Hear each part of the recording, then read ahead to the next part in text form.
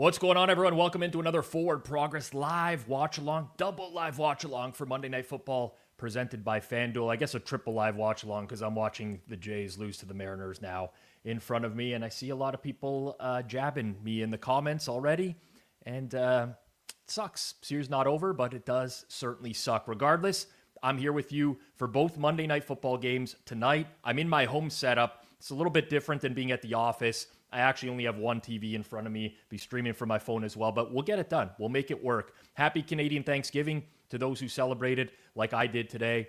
Appreciate everyone who's tuning in tonight. Let's get into it right away here. So I'm going to just start by firing off the props as we usually do to get things started here. There is a Hitman release coming in a second. There's an Establish the Run release coming. I'm hoping stuff doesn't move in real time, but I'm going to talk through my thoughts really quickly on both of these games. For those who didn't tune into our content here on Forward Progress for the rest of the week, you'll see me cheering for both underdogs tonight. At this point, I still think that there's value in Chicago later on, but you know what? The market has really heavily opposed me there. In terms of the Falcons, I think that number's gone. But let's start with the Atlanta Falcons right out of the gate here. I am expecting a lot of 12 personnel for the Falcons tonight. Ray McLeod is inactive. Darnell Mooney is inactive. Darnell Mooney's injured. But the fact that they didn't dress Ray McLeod indicates to me that they're going to use a lot of 12 personnel with Kyle Pitts utilized a bunch on the outside. So I think if you're going to upgrade one player a lot in this game, it's going to be Kyle Pitts. Before that happens, though, first and foremost, I do see this as a game where Bijan can be very effective out of the backfield. So I'm going to start with a half unit play on Bijan over 4.5 receptions. My fair value up on screen is minus 114. So do what you can to get a better price than that. FanDuel currently minus 102. The Bills really struggle in the linebacking core with receivers in the open field, especially out of the backfield, with no Matt Milano there, who's kind of at this point like never there anymore. We've seen that be an issue for them for seasons now. So I'm playing Bijan over 4.5 receptions. That's going to be a half unit. Instead of just taking Kyle Pitts overs, which you can do, by the way, if you're interested, I think there's an edge in market. I just want to go to some alts. We did this a couple weeks ago. Maybe it was last week in the Jags-Chiefs game. I can't remember off the top of my head, but every now and then I just say to myself, this player has a lot of upside. I want to bet on the upside rather than just a plain over. So we're going to play Kyle Pitts in two separate ways. We're going to go alternate receptions market, take him 6+ receptions at plus 250. And we're also going to take him in the receiving yards market, 60+ receiving yards at plus 200. These are in alternate lines on FanDuel. Of course, can always look around for the best price, but I do think, famous last words for anyone who's followed football for a long time now in terms of Kyle Pitts. But this is the game, to me, in my opinion, where they utilize him to his maximum capacity. So that's what I like out of the Atlanta Falcons side in this game. If we switch over to Buffalo, when you're betting these player props, at least one of my general strategies is keeping up with news over the course of the entire week. I try to read as much as I can, watch as many videos as I can, try to interpret coach speak however I can. I don't think it's as simple as just going back to previous games and then projecting going forwards. I've seen for the last couple weeks, Joe Brady talk a lot about how this team needs to really lean into the running game, wants to get both Ty Johnson and Ray Davis more involved. That was my only hesitation with playing potentially James Cook's overs, or else I could have saw that. But I'm going to the anytime touchdown market instead.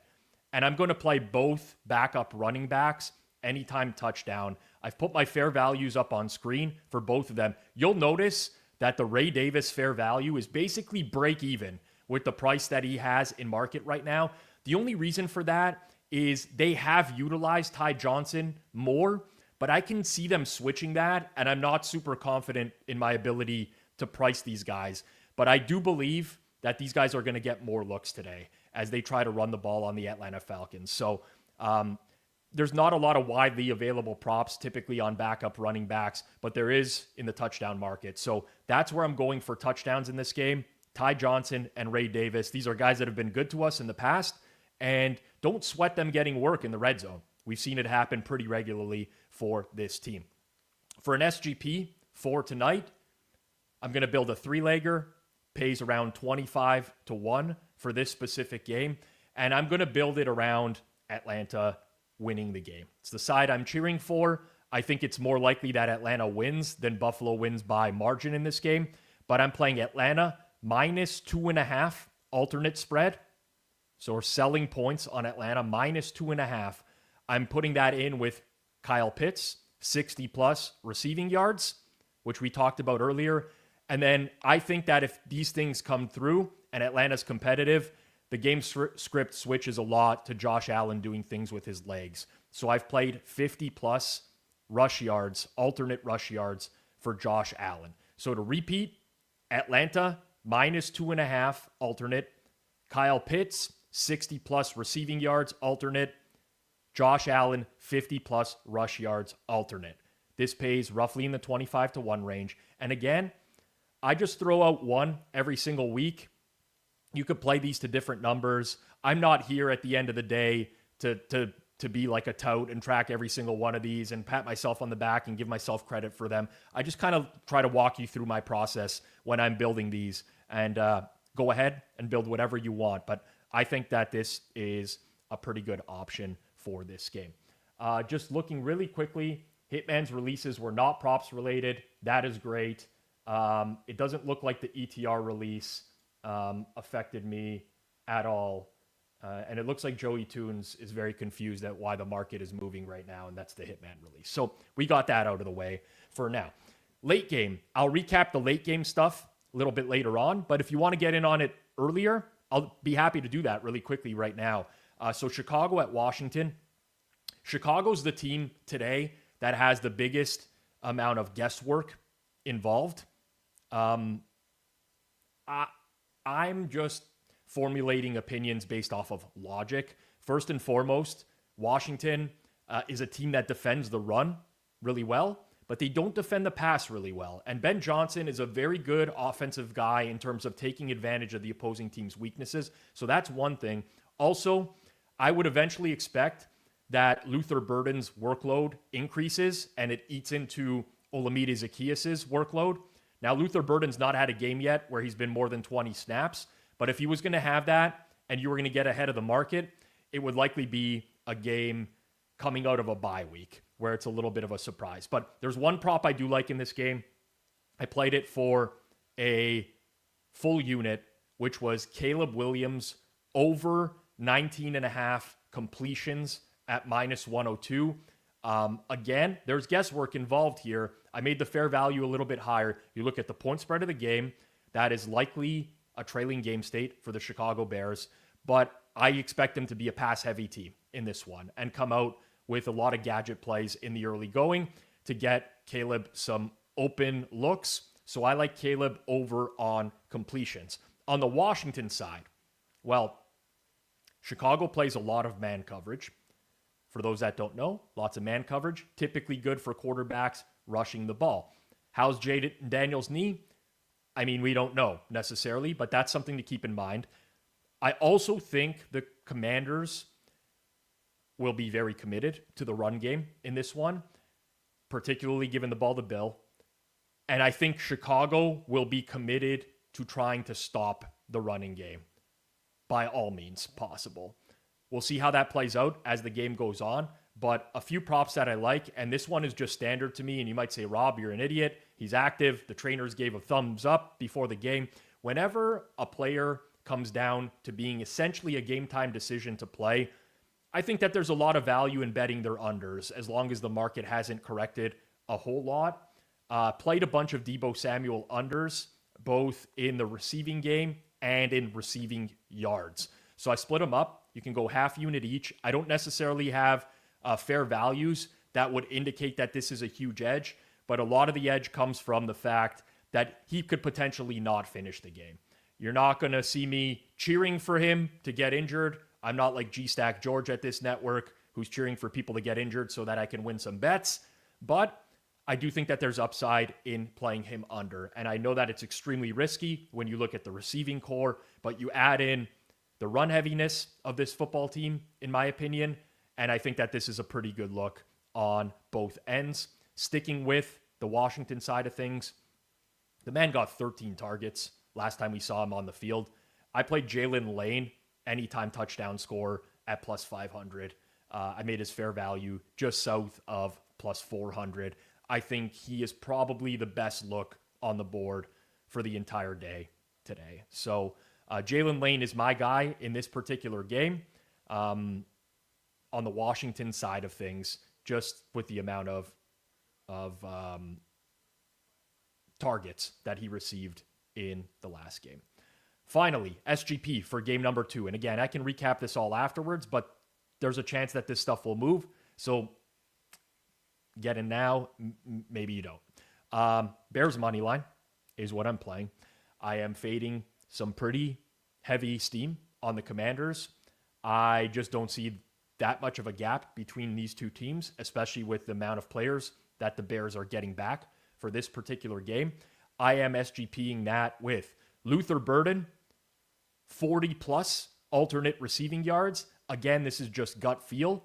I don't know anything here, but these are the types of things I like to do when crafting an SGP, is take some shots using some logic. I think Luther Burden 40 plus is a good look. I think he went 3 for 100 against the Cowboys a few weeks ago. And I'm going to add in Jaden Daniels 50 plus rush yards. Again, this is just game scripting, right? If Chicago is leading or competitive in the game, I think that forces Daniels to get a little bit more involved with his legs. It's bad field. I get it. Knee injury. I get it. This is a flyer, complete long shot at this point. And that's how I like to craft some of these SGPs. So that's going to be it for the pregame stuff tonight. There's one particular thing I'm going to be looking at pretty regularly tonight, which is Ty Johnson and Ray Davis, who's getting the bulk of the workload as the backup back for the Bills. And we might want to bet some stuff with either of those guys coming onto the field.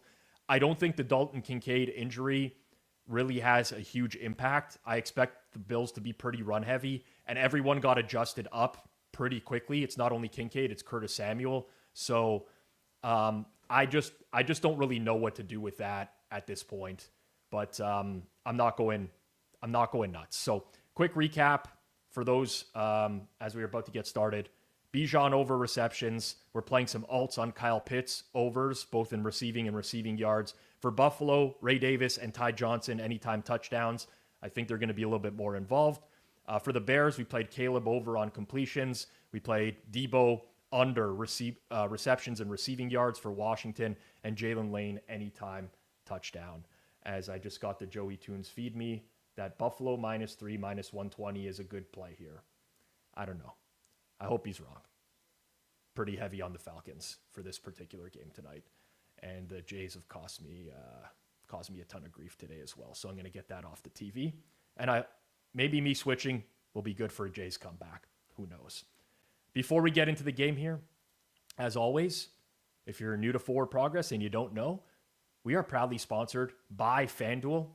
I love betting on FanDuel, and football fans, the best way to game day is on FanDuel. The FanDuel Sportsbook app is your home for all your favorite NFL bets, from yards to touchdowns to who will win.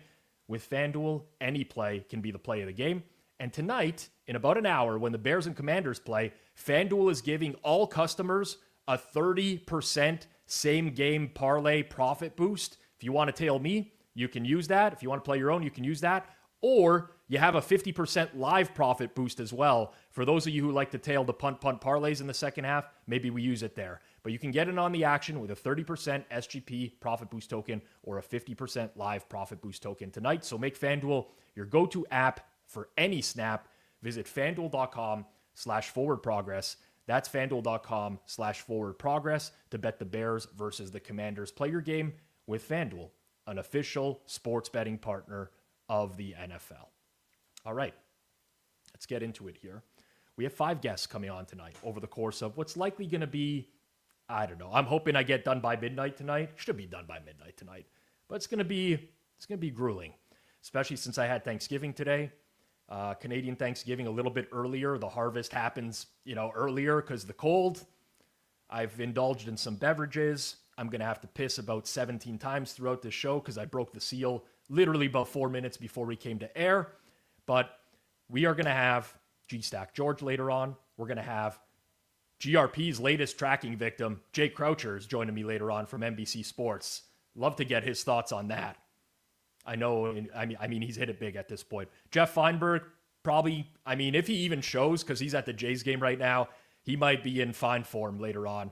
We got Hitman in the fourth quarter of Bears Commanders, but it's the first quarter here getting underway of Bills Falcons. And I'm going to bring in someone who's been on our channel before, one of my personal favorites on gambling Twitter, in all honesty. He's on YouTube at the DGen Weekly, host of the Board Review podcast as well.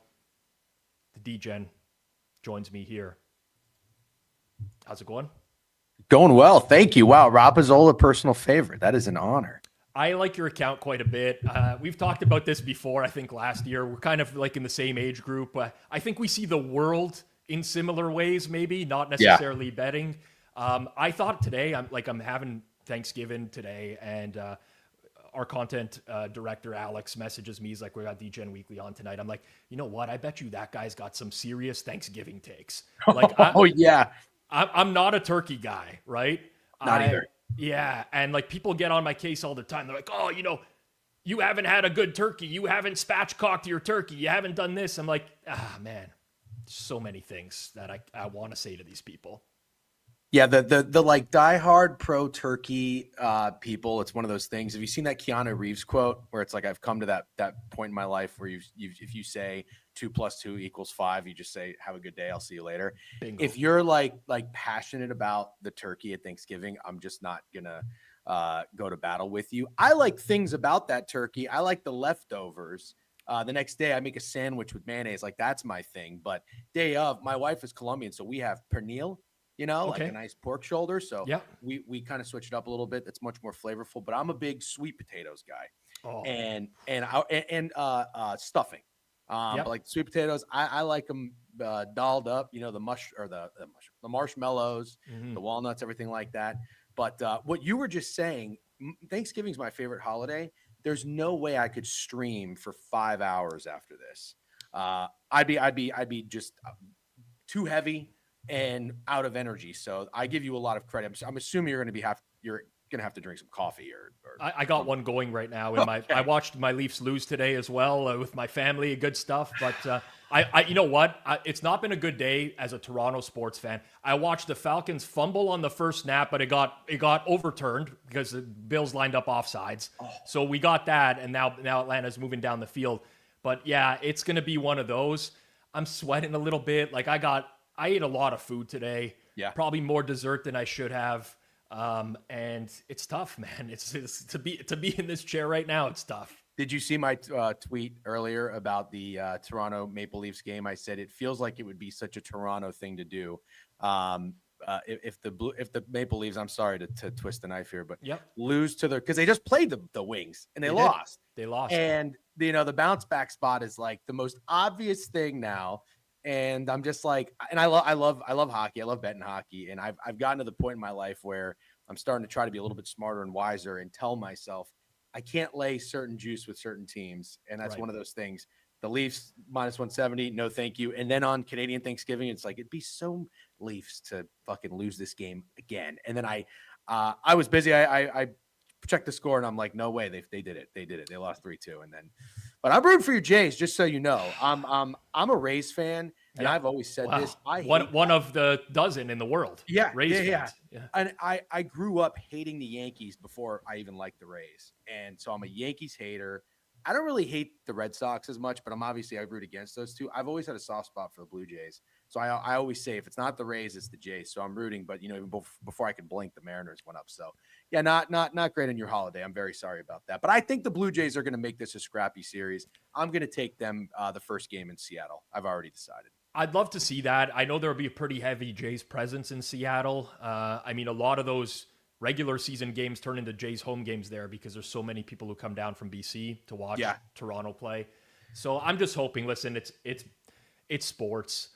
It felt like these were games that the Jays, as favorites, should win, and it does feel pretty dire. Even though this one's not not entirely over yet. Oh, Algier touchdown. Yeah, I Okay, just so watched him get in there, first TD. Let's go. very easy. So I hopped in a few minutes early. Not that I want to make you repeat yourself for everybody that's in here, but you just said Hitman gave out or no, Joey Tunes like the Bills -3. I can't believe it got all the way down to 3. Yeah, Granted, it was -120. You're on the Falcons here. I am on the Atlanta Falcons here. What with the points, money line? Yeah, both? so I bet a lot of Falcons 4.5. Okay. I don't think we have any money line in this game. I have to double check, but I also doing content is weird for me because, and I've said this to our audience before. It's not something that they're going to hear, but they only really see like a small selection of my plays over the course of the week because I come on Sunday night. I do these watch alongs. I'm not really talking the board. The next time they're really going to hear me speak about the NFL is going to be Thursday, which is our best show. And I give out 3 on the Thursday card. And Atlanta was my triple hammer this week at +4.5. So even though it's not like a super big play for me, you just get so much more invested when you give it out to an audience than when you bet it yourself. So these are the types of games that I really want to be right on.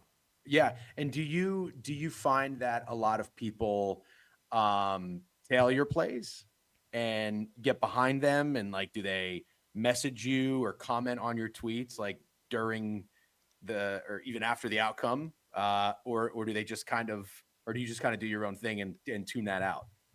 Yeah, I don't want this to sound too egotistical, but I think a lot of people tail my plays. They do. Okay. And just knowing, like with our sponsors, FanDuel as well. I won't say the specific play I gave out this year, but they said it was their single worst loss on a player prop that they've had this season, and maybe even last year as well, which some people might be able to put something together. But yeah, so I think a lot of people are tailing these, and I think in some cases for some, like I see some of these bet slips that go out when people win, and I'm like, this guy actually had more on this bet than I did myself. Yeah. And so that's where we're at right now. Yeah. Yeah, it's pretty fucking crazy. I mean, I've kind of been in this content game for a couple years, and I think I took it like a little bit more seriously early, and it was fascinating seeing some people send parlays and what they would win.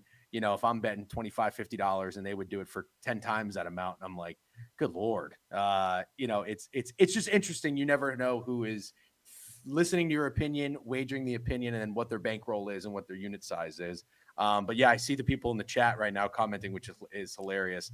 And it wasn't either one of those. So like, just to put things into perspective, how good of a year this also creates like false expectations. We're week 6 into the season now.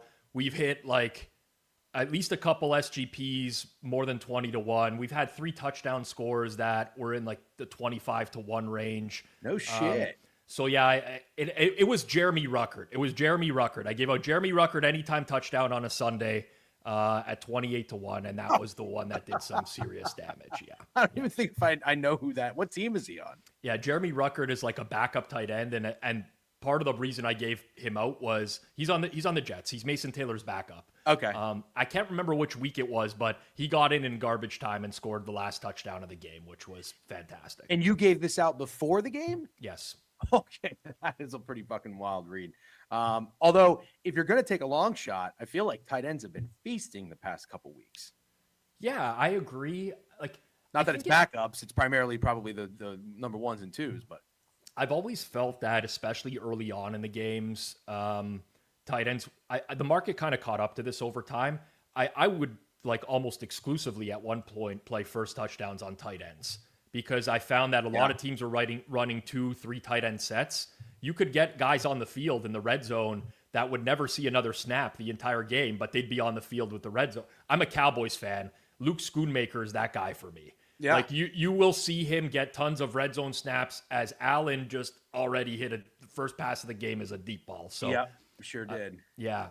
If and Ricky said no, he gave it after the game very sarcastically. I just want to clarify why I asked that question. I notice a lot of people, and very smart people that I follow, take advantage of games when they think there's about to be a bit of a blowout and get the backups in. So I didn't know if you had advised that wager when they were getting their shit kicked in or whatnot, because a guy I follow, hit Will Shipley pretty big last year on the Eagles when the Eagles were up big against the was it the Commanders? Yeah, it was the Commanders in the NFC Championship game.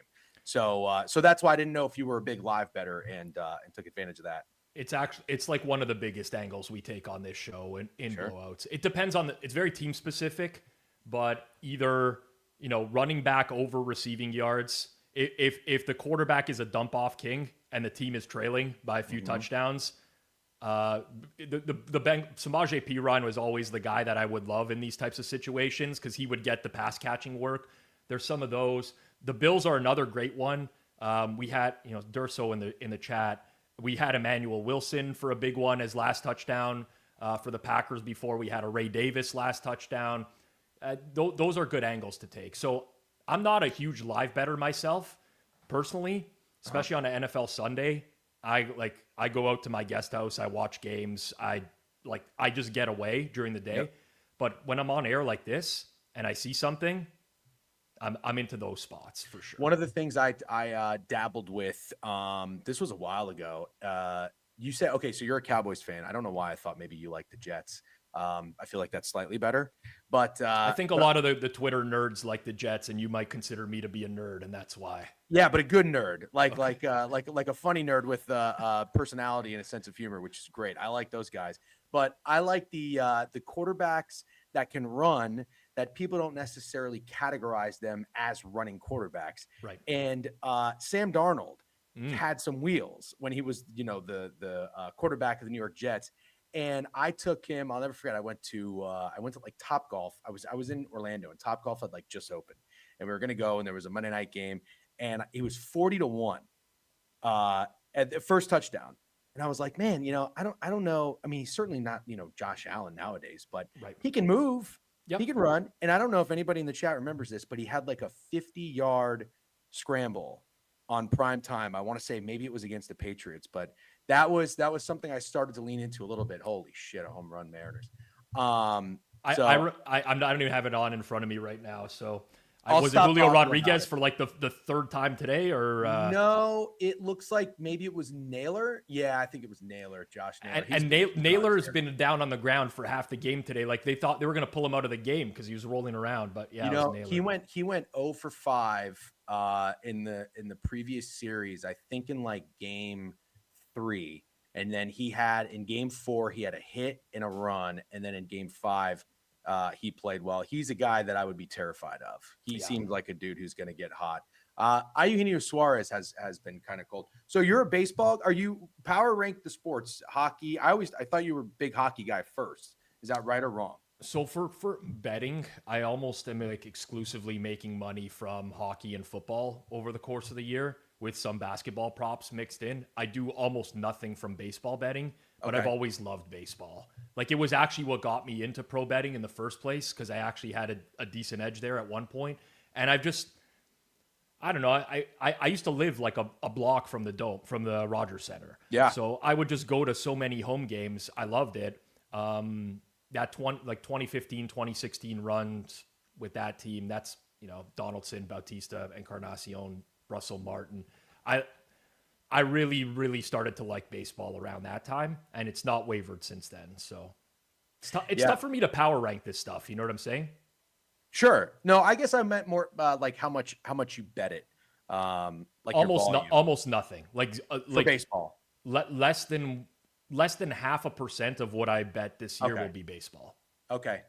Somebody got in the end zone for the Bills. Well, I took the under in this game. That's probably a shit wager.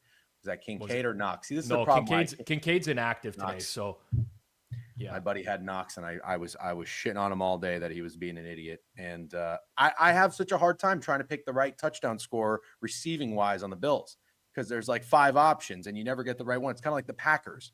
1 week Dobbs will get in, and then the next week, here come the texts. Yep, here you go. Don't you love that? Like I listen. My buddies are. They make me die of laughter, man. These guys will pick 4 touchdown scores every game. They'll go 0-4 for like 3 primetime games in a row, but then they hit 1 and they're just blowing up the phone like, at this, you got to listen to them going forwards. They got the hot hand. You know what I've realized? I don't know your opinion. I see what I like a lot about you. And someone said, nice to have a guest on who knows so little about Rob. Yeah, I know it's funny. Because I followed Rob for so long, but I feel like you've been kind of, at least from my perspective, like mysterious. And so, people don't know, like I met you at Bet Bash Yep. and then I've been tuning in. I think Circle Back is a great podcast. Yeah, I guess I would call it a podcast. Yep. It's funny when something's on YouTube. I think of it Yeah. as like a show, but anyways, we lotto parlays, they're huge on Twitter. And so I know you're smart, pro better. And I don't know if you take that stuff very seriously. And in the content world, it is fascinating because getting followers on Twitter is really hard. Like out of all the social media apps, YouTube shorts, TikTok videos, Instagram, whatever, Twitter is a motherfucker. But if you hit a lotto parlay, I mean, you post that thing and you're going to wake up and you're going to get thousands, maybe tens of thousands of followers. But, some people will just stick to that. The worst bettor I know, I've known him for probably 12, 13 years. Yep. He sent me one time for $50 and he won like 18 grand. And I was thinking to myself, like, anybody can do it. Oh, yeah. You just have to keep trying. And he's still probably net negative. Yep. Off of hitting that because of how many he does, and you do the math on the days. So do you ever do those, or do you like them? Are you against them? I'm just kind of curious your opinion on that. So yeah, we I work with all sorts of other bettors. One of them at our network, his name's Judah. He kind of specializes, Judah Fortgang. He works for Pro Football Focus, but he kind of specializes in SGPs. And he actually did a panel on them at Bet Bash this year. But I've been on the knife's edge of like some extremely large payouts before from these types. So I do these for pretty much every game in some capacity. Okay. With that said, like I would never parade around like I'm some sort of like when you're playing a lottery parlay, like as you call it, a lotto parlay, right? Lotto lay. It's basically like you're playing the lottery. Like and those types of parlays were the inspiration of a video I posted, I want to say last week. It's a big clickbait thumbnail, like don't buy picks or something like that. But people think it was like me just like trying to take a shot at GRP or Fezzik. The inspiration for that actually wasn't those guys. It was the lottery parlays that drive me crazy. Because if you had a buddy that played the lottery every single day and lost for 10 years and then went and won the lottery, would you say that this man has an advantage over the lottery corporation because he won the lottery? Absolutely not. No human being would really think that this person has their numbers are good or what. Like they would just understand that this person got lucky. But in the sports betting world, so many people attribute it to skill.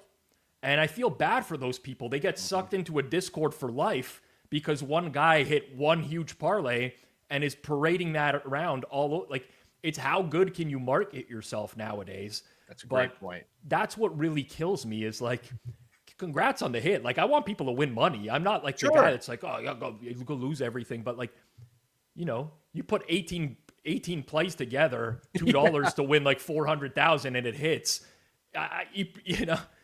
There's not skill involved in doing, especially when you see some of these, like all the legs that were stacked together. You're like, this is insane. Like, well, then like a game goes to triple overtime, and it's like, well, you need one of those. You know what one of my comps was, if you're doing SGPs multiple for every game every day. And again, I'm with you. Like, I want people to win. I'm not shitting on you for doing it. It's great. Right. I see some of these tickets. I fucking wish I had one, but as a basketball guy, I don't know. I live in New York, and I'm not I like going to Knicks games, and I like rooting for the Knicks to do well out of all the other New York teams because I kind of hate most of them.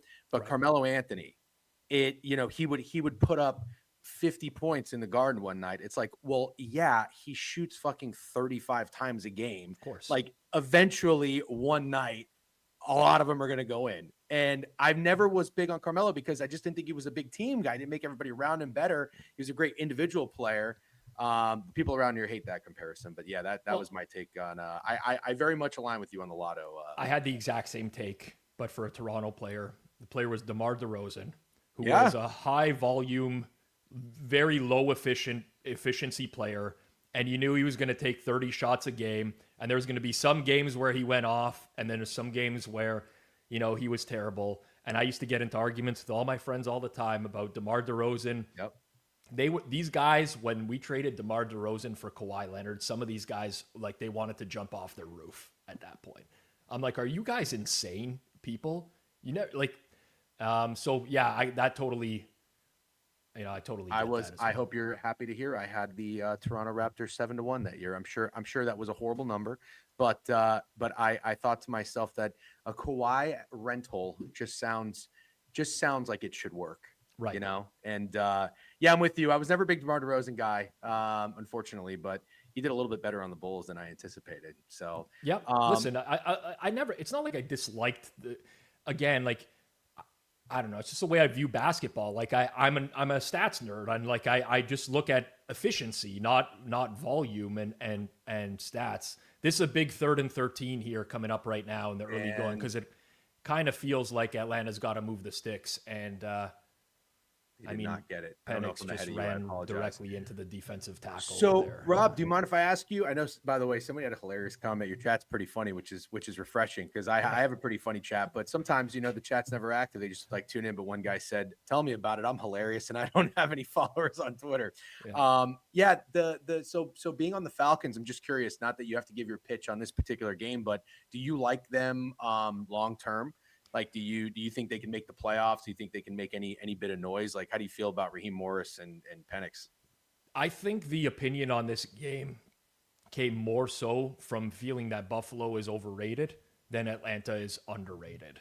I like that. And it's kind of like, you look at the Bills, like they have the ability to turn it on at any point. Like, we're going to watch them playing in a dome today. Could just be one of those games where they have the coming out party. Yep. But I mean, they lost to the Patriots at home. I don't want to say that.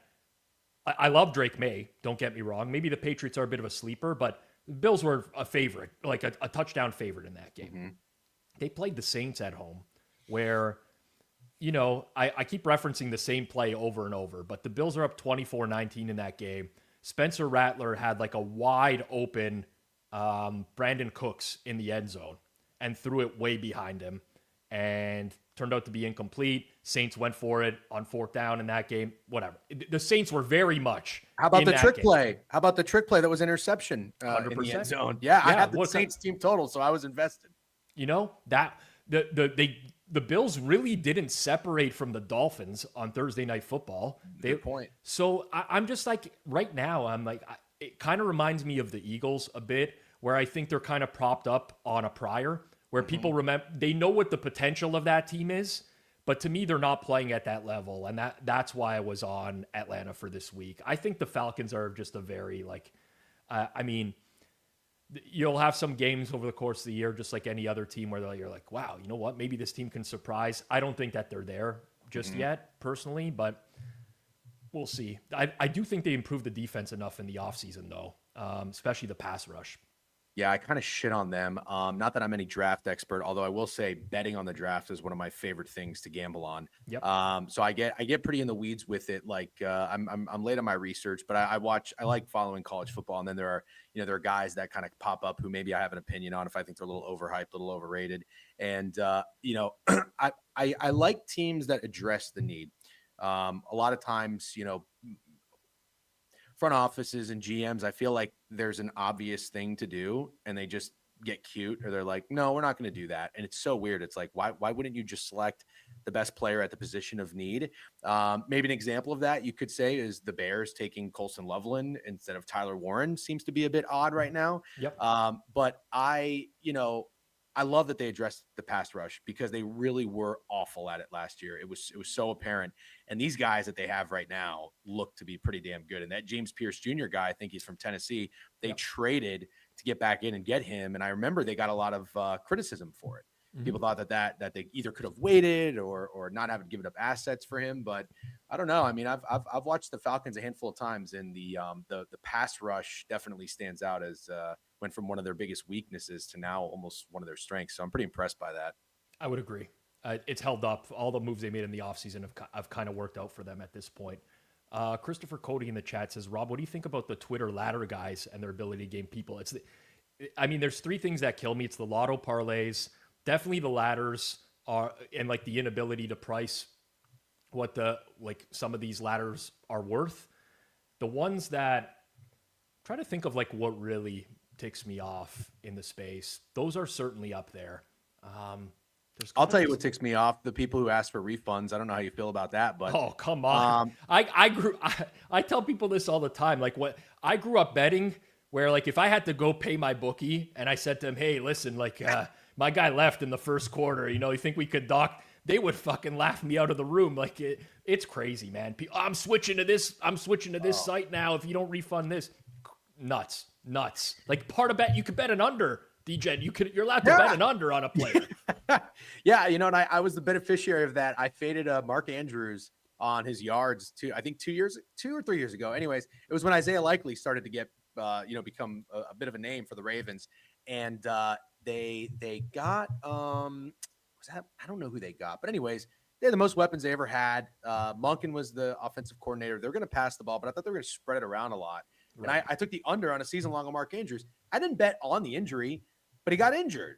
And if he was going to go over if it wasn't for that injury, and I won the bet. And I'm just thinking to myself, like, you can't complain because it's probably you're gonna be on the receiving the other side of that. 100%. Yeah, and so it's so funny because we're both a bit old heads, but I remember gambling 10, 15 years ago, and if you had a guy who, especially in the NBA props, I used to love him a lot more then than I do now, but he comes out in the second quarter, you don't throw a fit, you just say, oh fuck, and you just start thinking about the next one. But I had Marvin Harrison Jr. yesterday, and I tweeted this on my bets. It was the first time I got a void because of an injury, and amazing. I know. I was like, well, I didn't ask for it. I didn't even expect it, but like everything said settled $0, and I was like, what the hell happened? And then everybody commented, it was like, he had a concussion in like the second quarter. I'm like, what? I'm it's laughing. A scary precedent to set, though. I'm laughing, DJ. I've never seen a team celebrate on the sideline as they throw the challenge flag. Like they already. Oh, that's way out. He's out. He's definitely out here. But like it was so funny to see Raheem Morris just like running up the sidelines, high-fiving like as they threw the challenge flag. Yeah. Horrible. I looked out in real time. Somebody tweeted yesterday, and we had a circle back today, I would have included this tweet in it, but it was somebody complaining that Emeka Egbuka live props were kept open even after he got injured. And I'm like, are you fucking kidding me? Kept open like as into you can keep betting on? You could bet the over or under while Egbuka was out of the game. Okay? Usually they take him off. What? You had free money, my man. Yeah. Like, you literally could have just clicked the under, and he's really upset that they left that open. And I'm like, holy shit, man! That's like the low. Now we've gone. At first, I understood it. It leaves a sour taste in your mouth. If you've never bet before, you're new to the market. Yep. You don't kind of know that this is just common practice, but now it's getting insane at this point. That grinds my gears. The number one though is if you watered down my parlay. That's a good one. It's like, I gave you 6 legs, 4 of them hit. If you just watered this down, like it's like, dude, that's not the bet you gave me. You told me to parlay them all. Like, am I supposed to bet every combination of this going forwards? That one is the one that kills me in the space. If you watered it down. The water down is funny. I've never heard that phrase in my life. And honestly, again, I'm ashamed to admit it took me a little bit to realize what the fuck people were talking about, because the ladder parlay people were retweeting and being like, nice job watering down. I'm like, wait a minute. Those are a lot shorter than what you were taking. And then I understood it. I'm like, do you give a watered down version? Do people make their own minds up on what they're going to include and not include? It's very fascinating to me. Sports betting Twitter is a real interesting place to be in. There are quite some characters, and it's never boring. So again, great reason for your podcast. It's 100%. Like you capture all that. I gotta tell you, I don't. Oh, by the way, Hitman is releasing. Just looks like he just released Debo. So we played that under to start the show today. Which one? Debo Samuel unders. Oh fuck! Well, no, I just happened to score. Score a touchdown. I have whenever like guys are game time decisions and they're testing it out on the field beforehand and like there's trainers looking at them to see that to me is almost like an auto under. I just Yeah. the possibility of them leaving the game is not priced in enough for those types of players who are basically questionable for the entire week. It's like we're gonna flip a coin and see if he's gonna play tonight. So not to say he can't go off, because he can. I've been betting this long enough, but that was a look that I had. But yeah, I mean, I don't know, DGen. Like, I can't explain to you why this stuff bothers me. Like, I done a lot of self-reflection, and sometimes I just be there. I'm like, Rob, like, what are you doing? Like, arguing with this guy on Twitter, like, just. But I just find my way back in. Like, I can't help it. I legitimately have a problem where if I see someone say something that I don't agree with in the sports betting space, I cannot leave it be. And I guess the show is like a really good outlet for me to say the stuff I want to say without getting into these constant back and forth interactions on Twitter with someone who doesn't know what they're talking about. Like I'm never going to change their mind. Yeah, exactly. But I might be able to put it in my show and change someone else's mind who doesn't know any better. So that's kind of how I view it. It was after one March Madness one year. My buddy and I went to the Barclays, which is one of the worst arenas on the planet. I don't know if you've ever been. Sorry, I don't know if Barclays is a sponsor of the show. If it is, I'm very sorry. But if the arena wouldn't be sponsoring our show. Okay, great. Yeah, nothing against the bank. But anyways, we left March Madness and we watched Duke, we watched UConn. I can't remember who they played, but anyways, we leave, and I had a bet that won, but it got very lucky. I think it was like the under, the over, or something. We leave, me and my buddies, we go to a bar, we're drinking, and I get a DM from this guy, and he's just shitting on me for I don't know if he faded me or whatever, but shitting on me for winning the bet. He's like, oh, it was a terrible blah, blah, blah, blah. And it just pissed me off. And like everybody goes to the bar and I'm off to the table to the side and I'm just going to fucking town, on some burner. I have no idea who he is. Never interacted with the person before. And my buddy's at the bar and I was like, dude, there's no way we're at a bar. We just went to March Madness. We're having a great time. And you're arguing with a stranger on the internet. 100%. And I was like, wow, when you put it that way, I feel like such a fucking loser. And I was like, all right, you're right. Just phone in pocket. But it is hard, man. I mean, Big Cat said it before. I don't know if you've ever listened to them, but he says like 99 people out of 100 could say nice things about you. But the one who says something mean, it's like that one fucking sticks with you. So it really does.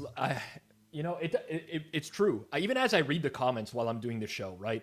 I have a pretty loyal following, I will say. A lot of people who are in the stream are in here pretty regularly. I do appreciate that from everyone. We kind of know the commenters, people in the chat are almost characters as part of the show. Sure. That's how well we know them at this point. Yep. But every once in a while, I get like one guy who comes in and he's needling me, he's agitating me, and all the positivity just goes out the window, and I'm fixated on those specific comments. And it's pretty tough. It's easier said than done, but it is, at the end of the day, the right thing to do is just ignore it and hang out with the guys with good vibes. Yeah, I mean, at the end of the day, they're commenting on my YouTube video and helping me in the algorithm, so they can comment away as much as they want to, and that's where I'm at with that. But yeah, it's tricky. It's tricky to navigate that for sure. I don't know how much time I have, but I would love to ask you how you feel about a wager of mine tonight on the Commanders-Bears game. So I think, again, I hopped in a little bit right before I came on for a few minutes. I think you said you're on the Bears money line. I am. I played an SGP with Bears. So the SGPs I played tonight are with Bears alternate spreads and money lines. Wow. And I bet the Bears personally as well. I didn't get a good number on that. Like, the market really likes Washington or really hates the Bears because it's been pretty one-way stream towards was it 4.5 up to 5.5 or I'll check live right now before we go off here, but 5.5 across the whole market all right now. Yeah. So I have two takes. Curious to hear your thoughts on this. So I'm on the over, and I don't know that it's a smart wager because of the weather. And I'm even though I've been doing this a really long time, I still, kind of throw out uh, the advice that, or the things you learn sometimes, and just go with something I like or a read I have. And I have always been told that, it's not even so much about rain. It's not even about snow. It's about wind that impacts, the totals in games. It's very windy here in the Northeast. I'm in New York. It's been like 30-mile-an-hour winds. It's not even really gusts. Like it's bad. DC's a little bit south. I think it's probably going to pass, maybe get a little bit better to game time. I saw this video someone posted. They're like, oh, there's going to be no field goals in the game or whatever.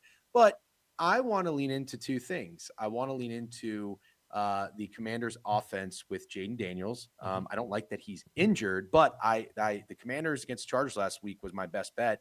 And I don't know if you watched the game or had anything in the game, but it was a bad first quarter. But I did watch it, and I loved what I saw from quarters 2, 3, and 4 of that offense. Right after the Quentin Johnston fumble, the entire game was just in all Commanders. And I like listening to the commentators sometimes too, because like some of them are horrible, like Tony Romo, I can't stand.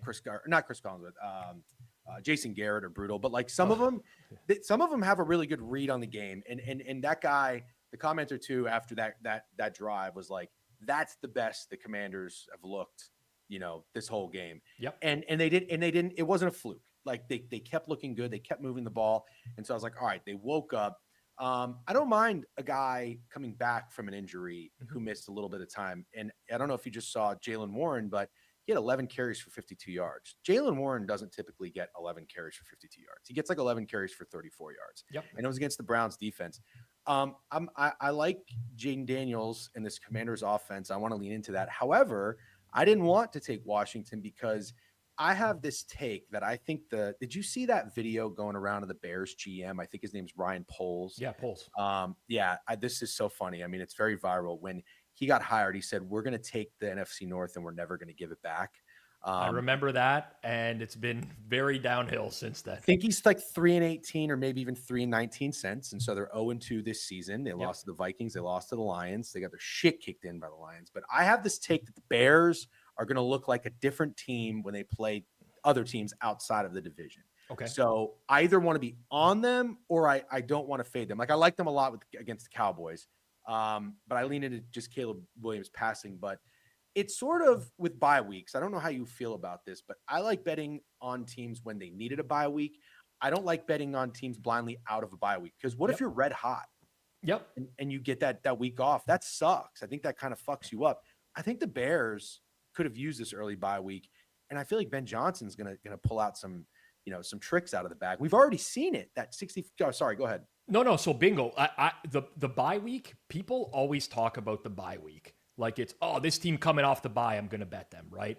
So first of all, in the CBA, the last CBA that they negotiated, you cannot practice for the entire bye week anymore. You can only practice for 2 days in the bye week. Some teams don't even practice. So for some teams, it makes no sense. That's got to be a touchdown. He reached it over the line. That's my touchdown guy. Let's go, Drake. Yeah, there you go.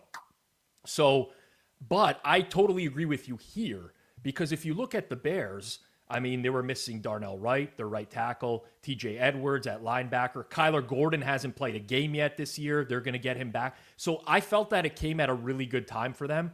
And also early in the season, to have an extra week to figure out this offense, because Ben Johnson's offense is complicated, I think that works in their favor. So personally, I agree with you on that one. I have to ask you, and I'm going to be like Wes in the cornfields here, that guy. Sure. Because I've seen you go. Chicago, Washington, you played the over. What number did you play on the over? 49.5. So then I would say it's a bad bet. Yeah, and that's fair. That's very fair. I am, and guy in the cornfields we go back and forth a lot on this. I respect CLV, I respect the numbers, and I have been fucked.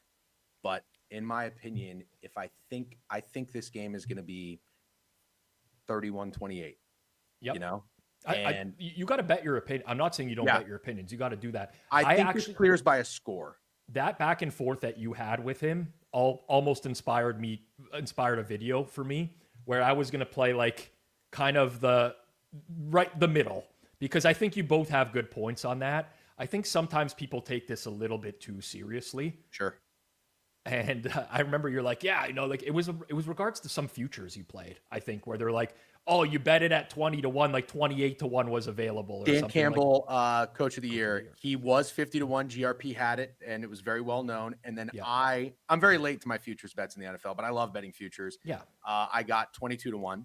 He was 10-1 before the loss. So I fuck with cornfields, and I'm like, look at my CLV. But also, like, I don't like when people say, well, you could have had it at this price, therefore, like, don't bet it at this price anymore. And in some cases, that can be true. There's some things that just move way too much, and then the value's gone. But let's say you think Dan Campbell, if you think he should be, let's rant 10-1 to win Coach of the Year, who cares that you could have had him at 28? You're still going to bet him at 22. You're not going to be like, oh, I'm off this now because somebody else already bet it before me. Like, that's not how betting works either. So I thought he was a little bit unfair on you there. And there was like a happy medium that could have been. That's very nice of you to say, because I, of course, would assume you would take the side of, I consider him to be a, smart, sharp bettor and whatnot. And again, I respect that type of wagering. And I acknowledge that's why I'm an idiot in my bio, so that people understand before they engage in conversation with me of like what we're about to get into when we talk about sports betting. There are times where, look, this is my take, and I know it's not very popular, but people get into this to make money. I want to make money too. But at the end of the day, I love sports. Like I've been a sports fan my whole life. And when you're a fan and you think you know players and coaches and teams, you have opinions. And what I love to do is back up my opinions with money. Now, I don't do this for a living. I'm not a trader, like with the stock market, where I wake up before the market opens and I look at the numbers first thing. It's just when I get a hunch, when I get a feeling, when I hear something, I look. And whatever that is, if that's what the number is, don't get me wrong, there are times I won't take it. I just told you I won't lay 170 with the Leafs on Canadian Thanksgiving. Right. But yeah, like I've been late to Joel Embiid MVP. He was plus 325 and Joker was minus 400 at the time. I probably could have got Embiid 8-1. Yeah, of course. That's a perfect example in futures market. Yeah. I just had a feeling. I'm like, it feels like fucking Joel Embiid's year this year. So I do that. It's unpopular, and I'm okay with it being unpopular. But yeah, it really riles people up to see someone they don't even know do it. Yeah. Take a bad number. I was following that from afar. Now I use the For You tab a lot on X now because of the show. And I have to see stuff that's like outside of my like what's getting served to me that we could talk about. And that at that time, that debate you guys were having, you recorded like a 5-minute video. I was dying of. I think you've mentioned me in the video, honestly, as well. I'm pretty sure you did. And I did. I think I did it in a positive way. Yeah, I agree. It wasn't. I didn't take. Listen, I don't take this stuff too seriously, anyways. But I'm like, I think you both are making some good points, and that there's probably like, this is a reflection of society, by the way. Somebody's dug in on one side, somebody's dug in on the other. There's probably a happy medium to be found, but nobody wants to meet at that middle point. And I had a good laugh there. I'm glad to hear that. The next battle I'm going to be taking on, there's 2 wars I'm going to be getting involved with on Twitter. I'm a Bucks fan. I don't know if anyone could see my sweater. People are saying that the Bucks are frauds. I don't know if you fall in line with that camp. And then the other, I'm seeing a lot of talking heads out there defending James Franklin and saying he shouldn't have been fired in college football. So I will be taking some time to put together a response to that. So on both those points, I don't think the Bucks are frauds, but I think they're maybe reaching like an overrated point. I don't know how you can call that team a fraud because they have a top 5 quarterback right now. I don't know. Like, any team that has that as just a baseline right there is already a contender, period. Plain and simple. So I don't agree with that. I went to see Penn State UCLA last year at State College. Okay. One of my friends, a Penn State season ticket holder.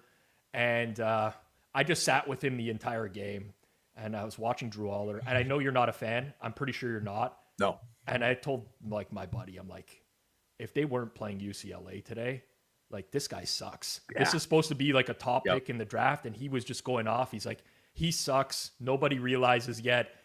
James Franklin sucks. Like, he was just going off, and then you get to a year later, and it's funny that this all, came to fruition. But that was Yeah, I feel bad for my Penn State friends. Yeah, I do too, because I like them. I went to the Orange Bowl, Notre Dame, Penn State, and it was one of the best football games I've ever seen in my life. But Penn State fans were awesome. And it was maybe they were friendly with Notre Dame fans because they were like, hey, we have a common enemy. Like whatever happens, just fucking don't let Ohio State win. Right. But yeah, Drew Aller is just not the guy, but I don't even really think it's an excuse for Franklin. And I see someone in the chat said, who are they going to get? Yeah, I don't think it matters. Yeah, when you like sometimes you just move on from like Gerard Mayo, and you're just gonna be better. It doesn't matter who's there. Yes, addition by subtraction. I mean, someone said they keep saying, I can't believe they fired him right now, and I'm thinking to myself, they just lost back-to-back games as 20-plus point favorites after losing another ranked opponent at home that they were expected to win in Oregon.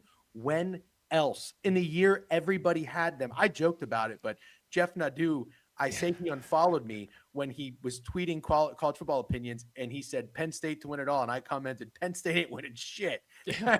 I remember that tweet. Yeah. You know what? You're like, he unfollowed you, but he didn't block you, so that means that there's because he's quick with the blocks, Nadeau, as I am nowadays as well.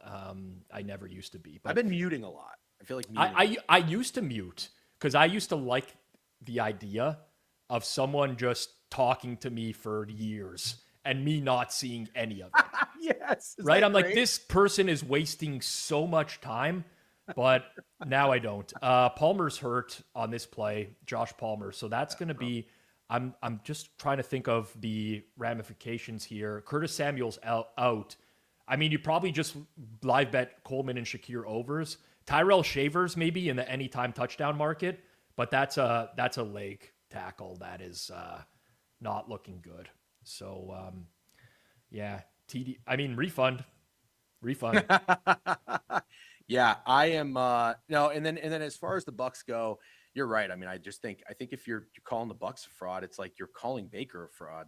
And so Corn, our guy in the cornfields, is the guy who kind of started it from week 3. He's like, oh, they can't keep getting away with it, blah, blah, blah. And he keeps saying Baker can't keep having these 20-yard runs on 3rd and 14. I'm like, he did it all of last year. He's a Vikings fan, and I'm like, fuck face. He did that against the Vikings in week 1. I know because I had the Vikings in Survivor, and that was like the play where the Bucks fucking was going to win them the game. Yep. So like this is what he does, and people are acting like, you can't keep doing it. You can't keep doing it. I'm like, what are we doing here? He's just really good. And if you have that, listen, there's definitely some metrics that would indicate maybe a little bit of regression is due for that team, but I still think that, I mean, if they're going to win the division handily, and who the hell wants to play Baker Mayfield in the playoffs at this point? I wouldn't. And people keep saying, oh, they're going to get blown out by the Detroit Lions next week. Probably. Yeah, I wouldn't want to play the Lions off a fucking loss either. Well, you get the Brian Branch suspension today as well. I didn't think he was going to get a 1 game. I thought he was just going to get hit with a huge fine. That's like another thing working. I mean, but like they lose Igbokwe. No. Evans is probably not back next week. That receiving core is decimated, but like the Lions secondary is also very like the Lions have no cornerbacks left. Kirby either. Joseph, I think, he was fucking walking around like he could barely move yesterday. Yeah, that looked bad. Yeah, so he's good. Oh yeah, Terry and Arnold won't be back. They got 3 corners on IR. So you know what? Tez Johnson, Cameron Johnson, Sterling Shepard. He'll make it work. Baker gonna make it work. He's a fucking gunslinger. How about your Cowboys? So I have Dak to lead the league in passing. That was my I'm such a George Pickens guy. Yeah. And another war that I went against were the people on Twitter. I hope you weren't in this camp of the George Pickens separation stat. No, I'm not in that camp. I've always been a Pickens guy. Yeah, because my problem with that is like I understand getting separation as a wide receiver is important, and I'll never forget when the Miami Dolphins had like one of the most expensive wide receiver rooms, and they were terrible. That was like with Devontae Parker, and the metrics were the receivers get no separation, so they got Tyreek Hill. Okay, that made sense, cool. But like a wide receiver's job is just to catch the football, and there are guys who can catch footballs if they don't have separation. George Pickens is just that guy. There's also scheme that matters as well. Like if you are consistently running the same types of routes, sure. OCs have a lot to do with that number as well, but tough. Allen's going to take a sack here. So I watched Palmer walk off. Elijah Moore came in for one play. That would be, looks like he would be the beneficiary if Palmer can't go, would be Elijah Moore for anyone that is betting this stuff live. But DGen, I'm going to go over some stuff for the next game that's coming up. Sure. Appreciate you joining me. For anyone who wants to follow him on Twitter, at the DGen Weekly, I think he runs a great Twitter account, and you should follow it. That's all I'm going to say to the people out there. So hopefully Appreciate it, man. You guys agree, and we'll do this again soon, DGen. Absolutely. Yep. Right. Anytime. Good luck. I'm rooting for you Blue Jays. I'm betting on them next game. Good luck. And thanks again for having me on. I think you do a great job, and appreciate the chat. They were a good time. So good luck on your wagers tonight. All right. You too, DGen. Thank you man. very much. At the DGen Weekly on Twitter. Give him a follow. I didn't see which offensive lineman went down. Looks like it was Connor McGovern for Buffalo. So Buffalo's kind of in rough shape here. Even before I was, I'm on air and I'm getting sent a message that before the game today, Daquan Jones went down in war. What are these teams doing in warmups? But no Samuel, no Kincaid, potentially Palmer out. Now you have your center hurt, Connor McGovern. Watch out for those snaps that are coming up. No Milano, Daquan Jones. Like, what a disaster that is for this team. What a disaster that is right now. For those of you getting your first exposure to DGen, I just like the guy. I think what the space needs, and I won't go too long on this, but like what the space needs is real people who are themselves, not people who are just engagement farming, clickbaiting, all that stuff. Like, not everyone needs to be a winning bettor. You just need to be real with your audience. Like, if people are tuning in because they find you entertaining and they just want to be on the same side as you, just do that. Andy says, if we have no Atlanta pregame, do you recommend Atlanta money line? 3rd and 8 at the Atlanta 42. Most likely scenario here is like the Bills will go for it if they pick up any yards. I feel like that's priced pretty good. I feel like this game is a coin flip. So I don't hate it. Again, I'm on Atlanta pregame. I don't hate it. But it's not something that I would insta-click at this point. Really quick recap for those who are just getting in here right now. First and foremost, let's get that like count up if you can. Smash that like button down below. If you're not subbed here on Forward Progress, it's your first time, sub here on Forward Progress. Also, just really quickly, show of hands. 1 in the chat if you enjoyed having DGen on. 2 in the chat if you didn't. Not going to take it personally no matter what. But I like expanding the guest repertoire, and I found it really easy to talk to that guy. So 1 if you enjoyed it, 2 if you didn't. Really quickly, for the late games, just to update people who are coming in here, played Caleb over 19.5 completions. I just want to quickly see what that's at in market right now to see if we've moved a bit on that one. Caleb Williams, completions. It's up to minus 120, so my fair's minus 130. There's still a little bit of room there if you want it. We are on Debo. If you missed the top of the stream, you're cooked there at this point. I would not chase the number. It's been bet big time as Josh Allen gets sacked here. And then Jalen Lane is our anytime touchdown scorer. And I'm going to see the quick numbers on him right now. But let's see if you guys left any value on the board. Still plus 500. So market not respecting that pick, but that's the one that I personally like. And do appreciate all the feedback in the chat as well. Very, mostly positive, which is... Now, Josh Allen here.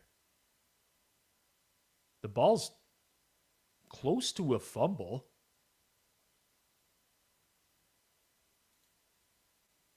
He's holding his hand.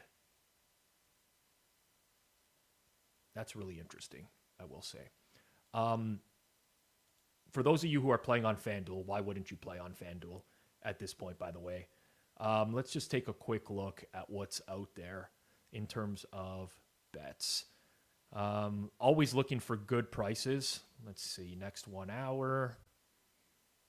And what do we got out here right now?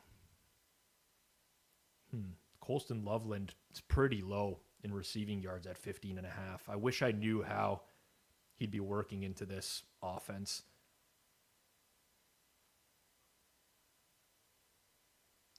That's a borderline one for me.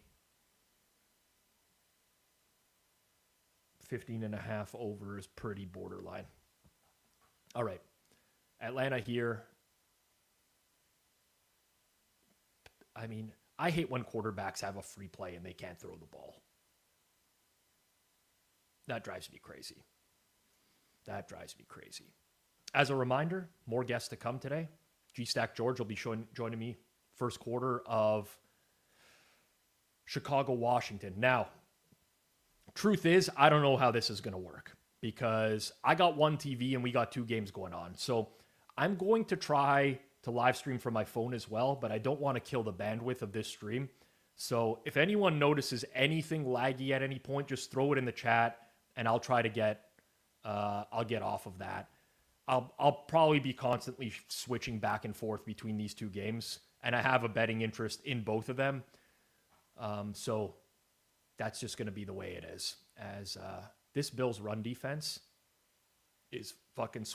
stay up! Go! Let's go. That is a big run. Big time. 81. Who was it that asked me if Atlanta plus 100 was a good bet? I apologize if you didn't click that. My bad. No, so this is the only spot in my entire house where I don't have multi-screen. In my office, I usually only have one because I use my monitors. I have some big monitors in here as screens. But the challenge with doing that is I'm live on air and I have really good internet, but I don't know how it would hold up with me streaming another game at the exact same time. So we'll figure it out. We will feel this absolutely nukes Bijan receptions, I would say, at this point. Unfortunately.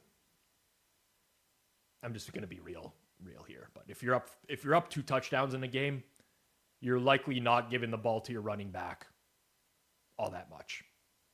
Doesn't seem like that's a likely scenario. Pascal, let's see what we got for live lines here at FanDuel for this particular game in a second here, as kind of interested in betting this one way or another.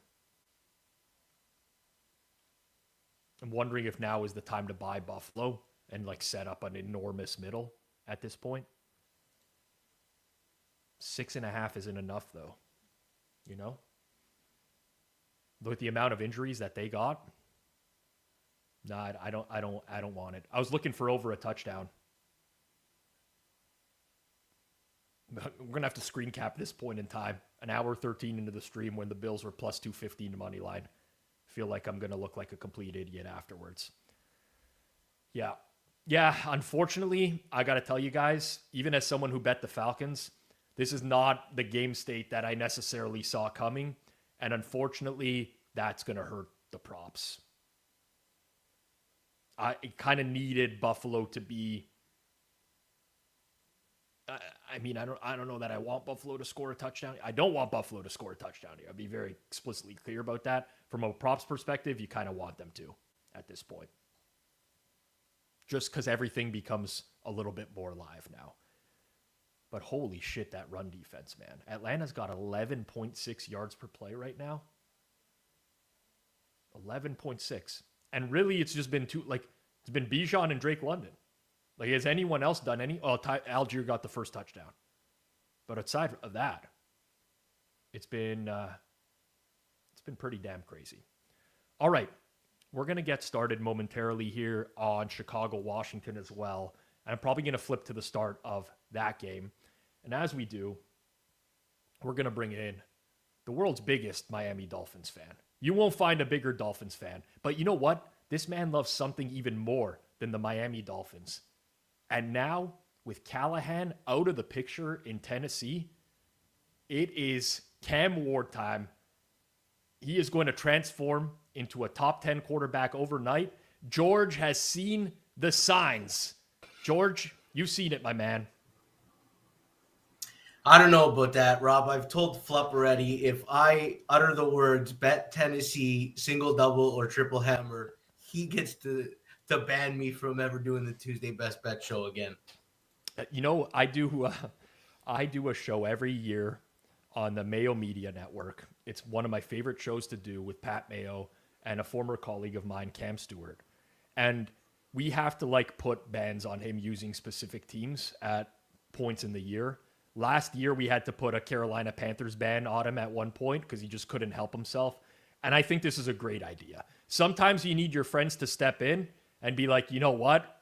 I've seen enough pain for you, and we just got to do something about this, G-Stack. And that's how I feel about you and the Titans. And as soon as this happens, by the way, the natural thing that's going to happen is the Titans will win as a big underdog. Yeah, that's what's going to happen.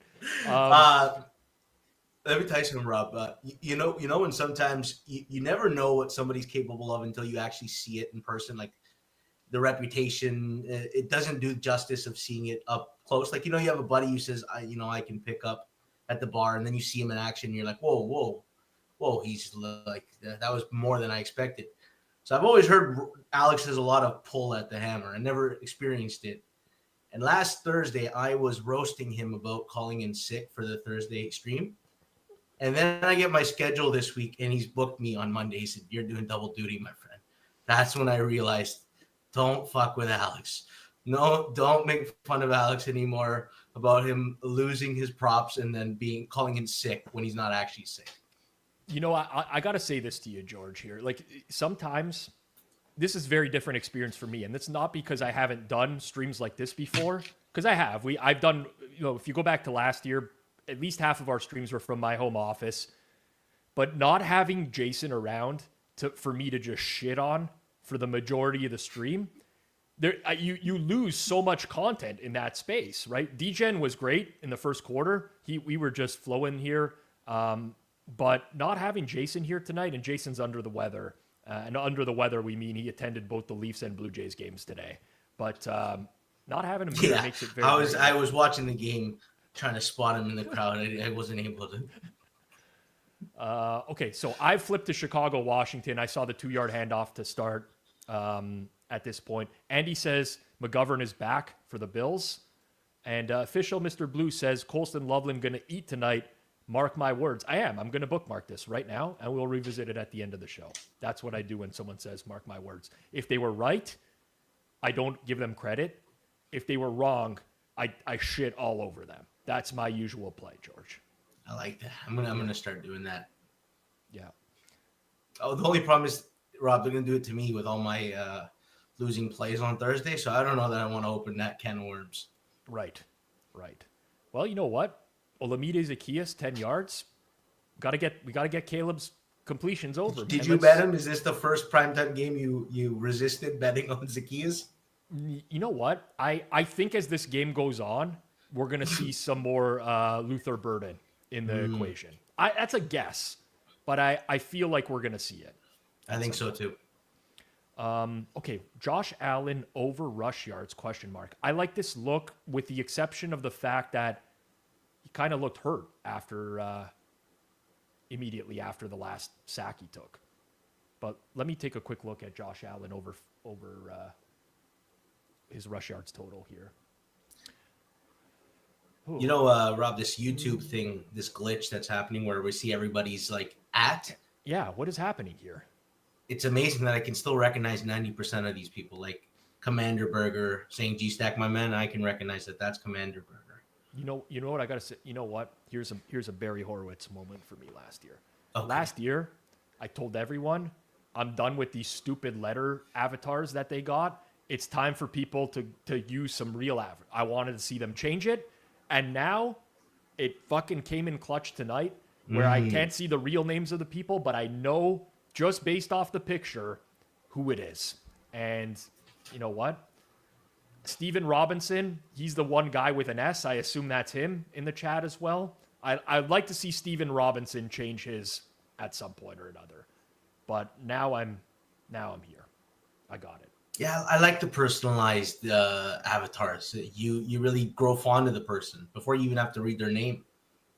Love this. I love the early play calling from the Bears here, by the way. Love that.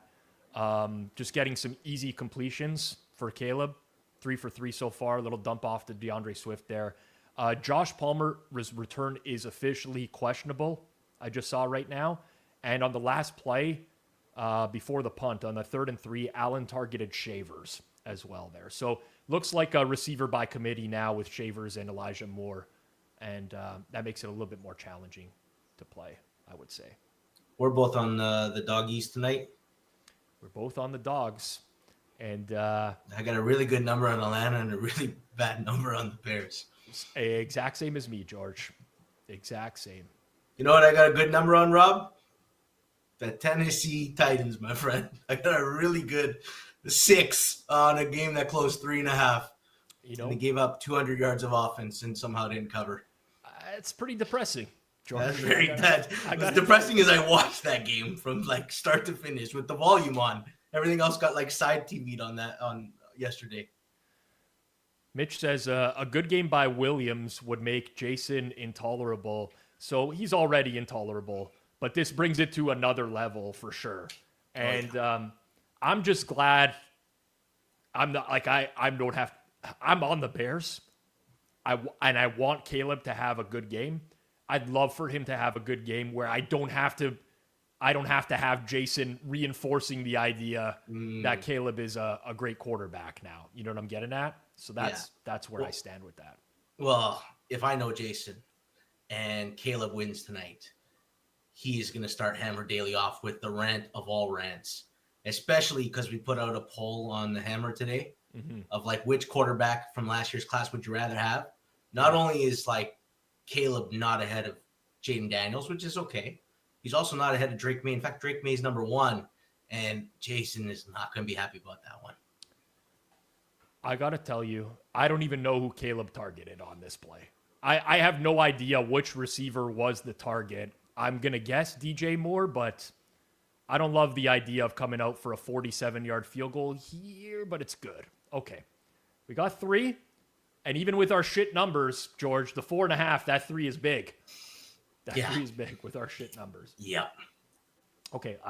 Lots of questions here in the chat about Josh Allen live rushing yards, which I'm going to quickly pull up at FanDuel here, which is set at 40.5. He's at 18. This is the Mahomes angle that you didn't play last week, right? That's what they're yelling you about. I think we should. I'm going to play this. Yeah. I'm a little bit more concerned with this one because Atlanta's front looks really good today. But he's going to break contain at some point, in my opinion. So, yeah, let's click that. I'm going to go probably about a half a unit here on Allen, 40.5, minus 114. I just clicked it, and it just changed it to minus 118. Sorry, people. I fucked you 4 cents.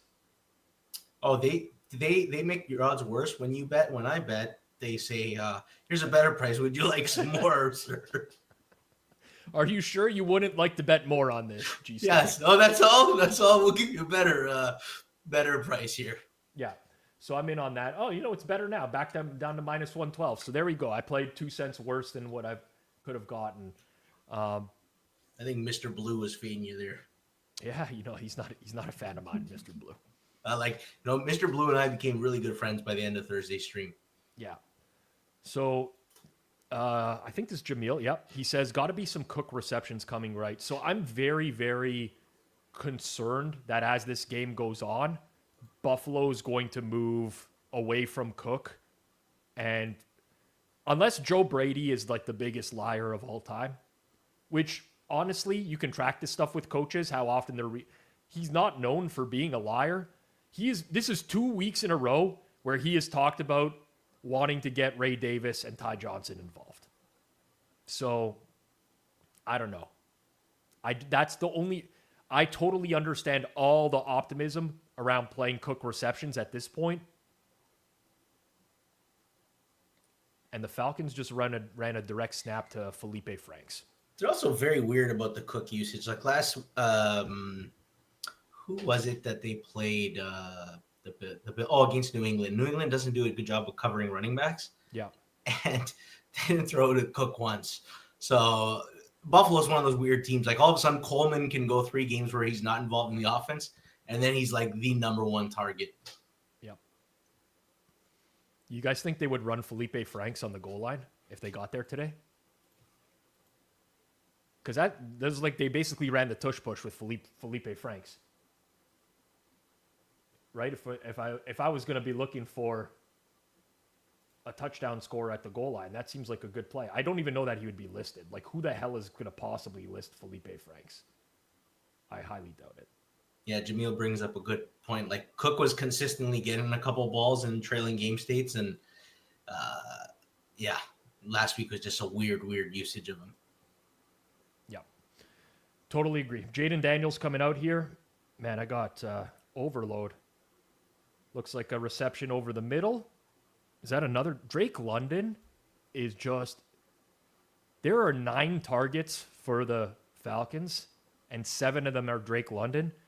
And this is going to come in a matchup where I'm getting absolutely smoked by Clive in fantasy, and I don't want to waste the huge Drake London game. You know? Totally. Okay, Marcus, we're going to do this.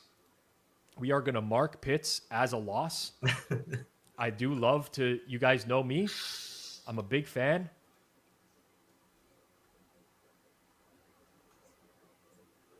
It's like found money, right? After you win. Yep, so it's up there. These are officially losers. Kyle Pitts alts are losers.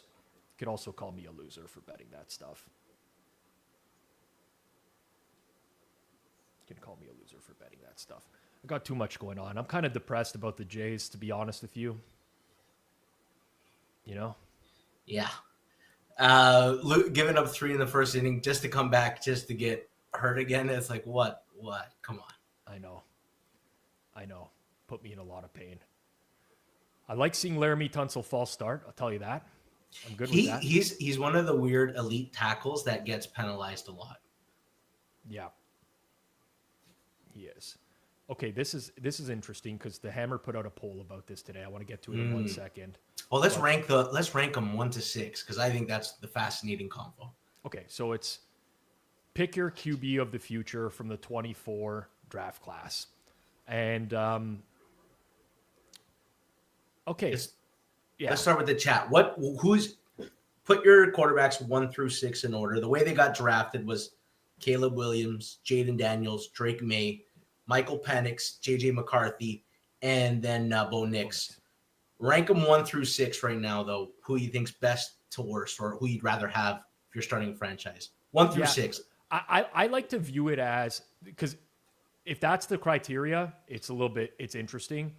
I like to say if you have one game with like an average team, like who's your quarterback going to be for that one game? If you were playing the Super Bowl, let's say who would you pick as your quarterback for that one game? Yeah, because that makes me lean more to Jaden Daniels. Although I'd rather start my franchise with Drake May. Just because I've seen a longer rope of Daniels performing in big leverage spots. I don't love having this so I don't love this conversation because I feel like no matter whether you pick May or Daniels, the opposite side views it as you saying like that quarter. Like they are both extremely good options. Yeah, to me it's like young Josh Allen and young Lamar. It's like, who would you rather have? Either? Right. Both? Like whoever? Oh, we got a roughing the passer on Jaden Daniels here. You know what I think is interesting, because I think those are clearly the 1 and 2. Where you would go 3, 4, and then who would you have last? Because I think I'd have Bo Nix last, not because JJ McCarthy's better than him, but at least he could be. I don't like what I've seen from Bo Nix. I feel a very limited ceiling right now. Bingo. So for me, I believe no matter what, you have to have Nix at 6 because we know he sucks. Like there's a large enough sample now to be like, and again, this is not to say that he can't have a good game every now and then or what, but Nix is trash. And if the Broncos had like a league average quarterback, they're a Super Bowl contender every year with the roster that they have, but they don't. I personally put Drake May 1 over Jaden Daniels. And that's not to say anything. Like, if you could design a quarterback in a lab Drake May would be very close to what you would design because he has the arm. He also has the legs. He's pretty savvy. He works through his options really well. I know it's a small sample of this year, and Jaden Daniels did it for a full season. It's not the stats though, Rob. It's the throws. I'm watching him like move in the pocket yesterday, and he's dropping stuff 30 yards downfield in a fucking bucket. Yeah. And I'm just like, you can't teach that. Agreed. You really can't. So we got a 3rd and 3 and a 4th and 3 in both these games. Washington, the Chicago side, and they're really good in these short yardage situations. And George, man, like Samuel gets contacted like 3 yards behind the line of scrimmage and just dives forward for a first down. Kills me, this stuff. It's frustrating. Yeah. What do we think that Atlanta does here? 4th and 3, Buffalo 33. Oh, I'd be stepping on the throat. Parker Romo is iffy. And the only reason he's the starting kicker is because Koo was so done. Yep. I would go for it. I would be going for it. It reminds me of Houston, Kansas City playoffs when Houston's up 21. And rather than go for it on 4th and short to put away the Chiefs, they settle for a field goal. And then the Chiefs march back. When you're playing an elite quarterback, I want to increase some of the variance, even if I'm up 2 scores. Because 3 touchdowns is a lot harder for the Bills to overcome. I see Jameel saying like Raheem Morris. Raheem Morris used to be the absolute worst at these types of decisions. I feel like he's gotten better since his second tour of duty here. But I could see them, like I could see any coach galaxy braiding themselves into like, let's go up 3 scores, you know? It's funny how it's changed the narrative. Like, so now there's only a couple that won't go for it and they stick out like a sore thumb. Yep. But like 10 years ago, Ron Rivera, who in this era would be considered dinosaur. Is that Jaquan Brisker? Yeah, he's a good. I had just briefly switched to the opposite game. Brisker picked off. That's why I want Drake May. Hello, I missed the interception. You know what? I can't go back to that game. I can't go back. I turned away for one play and he got picked off. So Ron Rivera, who in this era would be like bottom 5 risk taking, had this like reputation of like Riverboat Ron, always gambles, and it's like he never did. He did it a couple times, but the NFL at that time wasn't what it is now. He also like yeah. There was a few times when he had Cam that he did. Man, I went back recently and looked at some of the Panthers rosters under Cam Newton, and I don't think we give him enough credit for how elite he was throughout his career. Like the rosters around him for a long period of time, you'd be like, man, he fucking carried them. Yeah, other than Steve Smith, who he had for, I think, 1 year. Yeah. Who was it? Greg Olsen, who he rescued Greg Olsen, didn't he? Wasn't Greg Olsen on another roster not very good? Yes. Drafted by someone else? Yeah, Greg Olsen, I think you're right. Was he drafted by the Bears and Carolina rescued him? I'm trying to remember which team it was. I don't want to have a million tabs open. I think you're right. I think because he was Seahawks at the end of his career. It was Bears the beginning. Yeah, it had to be the Bears. You're right, George. Yeah, and I think he was a highly touted tight end. They did nothing with him, switched over, changed his career. Oh, man. I love some of those Carolina rosters. I loved Luke Kuechly. I was always a mark for a linebacker, you know, as you can tell from Edgerrin Cooper. I still like the linebackers who can tackle, cover, and blitz. I still think they're very, very rare. Yes, agreed. Just so for your notes, the Falcons did go for it, and it was incomplete. So still 21-7. Bills have they got him Kelvin Benjamin. I remember that. Yeah. Who quickly became too heavy to play the position. Kelvin Benjamin. That's a throwback. That is a throwback. Yeah.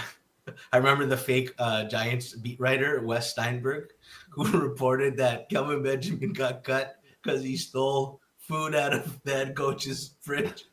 And everyone thought he was a real beat writer. Great. There's been a few of those guys over the years. Yeah, and, Wes Steinberg's the famous one. He still gets people to this day. The fact that I know his name off the top of my head tells you. Huge underthrow by Caleb.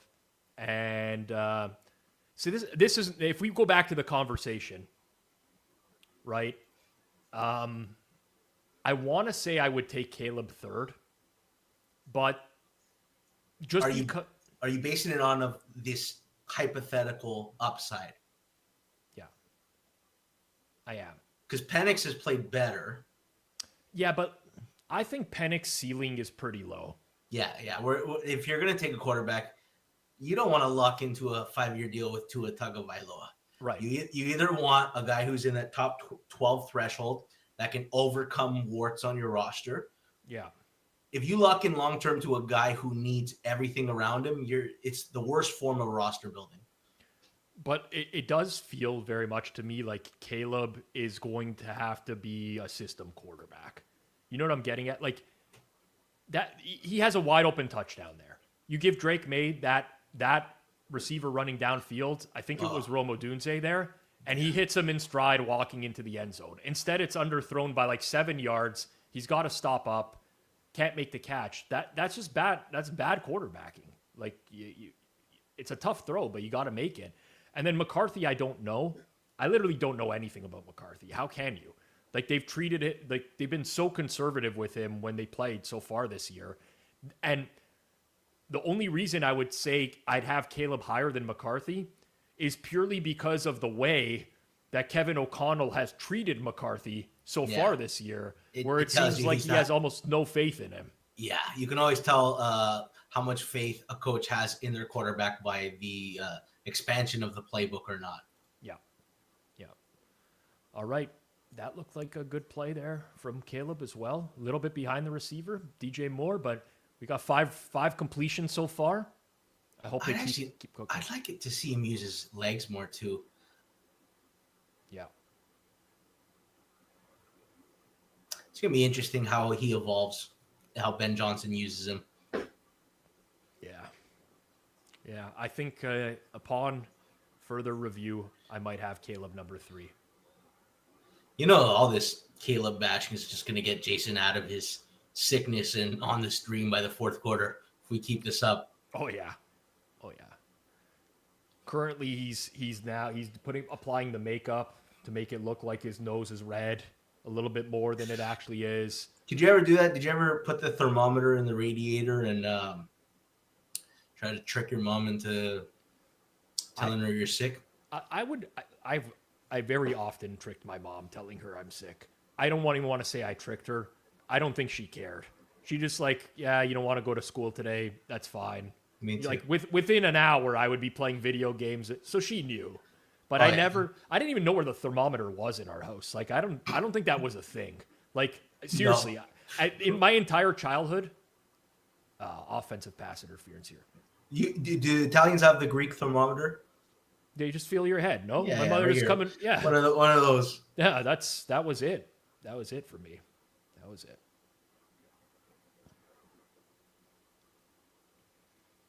See, Robert says it's crazy to me Jason's not here for a Bears game. A huge missed opportunity. Him defending Caleb to the end is my favorite part of watching them lose. The problem is that they might actually win. They could win. Yeah. They could win. And we're cheering for the Bears because we have money on them. So no, we can't have that. We can't.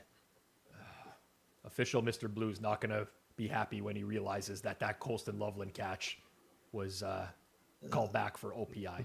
But this is what drives me crazy about Caleb. You have a wide open receiver to get 10 yards. Just put it on him, man. I just don't understand why it's so hard for him to make the easiest of throws.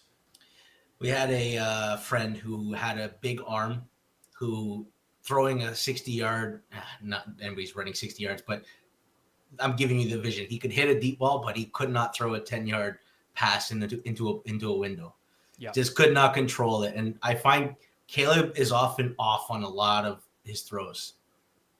Again, this is what do you think it's a footwork thing, or because John Weedman brings up a point? He says Caleb's footwork is awful, and I always wonder is it Is it the arm or with lack of touch, or is it just his footwork so sloppy he's in the wrong position?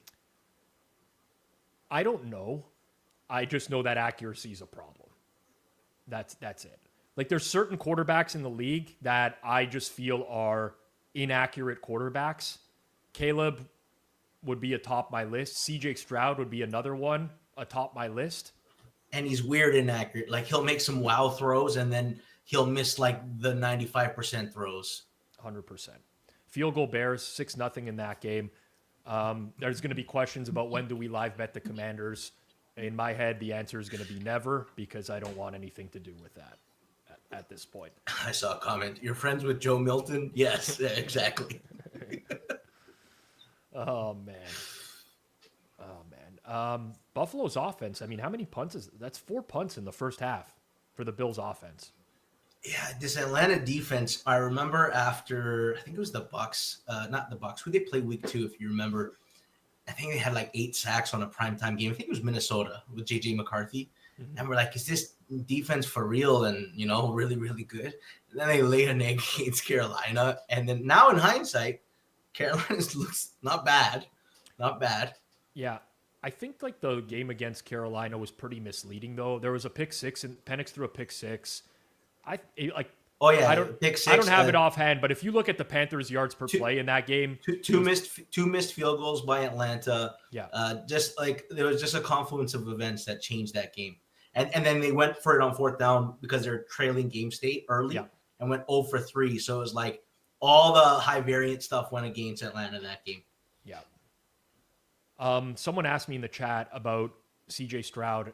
I've always thought he was an inaccurate quarterback, even when he won Offensive Rookie of the Year 2023. But I didn't think that. I mean, I thought that offense was really good, and a lot of it was scheme. If I'm being honest. Oh, I like Stroud's accuracy. He could throw a good deep ball. Not even just deep ball. If you watched him in the combine, everything was pinpoint precision. I think something's happened. I think he's absolutely shell-shocked. Once the quarterback starts thinking about the pressure on too much because he's taking too many hits, it can change the entire way a quarterback plays. Yep. And I fear that some of that is what's happening to Stroud right now. If he had a really good O-line again. Oh, Stroud is fine. Yeah. People are way all over Stroud. Even the Baltimore game, right? He doesn't have weapons, but Baltimore, the entire defense was injured and the pressure wasn't there and Stroud was comfortable in the pocket. I really think it is a comfort thing in the pocket. He hasn't had a good O-line since he got in the league, and then they traded away Tunsil to Washington for no reason.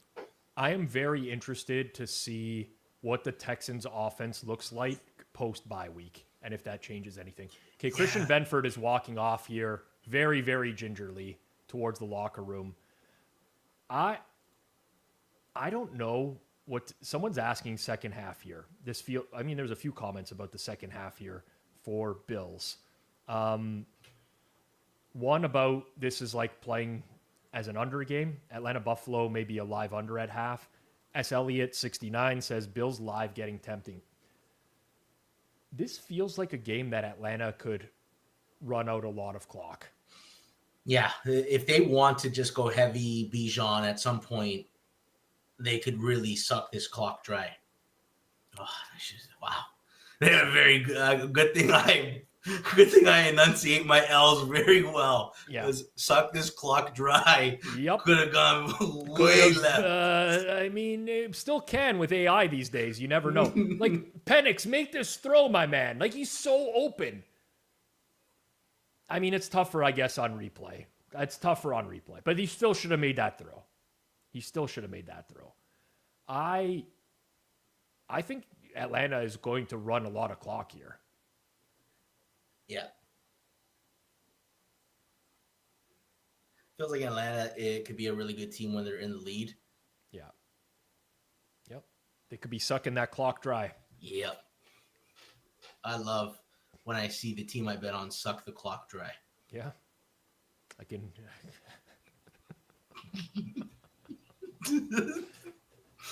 I'm learning a lot. Like I'm in high school. I feel like I'm in like elementary school all over again with some of this commentary here. But you know what? It's a good time. You can always tell when someone pre-planned the line and when it just stumbles out. Yep. I'm learning a lot about our audience though by their reaction to that comment. All right. Commander's back with the ball. Fumble! Come on! Who got that? I think the offensive lineman got it. That was definitely on the ground.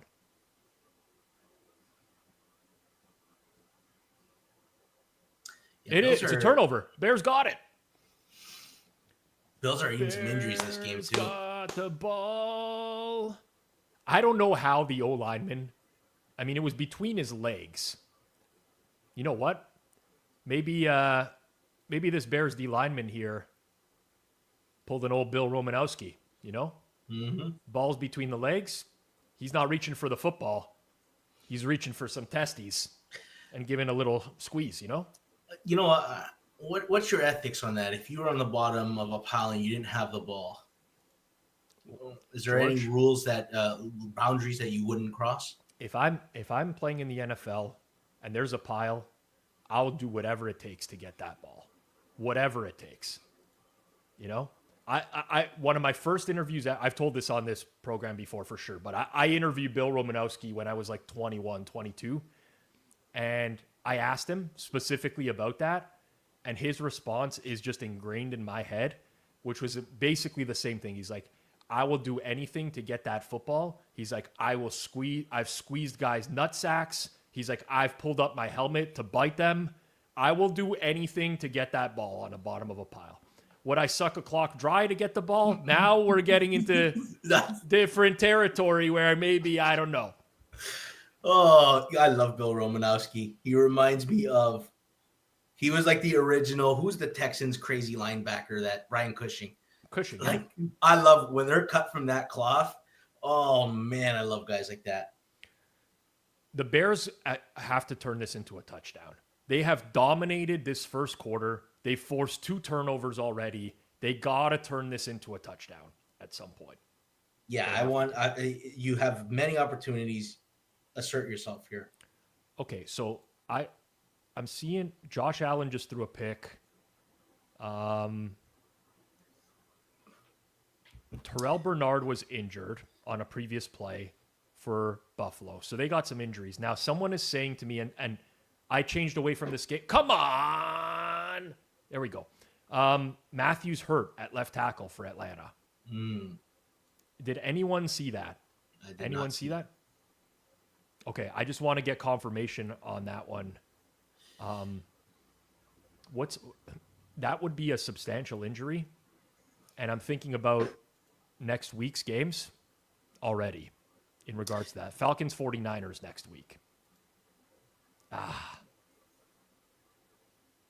Matthews is hurt, went to the locker room gingerly. Okay, that's a tough one. We're going to wake up tomorrow, Rob, and Patrick Mahomes is going to be the favorite to win MVP again. You think so? He was already second and on Josh Allen's heels. Yep. And loss on Monday Night Football where Josh doesn't look good is, I think Mahomes is going to open up as the favorite tomorrow. This is the real problem, Connor. If he does happen to be out next week, the San Fran D-line right now is a disaster. Andy, it is the opposite of the guy that got hurt for the season. It was right tackle Caleb McGarry that was out for the year for Atlanta. So left tackle Jake Matthews would kind of put them in a Chargers type situation without both tackles. And we've seen how those O-lines held up. But George, I do appreciate you joining me for the first quarter here. Yes. Let's get those dogs today, man. Let's get those dogs home. Yep. And let's hope that the Falcons second half suck that clock dry. I want to see a whole lot of clock sucking for the next 30 minutes. All right, George. And I hope the game's good too. All right. Have a good one, my friend.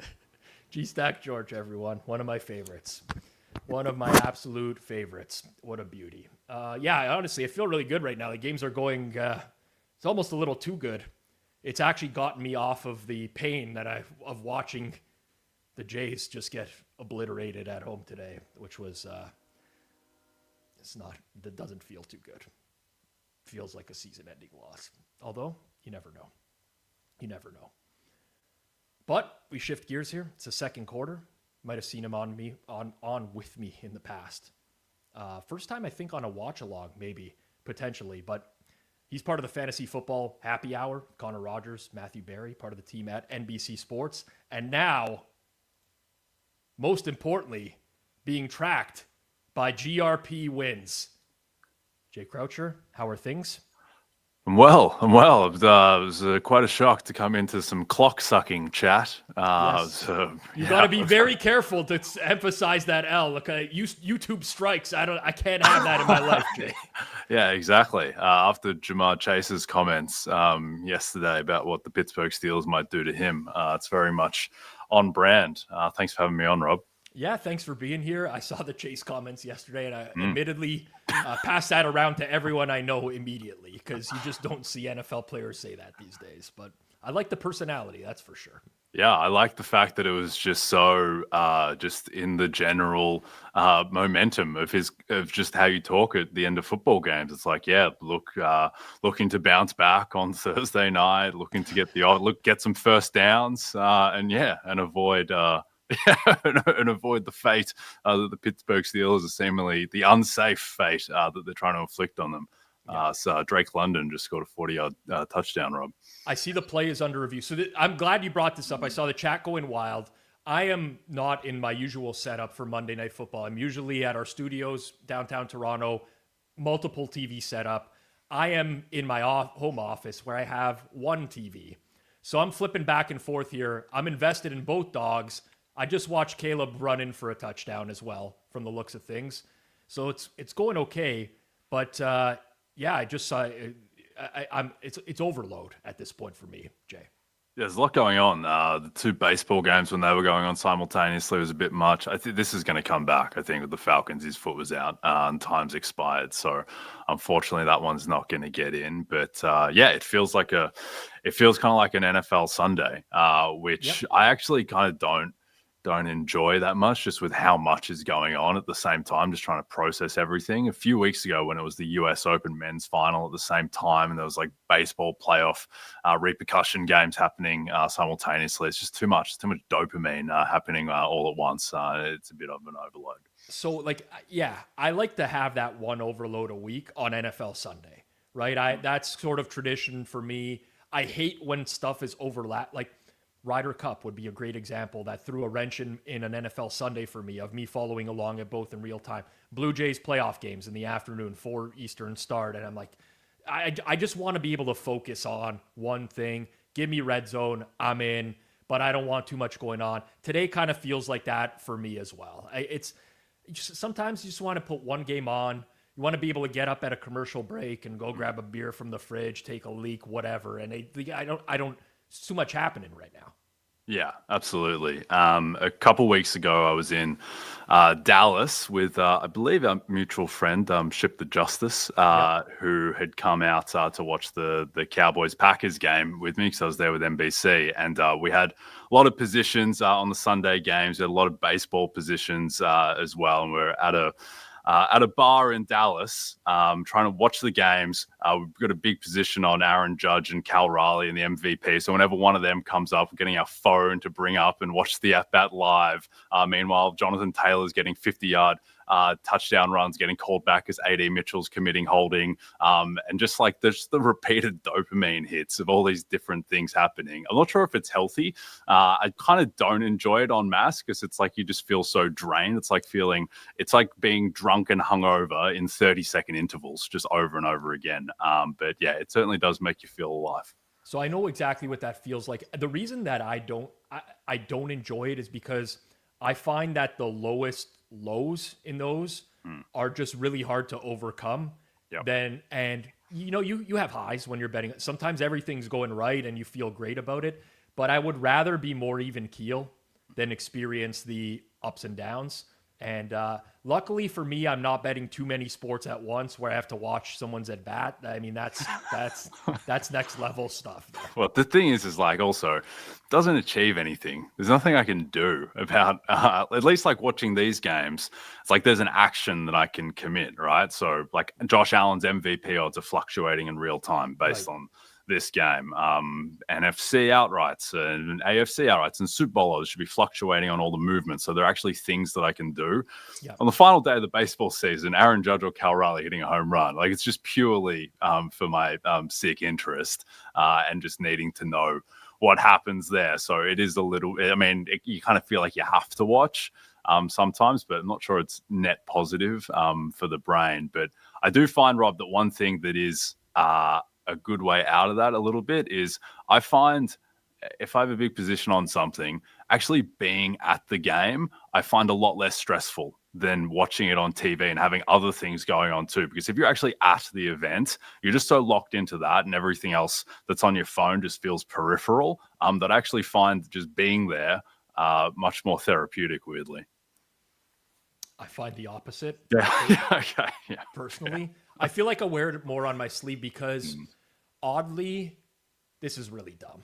Is it like what I'm about to say is really dumb, but you're sometimes the brain just does really dumb things. When I'm at the game and I'm like, let's say rooting for the home team, I oddly feel like my cheering, and I can get really obnoxious, has some sort of influence on the outcome of the game. So I actually put extra pressure on myself if I'm being honest. I was once at a Leafs playoff game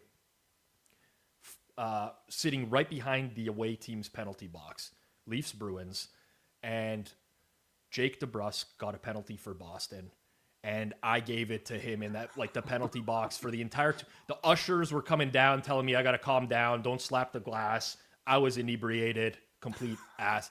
He came right out of the penalty box, received a pass, and scored within 5 seconds and skated right by me on the way by.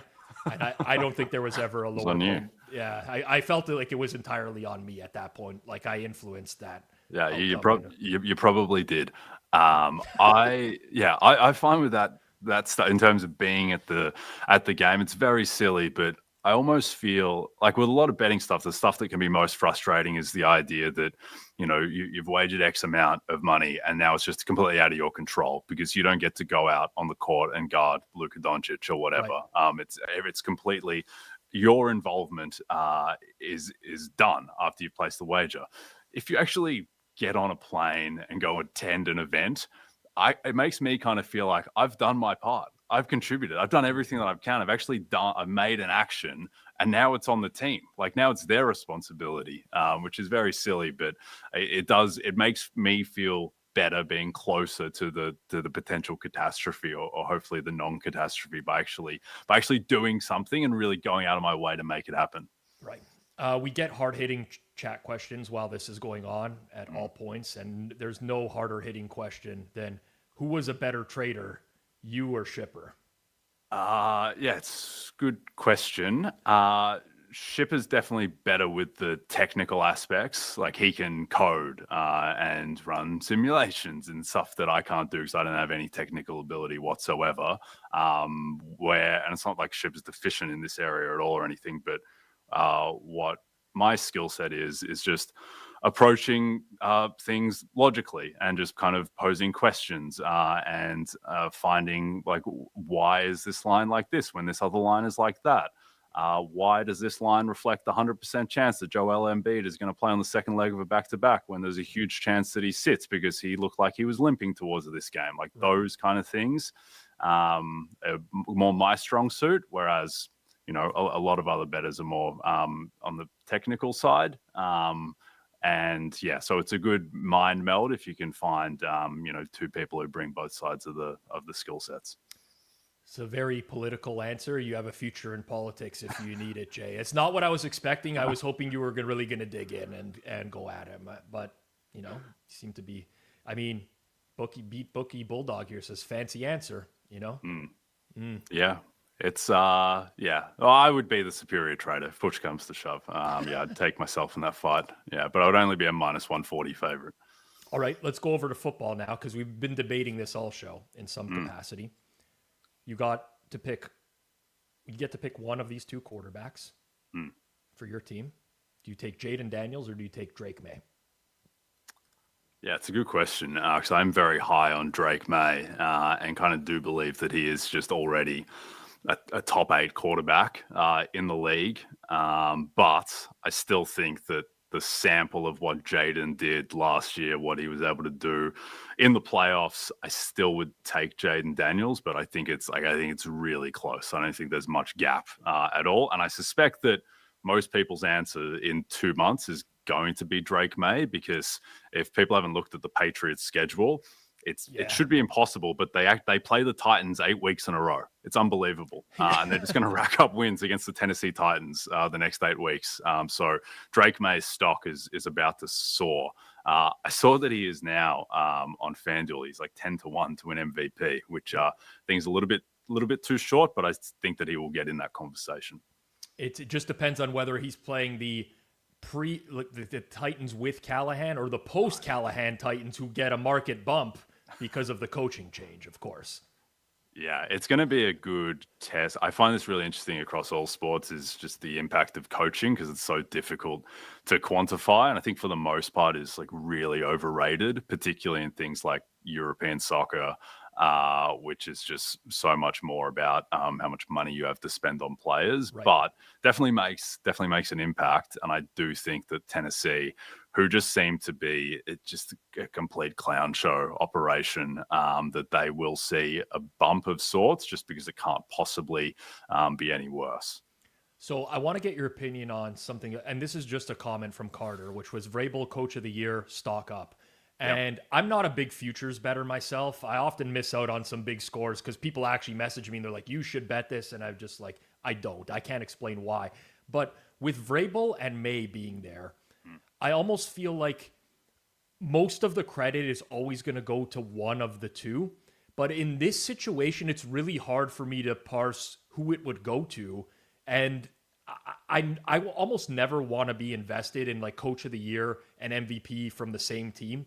Yep. But this is one of the rare situations where I could actually see it happening, because I think there's a very easy, there's a very easy case to build in your head for either one of them. Yeah, definitely. I think, and I could be, 2019, Lamar Jackson in his second year won MVP, and John Harbaugh won Coach of the Year same year. So sometimes you do get credit. I think it really helps a Coach of the Year case if it's a really young quarterback. Like Sean McDermott is just almost never going to win Coach of the Year unless he literally goes 17-0. Andy Reid, who, last year should have been about as good of an Andy Reid Coach of the Year case as you can ever get with Patrick Mahomes, and he just didn't sniff the award because he has Patrick Mahomes. The big thing about Coach of the Year is being able to strip away credit for the coach from the quarterback. But I do think, because May is not established yet as an absolute superstar, and the fact that the team was so bad last year, and that Vrabel has all these, changed the culture type of stuff, and also the fact that, he's a defensive coach, May's an offensive, obviously a quarterback. So I do think that the credit can be divided lots of ways. And the other thing too is, I think there's this idea that, one team can't win multiple awards. Yep. Like the Cleveland Browns 2 years ago, as an 11-6 wild card, literally won 4 of the 8 NFL awards. I think for the most part, voters aren't like, I gave them this award, so I can't give them that. I think they just treat every award on its merits, because that's just kind of the logical thing to do. Yep. I think that makes a whole lot of sense. That was a really good catch by Chris Moore there. I had to see who that was for a while, but touchdown for Washington. Got that one knee down, which is, I missed a good bet. I missed a possible bet there as well. I'm just not feeling so great about it. But 13-7 Bears in this one. Are you invested in either of these games beforehand? Not so much on Washington, Chicago. I don't bet.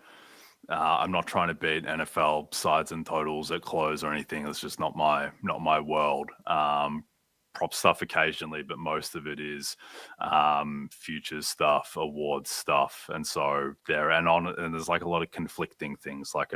I'm invested in Josh Allen to win MVP, also invested in the Falcons to win their division, and for Bijan Robinson to do well in a few regards. So I watch. It's very hard to actually know precisely the optimal outcome that I need because there are so many balls in the air. But for the most part, here cheering the Falcons and largely indifferent to Washington, Chicago. Okay, we're at a break in the action here. Second quarter, 9:28 left. And one pet peeve of mine, Jay, in journalism or anything, is when people don't ask the hard-hitting questions, the ones that the people want to hear. Sure. You know, sometimes I'm watching a post-game interview with a coach. I'm like, ask them about using the timeouts and I hate when it's all fluff. Sure. So, topic on gambling Twitter over the last couple weeks. George Riley Panagakis, GRP wins. He's picked a couple new targets, one being the whale capper, Drew Dinsick, colleague of yours, but also one being you, as someone who he says, you know, just fancy talker in space, doesn't. So he's going to track you all year and your appearances on You Better You Bet. And I'm just very curious how that makes you feel. It's a good question. Well, in terms of how it makes me feel, I don't really care. But there's a couple of things. One would be, I can understand if people don't like me because I'm Australian, different, tweet 50,000 times about Dyson Daniels winning an award because I want him to win, be annoying to people. The whale capper, Drew Dinsick, should be beyond reproach. He's just a lovely guy who just wants to go to wineries in Northern California and then hang out on the beach. And I don't think he's ever really offended anyone. So I don't really get that. Secondly, I would say that if you want to do something like what George Stephen wants to do, you should have two criteria. You should find someone who's famous and who loses. And with me, he's gone over 2 because I'm not famous and I don't lose. Well, to be fair, I think he's tracking sides and totals that I'm saying offhand on You Better You Bet. And I don't profess to be a sides and totals better. I'm not making picks. I'm not making touts. If he wants to assess me on saying like who I think is going to win the AFC South or who I think is going to win MVP, by all means, go and assess me on that because that's the stuff that I actually do bet. But if I say offhand that, yeah, if I had to pick a team between the Browns and the Panthers or whatever, I would pick this team. I mean, yeah, it's not my go, so I don't really understand the angle, but people seem to get entertainment out of it. Yeah, I don't know that whether that's true or not anymore. I honestly have no idea because I personally go through like this roller coaster with George's account where sometimes I'm like heavily invested. I'm like, this is an amazing shtick. I think because, you know, I've never worked with you on anything, Jay, but we have like mutual people that I know that speak very highly of you. So I kind of just like this is not, and the same with Drew, you know, to your point, like Drew's not going out there and telling people he's the best bettor in the world. He's just giving opinions on games.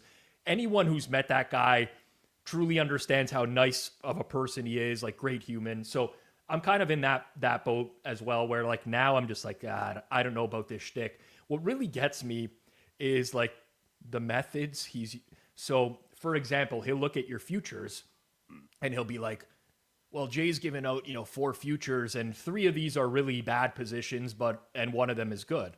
When he could easily just calculate like the expected value on all of the positions and sum them up and then realize that even though there might only be one good position, the whole portfolio is above water, but he doesn't do that.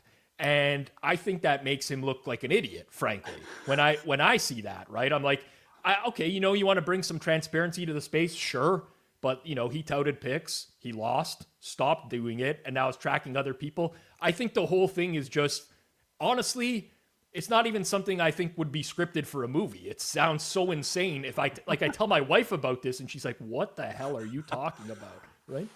Yeah, I try not to engage with it too much. I mean, the other issue is if you're just assessing someone by binary wins and losses, then what happens if someone takes Kansas City money line against the Raiders? Does that just count as a win? Yeah, you should be. I mean, the other thing too is that most people who speak publicly about betting are not going to be disclosing their entire portfolio.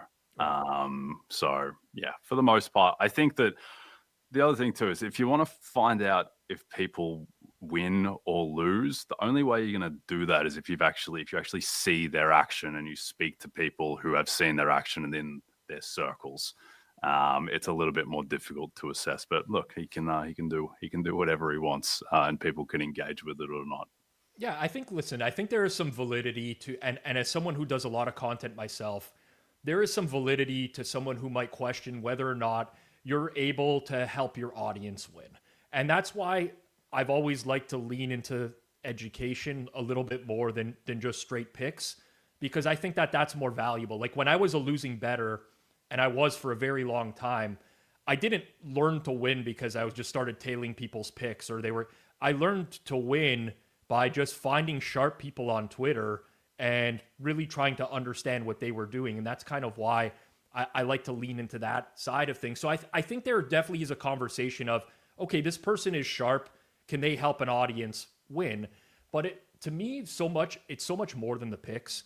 It's like listening to someone else that you know is sharp and how they think and how they break down a game. Like I listened to Bet the Process for many years because I respect Rufus a lot. I don't mean this disrespectfully, I didn't like the show at all.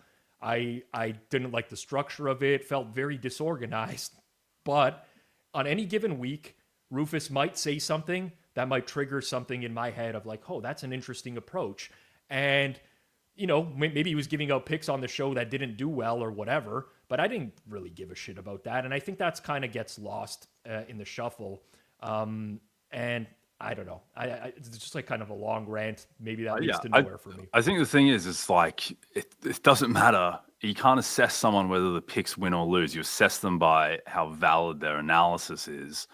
And, you know, when I worked on the other side, heading up a trading team, like you don't look at a client and assess how valuable they're going to be to the book based on their profit or loss. You're looking at all the underlying metrics. Right. It's the same thing. It's like looking at like, okay, Aaron Rodgers has 10 passing touchdowns and 3 interceptions so far this year, which is more impressive than, I don't know if it's more impressive than Drake May's counting stats or not. Drake May's been a much better quarterback than Aaron Rodgers when you look at the underlying. Right. And I think that, yeah, you need to, if you want to have an issue with someone's platform, have an issue with the way that they break things down. I'll give you an example. So a lot of people, and I don't know if George has brought this up, but a lot of people are giving me crap for betting on Aaron Glenn at the start of the season to win Coach of the Year because he was like 25-1. Now the Jets are 0-6. Aaron Glenn's a debacle. He might be the worst coach in the league now that Callahan's gone. But my rationale there was that the New York Jets were like plus 580 at a lot of books to make the playoffs, at a lot of books that will take substantial limits on that. So I was pretty confident that the plus 580, or at least in that ballpark, was as close as you could get to an accurate reflection of what New York's probability was to make the playoffs. And I thought that because the Jets haven't made the playoffs in 15 years, which is the longest drought in the sport, and because Aaron Glenn is a former player who came in with a lot of pedigree after seemingly a good job in Detroit as defensive coordinator, at least that's what people thought, that his 25-1 Coach of the Year price was just incompatible with the Jets being plus 580 to make the playoffs. I don't have any opinion whatsoever about whether the Jets are good. I don't know about their linebacker core. I don't have any opinion. I'm just saying that was incompatible with the other thing, and that's why I placed the bet. And so if there is a problem with that analysis, then attack that. But don't attack it because oh yeah, the Jets suck. You should have seen the Jets suck. I don't care. So yeah, that's what I'd say. The chat is going nuts because I gave out Ray Davis anytime touchdown before the game at plus 850, and he's in the end zone. So there you go. Well done. We got it. Yeah, in fairness, I gave both backup Bills running backs purely because Joe Brady has been saying for 2 weeks now that he wants to get them more involved in the games, and their prices haven't really been changed. So we got that one, at least at the very least. But that's going to make Atlanta a little bit more of a sweat for me now as well. Andy contributed and I think there's a good comment. To be clear, I'm not a GRP guy. However, the idea of tracking people with publicly stated opinions who can influence the common folks, I think is a fine idea. Honestly, kind of up Rob's alley. GRP, just not the right guy. And I mean, we kind of tried to do this with BetStamp back in the day, probably in 2022. I mean, I don't know that it's changing anyone's opinions in terms of tracking, but there's also, I went through and GRP was tracking Adam Chernoff for a while. And I talk to Adam Chernoff, I don't know, once a month. We just check in, see how things are going. But I would listen to Adam's segments and I would see GRP track the segments. And then I would see stuff on there that is, not really giving out a pick. Like I do You Better, You Bet as well with Nick. And Nick, at the end of every single, I send him games I want to talk about. Here are games I have opinions on. But at the end, he does like this rapid fire round with me where he's like, let's go through game by game here. And if I say, well, I make this game 3.5, I don't know, bad example. I make it 5.5. It's only 5 in market right now. I guess very, very small lean to this team. I wouldn't want that to be tracked as a bet that I gave out. Sure. I mean, it's I sometimes go off and Nick will be like, in 10 seconds, Rob, we got the Bills and the Chiefs. Who do you think's going to win the game? Yep. And I say the Chiefs. Do I want to be tracked as me giving out the Chiefs? And I think that's where this all falls apart. Yep. And it's almost impossible to do this exercise as a whole. And I agree in principle that maybe it's good for the industry, but generally speaking, it's impossible to track people accurately. Yeah, and also the smartest NFL bettor in the world can have a stretch where they go 7-20 or whatever. That's just going to happen. What you should be. Yeah, I completely agree with the idea that people with a platform should be held accountable for their analysis, but then hold them accountable for their analysis, not the results, which can fluctuate in the given sample. So yeah, if someone goes on and has a huge platform and is giving kind of presents themselves as giving out gambling advice or financial advice, and their analysis is, I think the Jets win because they're due. That is stupid. And you should criticize someone for that. But if someone gives a reasoned, intelligent analysis about why they think the Jets will win and then the Jets lose, it's like, all right, well, it's not, they can't get in, they can't tell Sauce Gardner to make the play in the end zone. That's just how it is. I think that's really well said. And the one person that really has irked me in the space for a long time has been Simon Hunter, previously Action Network, and then moved on with Chad Millman to the Volume. And that's exactly what I hope. I don't really care about the record or the picks, but if you're going to come out and tell people you're a professional bettor when really you're a tout and a runner, that's a misrepresentation of who you are. And then on top of that, the analysis on the games is like, well, I got phone calls from other sharps who like this side. And it's like, well, what are we doing here, right? Oh, Chad, be careful with that one. The public's going to be on that side. Well, then I'm going to step in because I don't agree. I just watched Washington get off the field here on 4th down, which is, things were looking a little bit better about half an hour ago, I would say, in confidence levels. I'm on the Bears and the Falcons tonight. Great number on the Falcons, horrible number on the Bears. So that's where I'm at. Still looking extremely good, net relative to where we started the night. This is how I do it as a gambler. This is how my brain is wired. Sure. I think of all the ways that I can lose rather than that I'm in a great position, right? I could look at the live lines and be like, well, Atlanta's -3.5, -125 right now in market, and I'm holding +4.5, but I don't think like that. That's just the real problem. Yeah, it's kind of a good litmus test for a gambler. It doesn't reflect on their acumen or anything, but when there is a true 50-50 outcome that they're watching and they need one side or the other, whether they think it's going to happen or not. Right. And I think 90% of people that I know kind of skew towards the field goal from, I don't know, what's a 50% field goal from 57 or something, that if they need it, they think it's going to get blocked or whatever. It's just the kind of gut intuition. But some people are built the other way, and it's good for them. Yeah. Official Mr. Blue said, what's the horrible? I played 4.5 on the Bears. I thought that was going to be the peak. I guess at the end of the day, it's not the worst in the world. 5 is, I don't want to say dead, but relatively speaking, although we saw an influx in 5 last year. Giovanni Ricci. Rob, please ask about the Cam Akers jersey. I must know. Yeah, so I had a bet on Kevin O'Connell to win Coach of the Year last year, and in the decisive game to win that for O'Connell, I think it was Week 17 against the Packers. There was a I think, a 4th and 1 around midfield. Just got to have it to ice the game and kill off the clock.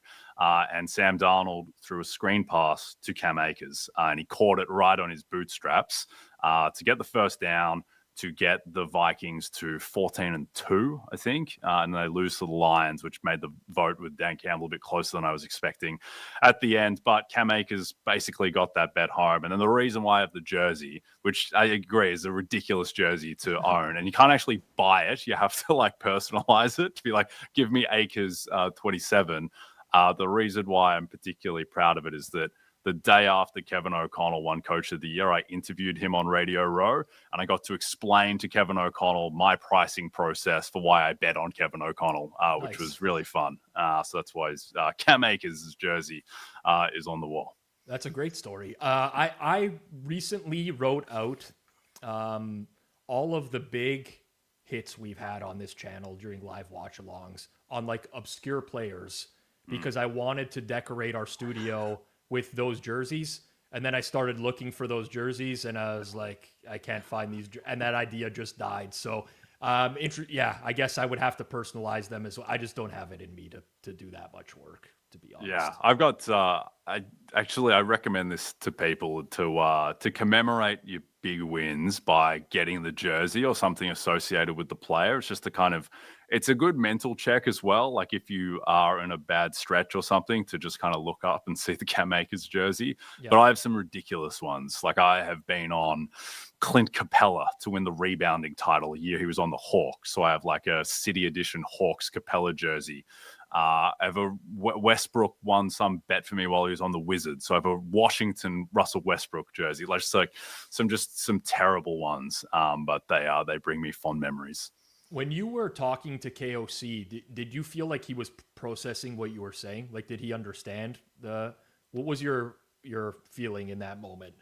I tried to not be like, yeah, so the market said this and your implied fair was this. I was basically just like, yeah, back when you lost that second game in a row to the Rams to go to 5-2 or something, the market wrote you off. But, I didn't go into the amount of detail about how the schedule was really easy, but I did explain to him that he was kind of prematurely written off after a couple of losses. But I thought that the team and Darnold had some untapped upside to run good down the stretch. I don't think he fully got it, but he was very nice. He's a very friendly man, KOC. Another guy like the whale capper, just beyond reproach, 100% approval rating. Yeah, man. Well, maybe this will be the year where GRP wins tracks Kevin O'Connell's his wins and losses in the NFL. Wins and losses in the NFL. Yeah. You could maybe this will be the year. Although what is the record of the Vikings right now? I'm horrible. 3-2. They're 3-2, so there's no way that GRP would start tracking them at 3-2. He would wait for them to be 3-4, 3-5. Yeah, they play the Eagles this week, so maybe they'll be 3-3. Maybe very small dog at home in that one. Very small dog at home. Just to update us where we're at right now. I mean, Buffalo's had so many injuries tonight. I see another one right now. Who is that right now? Cole Bishop, starting safety for them, questionable to return. It's been pretty rough for them on the injury front, but they got the ball back. They have a chance to go down the field, so they're down 21-14. Washington at 5 minutes left in the second quarter, and they are down 13-7 to the Bears. So, maybe I got to bring a little bit more positivity in my life and convince myself these are going to go okay. But the Bills one is certainly making me sweat at this point. Yeah, plus 116 live. The difficulty is when you get all these cluster injuries, particularly in game where there's not as much scope to get the backups ready and game planned. And Buffalo as well, the defense thing was already relatively thin, so might have reached critical mass there. The Falcons as well, not the team that you want to play with, giving the Falcons a lead, particularly with Buffalo's run defense. So I think the Falcons will be right ultimately. Yeah, I saw Daquan Jones. He had the same thing that Charvarius Ward yesterday got concussed in pregame warmup, ran into some. Daquan Jones, same thing happened to him today where he had some sort of injury right before the game started.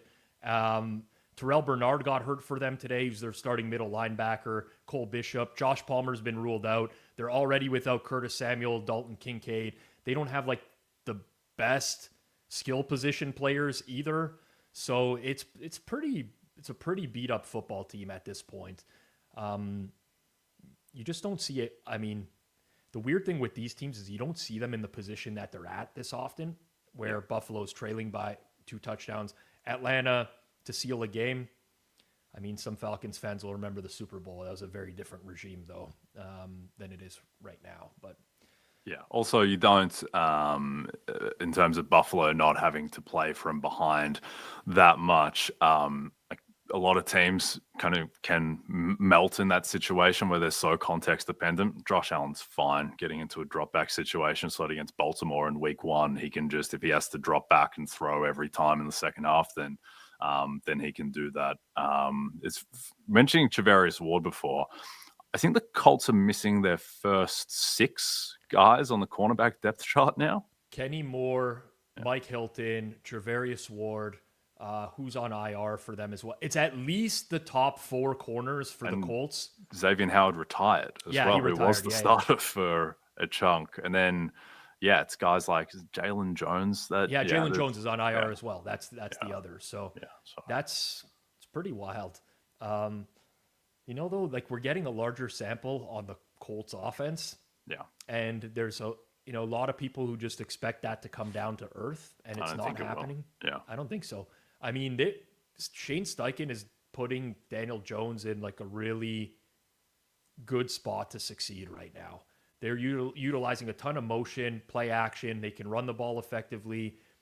That's been a really, I don't want to say, I mean, it's definitely a surprise for them to be that good, but for them to stick it out now for this long into the season, I think it's probably here to stay.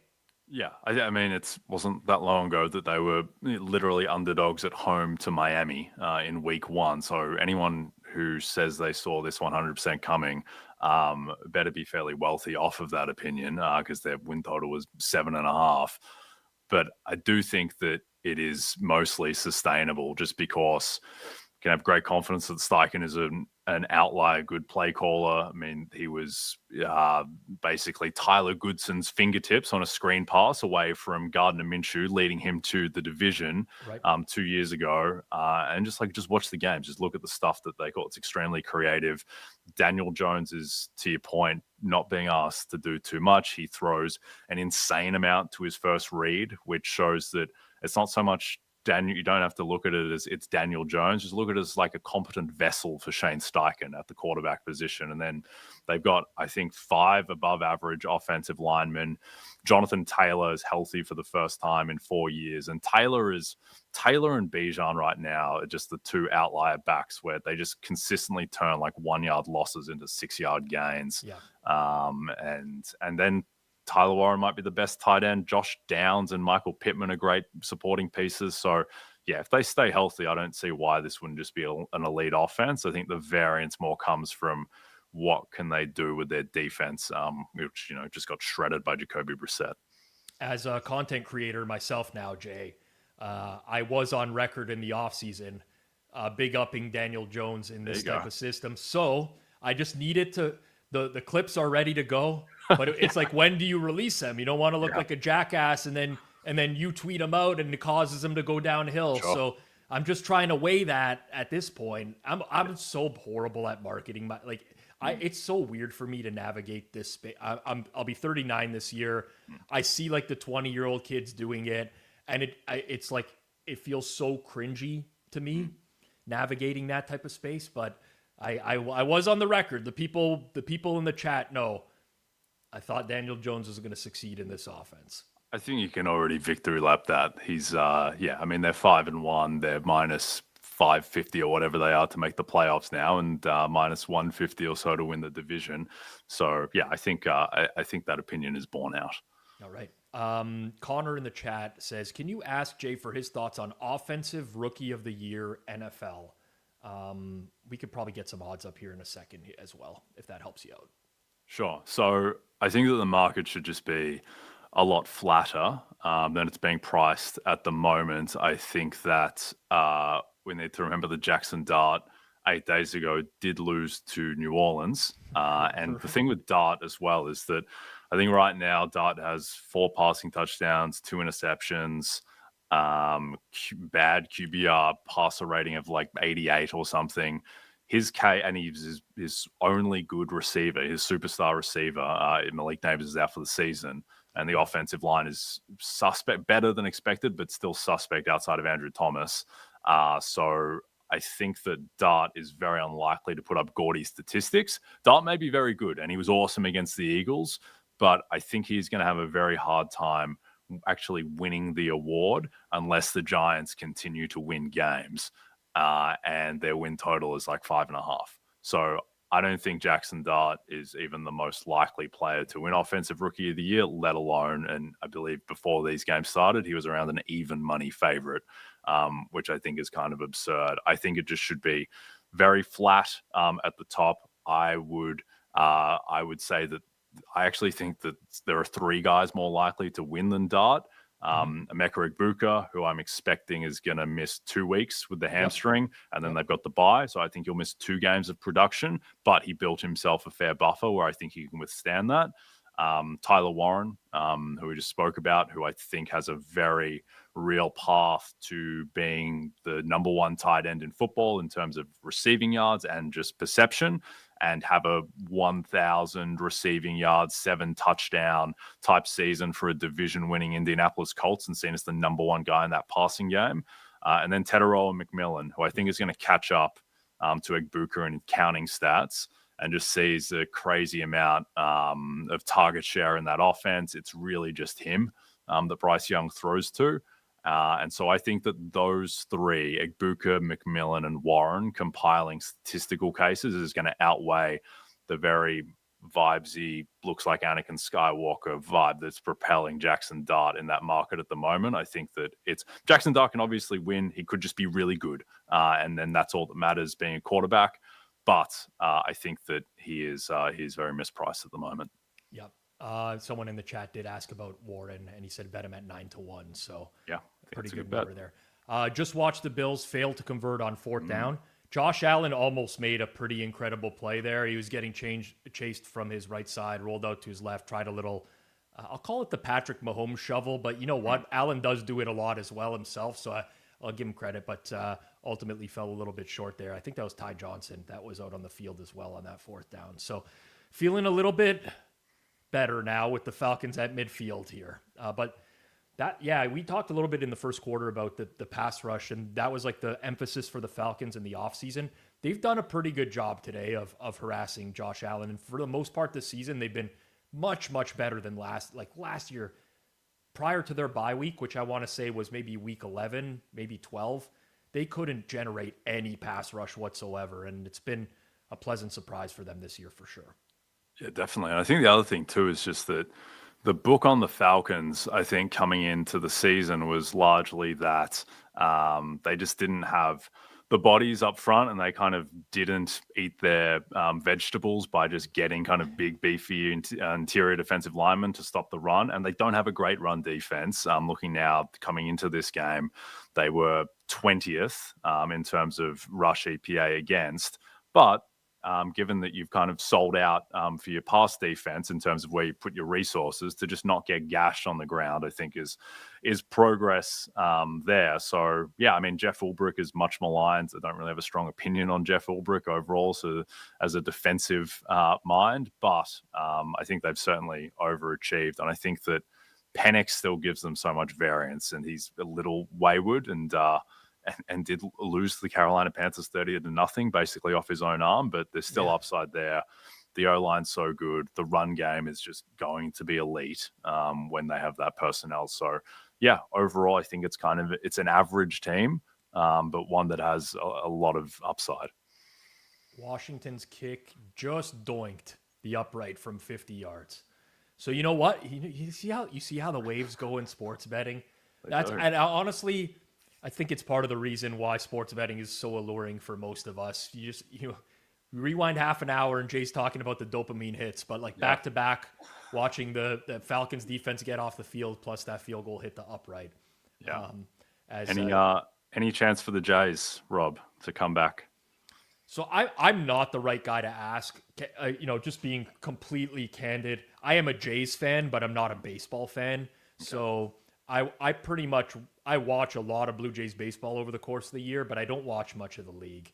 And it's pretty depressing to be down 2-0 at home and not having faced the best Mariners starters yet either, with the Jays potentially having to roll out Scherzer for one of these starts. It feels very much like it's over. However, that's been the Jays, like the Jays all year have been a team that has kind of overcome a lot of that type of adversity. So never say never, but it does feel pretty rough. Yeah, I find the content around baseball so interesting, particularly some stuff out of this series. The idea that seeing on Twitter a lot that the Mariners, they came more prepared for this series, and they're a team that's playing like they want to win the World Series, whereas the Jays were content to just beat the Yankees. I just don't think baseball operates like that at all. I think every player tries at this level, they try their hardest kind of on every pitch, and that's just how it breaks sometimes. Sometimes the Dodgers are going to get swept by the Marlins. It's just what happens in a small sample. Sometimes teams are a little disengaged and make a lot of mental mistakes, like the Yankees were prone to for stretches. But for the most part, I don't think there's any greater lesson to be learned outside of two pretty evenly matched teams played each other over a small sample, and one team is never the best team plays the worst team, and the best team is no more than really a 75% chance to win the given game. And so small sample size is just going to throw up random results. Yeah, I think I totally agree with everything you said. From this perspective, I grew up, well, not I grew up, but a decade ago, the Jays were very relevant with one of the best lineups in baseball, if not the best. Bautista, Donaldson, Encarnacion, Russell Martin, Tulowitzki, although, Tulo didn't have the best bat when he came over from Colorado. But I went through that era, which was the Jays being like a long ball team. Yep. And they couldn't overcome the Royals. And the Royals were the small ball team that just, they didn't hit home runs, but they put everything in play. And that kind of reminds me of the Jays this year, where they can't really hit homers, but they put a lot in play. So I've seen the era of the Blue Jays that was reliant on power, and then the playoffs came and they couldn't generate it for one series. One was Cleveland, one was Kansas City, and they went home. And now I'm seeing the other where it's like, okay, small ball. Yeah, small ball is great, but I think it can also only take you so far. At some point, you need some guys hitting home runs. And Seattle today, with the power that they had through the lineup, just a little bit painstaking for sure.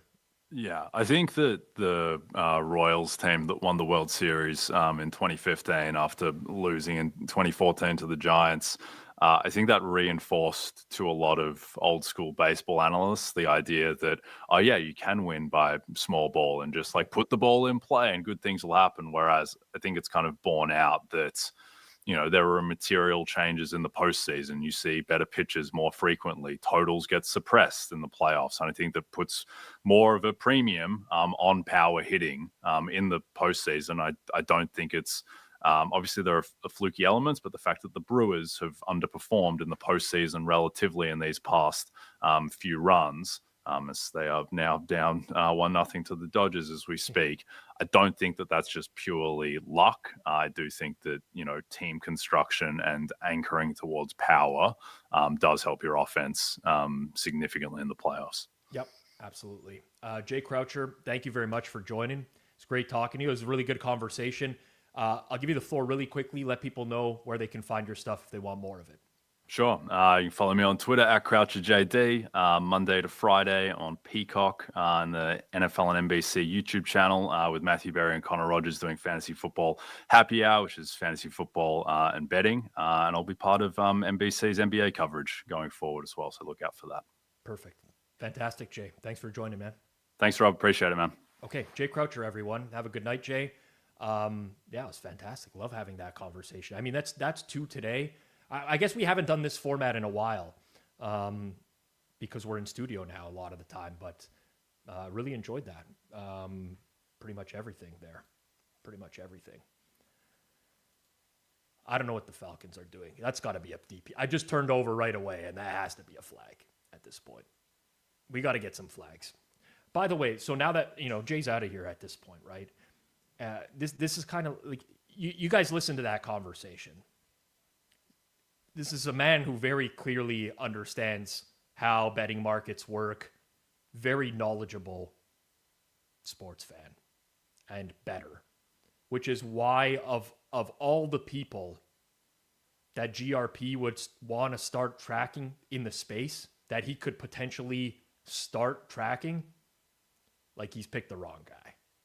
Very, very clearly has picked the wrong guy. There's just not that many people out there that can break down futures markets like he did on the fly. We didn't prep him for anything. We just had a conversation for 45 minutes, 60 minutes. I don't even know what that was. I was so immersed in the conversation. D-Lee says, if anyone else riding Washington overs, this has been tough. I mean, that's the DGen Weekly riding that over with you. I mean, it's kind of painful, but like, Washington's averaging 4.4 yards per play. Chicago 5.1. Doesn't feel like 20 points at the half is that bad, in my opinion, as like Bijan is just fucking running wild. How many yards does Bijan Robinson have in this game? How many yards does Bijan have in this game? Let me pull this up here. 157, 9.8 average. I mean, he did have the 81-yard run, so. I've noticed so far the Bills have not given another carry to anyone else. It's just been Cook. So that's bad. My bad. I should be in a better position. I should be in a, like, Cook. Somebody was going to get the rushing overs for Buffalo, and evidently Cook got enough carries. And fucking Joe Brady, man, this guy. At least we got the Ray Davis touchdown in the receiving game. At least we got it. At least we got it. You take it when you can get it. Pitts is fucking tripping over himself here. That's my own fault as well. That is my own fault. Okay, sorry guys, I'm just getting distracted because my phone has about 78 million alerts, and I just saw that right now, which I haven't been following in real time. 2nd and 12 here for the Falcons. We got to get points. Points would make me feel real good no matter what. 7 would make me feel great, but any points would make me feel good. Any points would make me feel good. How many targets does Drake London have? Oh, just a casual 13. I mean, Pitts has 3 receptions for 18 yards. I must have missed most of those. I mean, we're still like oddly live on some of these things that feel like they're completely dead, to be honest. I don't know if anyone else feels like that. Again, maybe the pessimism creeping in here. That's what it feels like. I don't even know what that throw was by Penix on 3rd down. I really don't know. P. Carney says, really enjoying the guests and convos tonight. So I'm just going to talk out loud here for 1 second, because it's really hard. I don't want to say it's really hard to do this show. It's not really hard to do. Like, you're watching me watch games, so I don't want to say it's really hard to do it, but I go back and forth with what is too many guests, what is not enough guests. Should I be doing more play-by-play of the game and reacting in real time, and I really struggle with that. So all the feedback matters to me in some capacity, because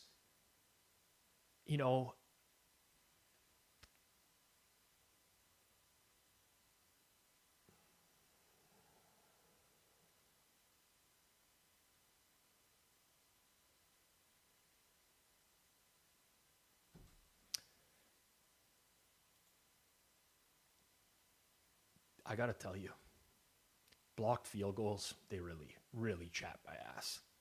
Although, you know what? That might not even have been good if it wasn't blocked. Like that last view looked like it was going left regardless. Okay. We are going to do a punt parlay for Chicago, Washington. Thank you. Maybe I just need something else to get my mind off of what the hell I just saw in that game. So we're going to put together a classic punt parlay. And then we can talk more about the format going forwards as well. It's Washington trailing. So we got to go with a Washington receiver. That's just like tradition for us to do that, right? I'm going to get this in terms of a bet right now. So we're looking for drive result. It'll be the Bears, sixth drive, I think. Chicago Bears, sixth drive result, punt. Commanders, sixth drive result, punt. This one feels more live today than some of the other ones we've put in the past before. And then, who's the player? What are we doing this? What are we doing this week? It's got to be the Washington player. We going Ertz? Could be more. So both Moore, Ertz, Debo have 3 targets each. Krosky Merritt has 1. McNichols has 1. I kind of like the idea of Ertz. I think Ertz is a very easy player to spot and to cheer for. That's what we're doing. Thank you, Pascal, for getting that up on screen. I am going to lock that in right now. Just over 20 to 1. Almost 21 to 1. Punt, Zach Ertz. I might play 2 of these, to be honest with you. Caleb's really struggled in the second quarter. Feels like they might look for an easy completion to him. Maybe like a screen to Swift as well. I'm going to play one with Ertz, and I'm going to play one with Swift. That's what I'm looking at here. It'll be on the Chicago side of things. Back in play here with Buffalo as well. Okay, we're going punt, DeAndre Swift. That one pays a little bit more. 25. I'm clicking that right now. Chosen says, how many blocked kicks can I be on the negative side of? I'm trying to think about the same thing, my man. But look at this block. Like, does that not look to you guys like the field goal is just missing anyways? Maybe it's a bad angle to show it. It feels like left the entire way. I don't think that was good, regardless. All right. Steven says, is Hitman joining today? So the plan is third quarter of Bears Commanders will be Jeff Feinberg, per usual. Fourth quarter, Bears Commanders will be Hitman. That's what we're looking at here for the second half of these games. I honestly don't know if Jeff will show. He's probably in a pretty sour mood being at the Jays game today. Kick was going all the way to the West Coast, wide left. Yeah, so just back to like the conversation about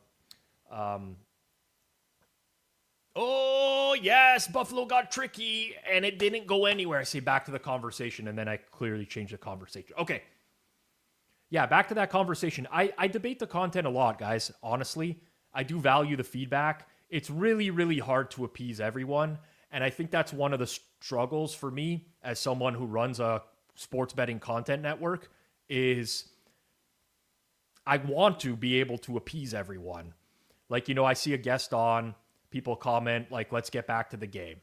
We do a regular stream where we're only doing the game. I get DMs about, let's have some guests on or whatever. I thought the show today's been really good. Good conversations overall. But in terms of football analysis, maybe a little bit lower than when I'm just in the studio, right? So that's where I'm at. That's where I'm at with this. But again, always open to feedback. And I'll just do a really shameless plug really, really quickly here as well. But our Discord is 8 members short, 8 of 1,000 right now. I am in there pretty regularly. You can always message me in there as well. Give me direct feedback. I'm totally down with that.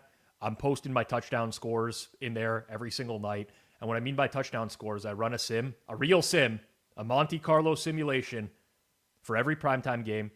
I just take the code, drop it right into there in terms of the outputs, percentages of for every single player. You can just compare the fair values to others. Discord.gg/hammer. It's in the chat as well if you do want to join. But help get us to 1,000 if you're not there yet. And we have some good conversations. Me and G-Stack are in there all the time talking. Chosen's another one pretty frequently. Cody, lots of you guys are in there pretty regularly. So like that. I like that.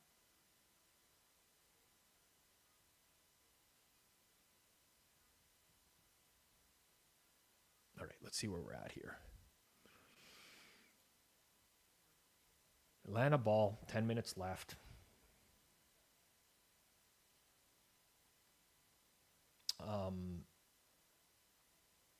Okay, here's a good question. So Connor says, how profitable are your touchdown bets? My touchdown bets my touchdown numbers have better error metrics than the closing line over a very large sample. It's one of the reasons I don't love doing top-down touchdowns. I guess I argue with Jason about this stuff all the time at the office, where he's like, oh, you got to bet this price. And I'll be like, no, that's not. I prefer to come up with my own numbers as much as humanly possible. But my error metrics are better than the close. And you might say, Rob, you should be rich by now. And the reality is, I probably should have made more money off of those than others. But what are you going to do? I don't really need to at this point. Rob, I don't feel good about this Bears 4.5. You and me, brother. You and me, Alan Lopez.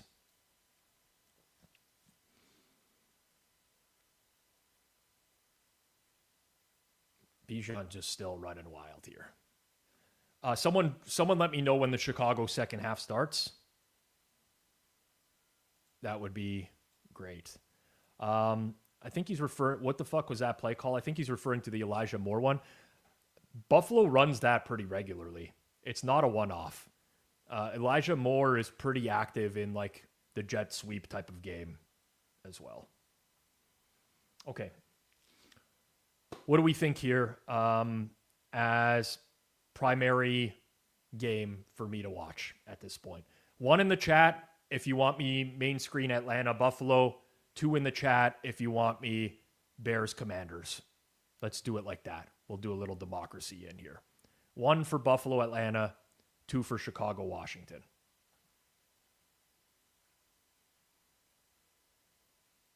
Okay.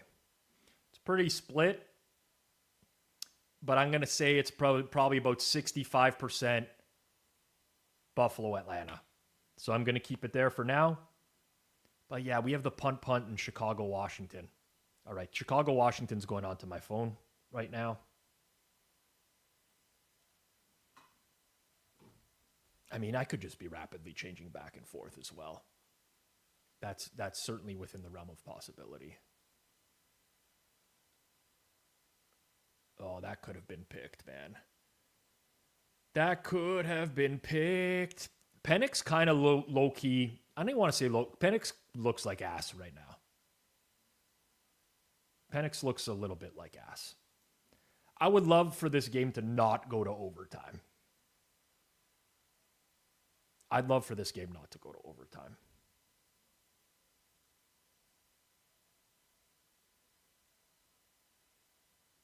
Okay, we got an Ertz catch.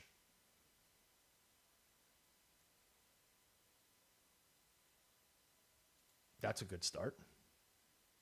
But the problem is they've already crossed midfield. I didn't really think about that in hindsight was a really bad bet. I did not really think about the Washington fourth down. I am an idiot. Complete and utter moron for clicking both of those. Like, what is it going to take for Washington actually to punt and not go for it? Pretty idiotic, I got to say. Pretty idiotic for me to place that bet.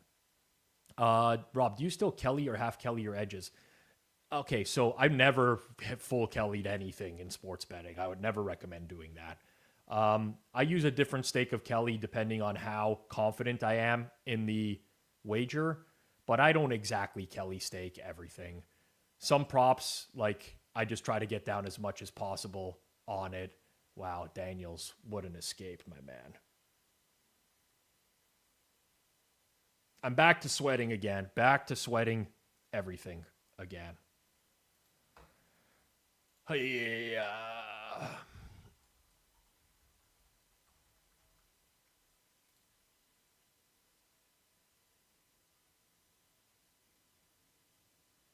Jamil, I'm gonna run this later on tonight. I like the way you're thinking. It definitely is gonna have an impact on punting out of the half. I have noticed, though, to be fair, I have noticed that if you go back to our streams last year, the punts are paying a little bit higher than they were as well a year ago. So we're getting better prices. So I think it's kind of offset.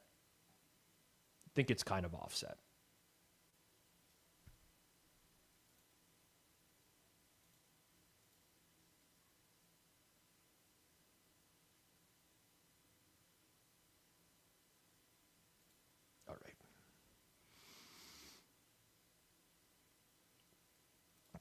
Takes by Levi. Apparently I was banned.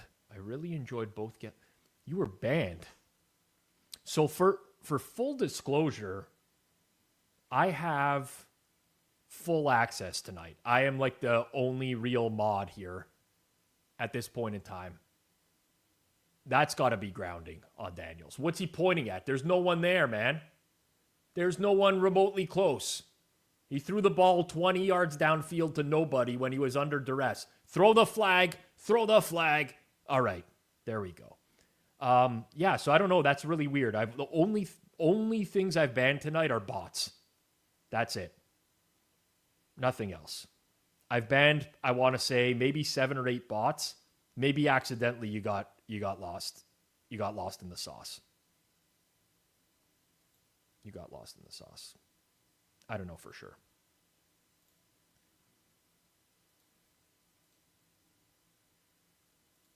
So I'm just going to say this out loud because you could probably hear me backstage, but Jeff, you just give me a thumbs up when you're good to go, and I'll bring you in because I know the camera was off. There we go. We got the thumbs up.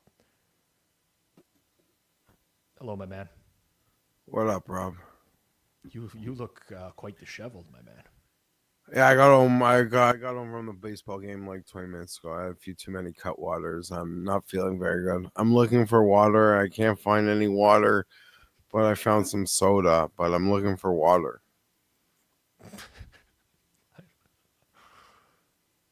Oh man, it's just funny to see you like this. Yeah, sorry I'm late. I don't know how long I can last. I'm fucking toasted.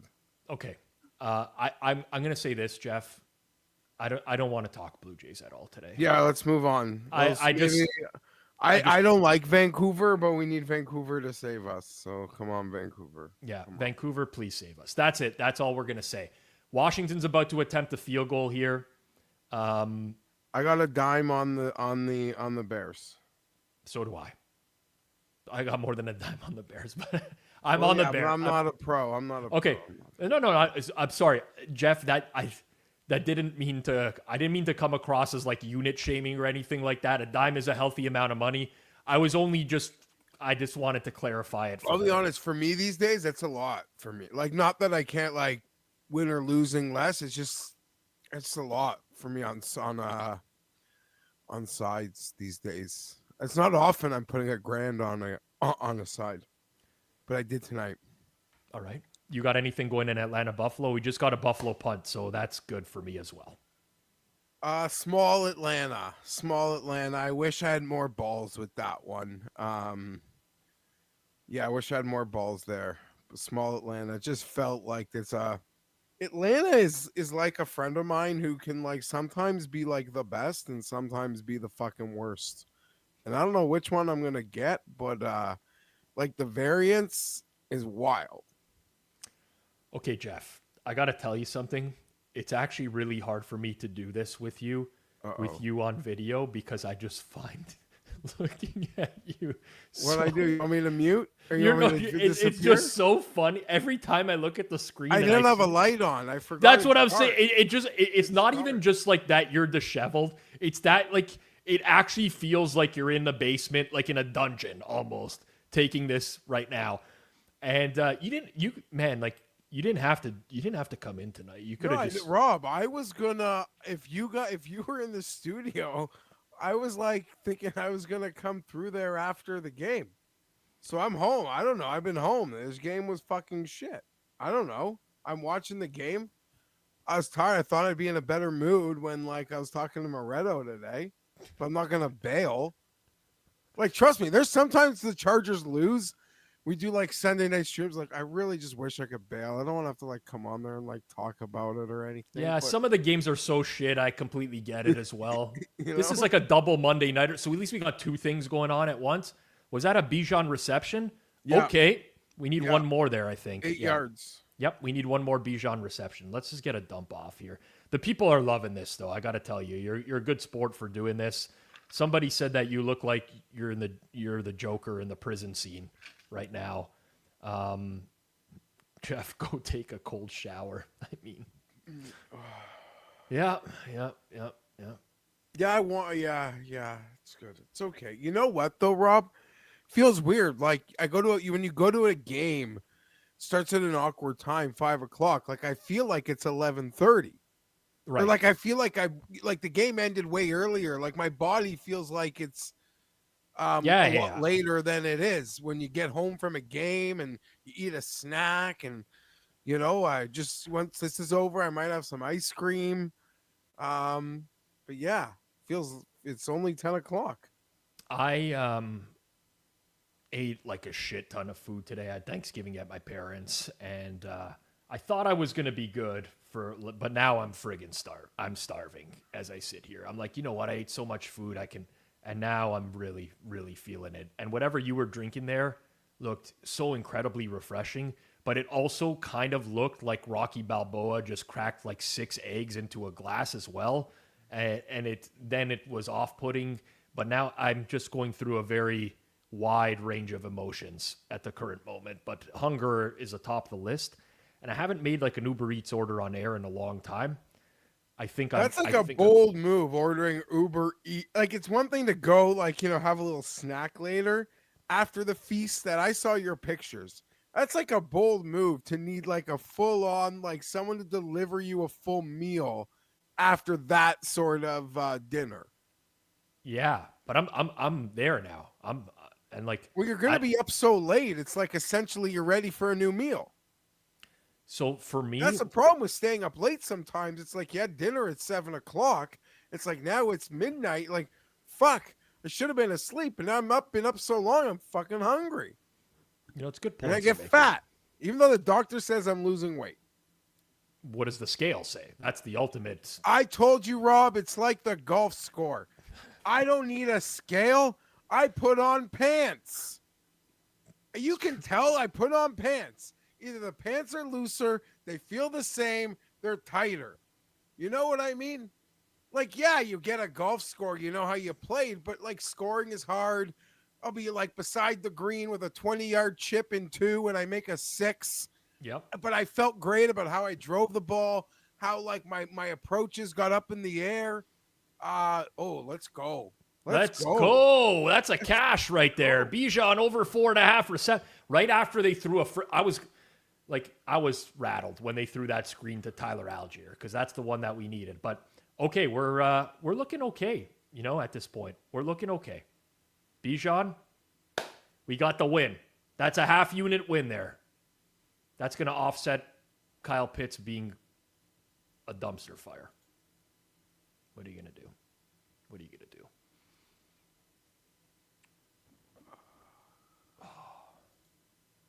Hey, listen, I know I'm losing weight because my doctor had to change my medication because my dosage was too high. And you go look at that video of me talking with Mayo that he posted of me talking Mike McCoy. I look like I ate a person back 10 years ago. I saw that video. I mean, I'm not like, trust me, I'm no skinny guy, but like, holy shit. It's like, damn.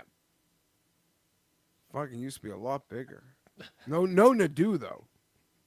No Nadeau. Shout out Nadeau. Nadeau crew. I need the Bears to score more points. Oh, yes. 21 yards at Dunze. I needed that, Rob. I needed that. Zach Prozac says you two were so close to each other in that video. What video? The Mayo one. That was an old. That was once. Yeah, that was a different. That was a different time. That was a different time. That was a different time. Yeah, I don't know, Jeff. This is so funny for me, man. It's honestly so. Dude, they got Ellen DeGeneres coaching the Titans. What do you think about that? I thought she was canceled for being mean. Well, What do you mean? This Miss Amy in Tennessee, Rob. She had to fire Callahan before she could watch him play Vrabel. Because Vrabel was going to beat the fucking... Vrabel wants to beat the piss out of him. You know that. we just got a big play for Chicago. Luther Burden, baby. Well, my screen froze on that one. Yep, that's looks like about 40 yards downfield. 37. Good Hello. guess. Burden. We got him 40-plus yards. Has he hit that? 42. Okay, let's think about what we got in this game. We need Jaden Daniels to use his legs in the second half here, and we have an SGP in play. We got an SGP in play. Do you know, I bet the Bears, because the Chargers were so dickless last week, I thought like it wasn't a fair representation of what. Just trust me. Just trust me. Mitch says he's also got a dime on Chicago. And Let's go, Mitch. Put in brackets $10. Well, I bought tickets to Jay's game the last 2 days, so I got to win him back. So that's what the dime will do that for me. So let's go. Dime will do it. A dime will do it. Oh man, two teams moving the ball at the same time. Both the teams that I need to win. I don't like these. Oh no, Caleb! Oh, thank God. I don't like these staggered games, Rob. I admit, like, I don't like being up till 2 a.m. either. But like standalone football is supposed to be standalone football. I don't know. I don't like it. I'm coming around on it a little bit. Caleb almost just threw a horrendous. Don't get me wrong. Like when the Chargers play at 10 o'clock, I'm bitching. So I'm like talking out of both sides of my mouth also. But on a Monday, I mean. Yeah. But I don't like it. I don't know. I don't like it. I don't know. I've been at the J game, and I've obviously got more money on on Chicago. Is it the Lewis Reddick, Chris Fowler? Is that who's calling that Bills game? I'm not here. I think we got a Romo Dunze touchdown. It's just who's this flag on? I don't know. Are they calling OPI? Yes, I think I needed that. Illegal formation on the Bears. Yeah, that's the Bears for you. Fuck. So it's 3rd and what now? It's going to be 3rd and 6 or 11. No, what was it? Yeah, it was 3rd and 6. Now it's going to be 3rd and 11. What the left tackle is too far off the line of scrimmage? 3rd and 11, yeah. Washington, Atlanta just needs a field goal. I got to tell you, man, rooting for Caleb Williams and Michael Penix is like... It's okay. I root for... You root for a real quarterback, Jeff. Oh, my God. Caleb, you got to throw the ball, my man. You got to throw the ball. Like, just throw it out the back of the end zone. Just throw the ball. Like, we do not need where are they at? The 23 now? This turns into a 40-yard field goal. These guys were inside the 10. Tyler Warren is a more aware quarterback than some of these NFL quarterbacks.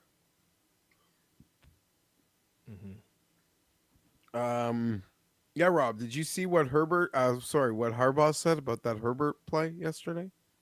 Okay, I don't remember the quote, but I did see it, and I had a great laugh when I heard it. It was about the McConkey pass. Yeah. Yeah, I can't remember exactly what he said because I'm horrible in terms of my memory. He was, But like, go ahead. he'll still be thinking about that play when they're pretty much pouring dirt over his head. Yeah, he literally said that when they're pouring dirt on my grave. Yeah. Holy fuck. Honestly, Save my weekend. that was an unreal play. Just unreal throw. Really, really, really, really good throw. Falcon. Okay, so TA in our forward progress chat says, "What are the Falcons thinking?" Is he referring to the first down? What did they pass? do? Did they screw something up? No, it's 2-minute warning, 3rd and 1. I guess it was the pass that almost got picked. Almost got picked. The Bills are going to score a touchdown. Yeah, Yeah, in garbage time. if we're gonna get a garbage time touchdown. Okay, what do we? Oh, I guess what- so. Yeah, it's still 3rd and 1. Oh, shoot. My bad. Yeah. There's I'm too not much there time yet, left. Jeff. That's a little bit early, my man. Sorry, I'm not, yeah, tracking 2 football games. I don't like it. Yeah. Michael Penix has 32 pass attempts today. Drake London has 16 targets. Like, maybe take the guy out of the game. No? Yeah, Like that's maybe- wild. Yeah. Who's the That's Zach Robinson, right? Is the coordinator there? Zach Robinson, yeah. Yeah. Yeah.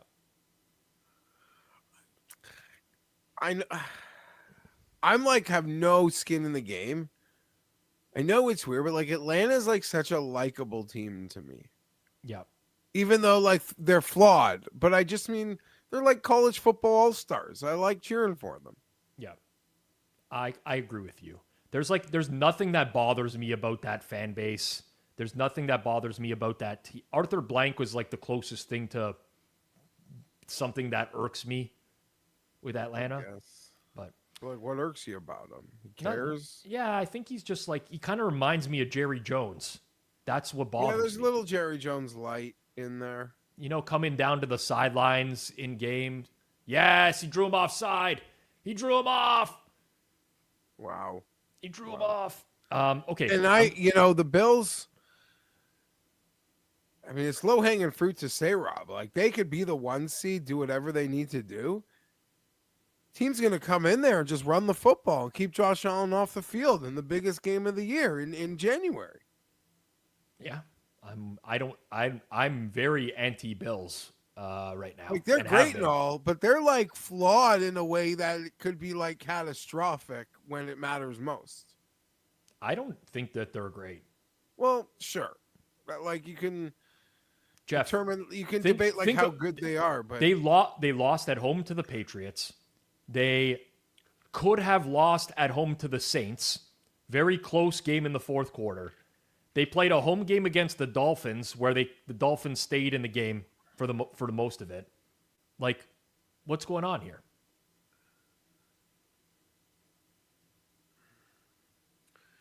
the Chargers are wearing these like gross ass vomit yellow jerseys on Sunday, and I can't believe it.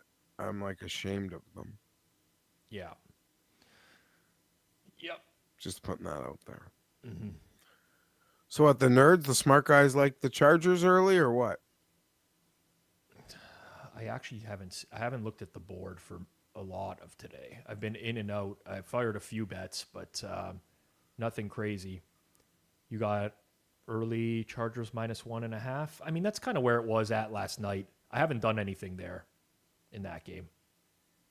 I assume the Chargers would lose. Yeah. Yeah.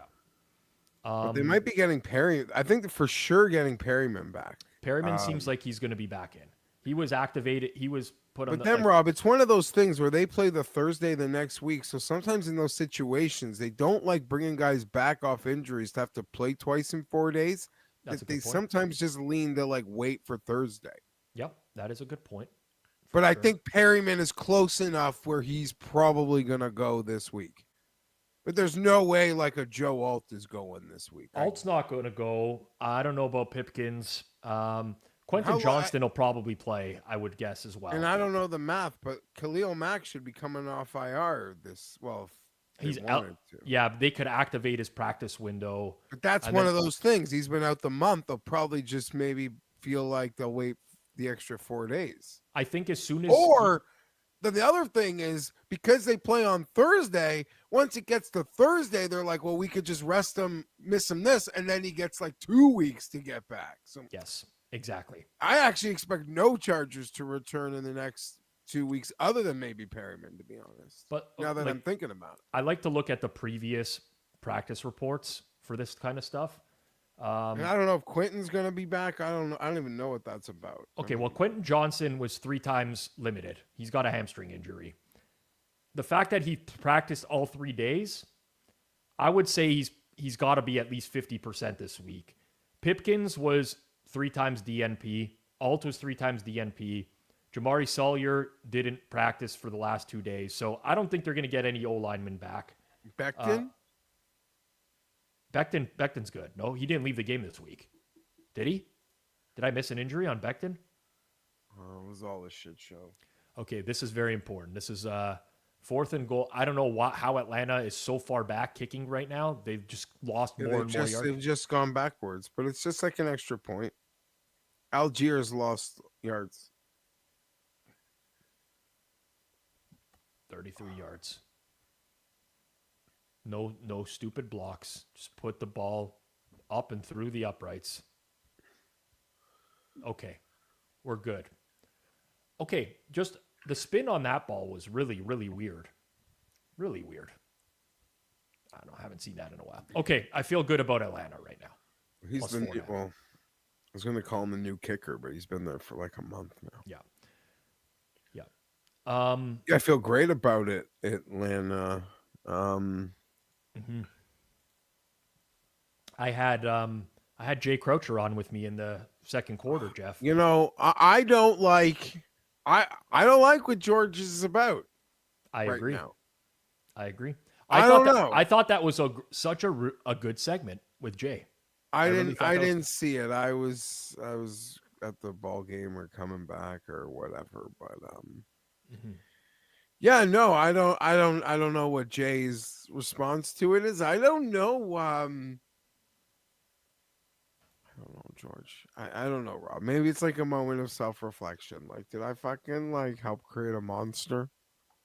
I think when you I don't know what's going on. Like, he seems so some of it's so funny until it's not, and then when it's not, it's like, oh, you look at yourself in the mirror and you're like, did I contribute to this? And I think the answer is definitely yes. Yes. Sorry, I'm not asking the question. It's rhetorical. I'm not a total brain dead. Yeah, it's all fun and games until he picks someone to go after that.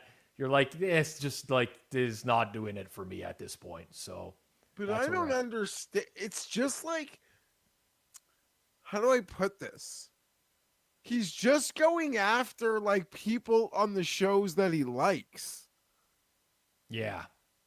These are the shows he listens to. So I don't know. I don't like it. What does he want? He wants the segments to start with saying what they did last week. Is that what he's looking for? Sometimes you do, sometimes you don't. I've been in a host chair. I've been a guest who's made good picks or bad picks. Damn, 4th down conversion for Washington. I think what he wants ultimately is attention, Jeff. I don't think he really is pining for the betting industry to change and everyone to recap. I think he wants people to look at him. That's what I think. But I don't know. This is a guy who had appeared on he has appeared on VSiN in his bio for walking into a studio uninvited.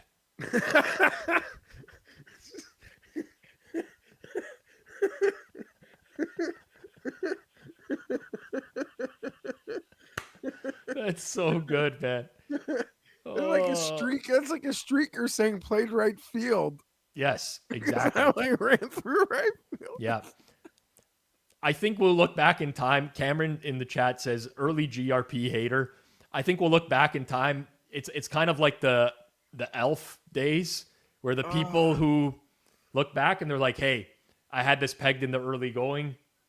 It's listen, I don't agree with like the arc it's on right now, but I feel like it's way more like harmless than Elf. Despite like at I the agree. moment he's going after people with like higher likability.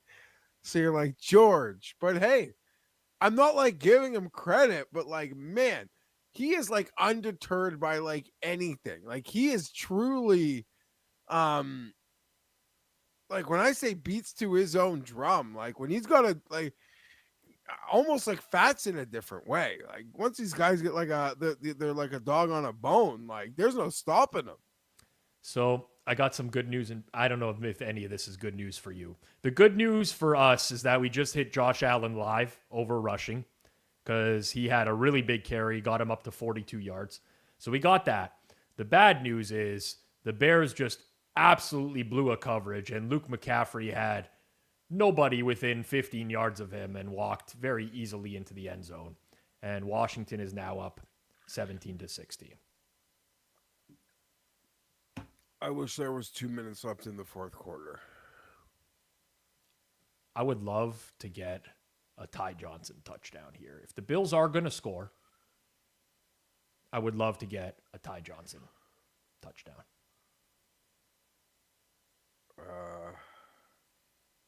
That would be really good. Well, I thought this was going to be a really shitty props day, to be honest with you. Oh, this is gonna be. I wanted to go to bed. This is gonna be like I gotta watch this Bears game. Yeah, but at least you can pass out you can lay down on the couch. No, I want to have like a. Oh, Allen intercepted. Game over. That's the game, Hendricks.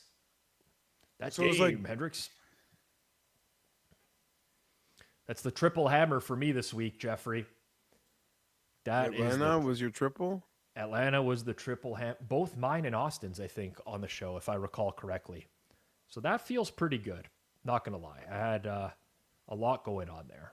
And, yeah, we clean swept the triple hammers this week, which is nice. That is a nice one. All right. That's one down.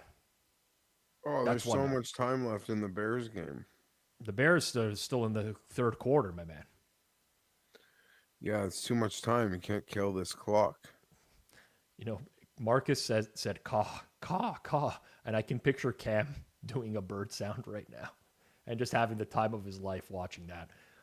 So the Colts are just number one seed right now then, I guess? Yeah, we got to have a conversation about the Bills, man. Like we have to have a real this is not at this point. Like they're just not they're it's basically like the Eagles of the NFC. The AFC, like the AFC comp. It's okay to be the Eagles in the NFC when you won the Super Bowl last year. It's I know, nothing but to be the Bills. Like with the exception of beating the Jets, like smoking the Jets in week 2, they needed a miracle comeback against the Ravens in week 1.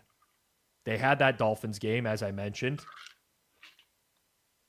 Saints took them down to the wire. Patriots beat them at home. They lose at Atlanta. Like, this is not a good football team right now. Not at all. But sometimes when you're I'm not defending them. I'm not.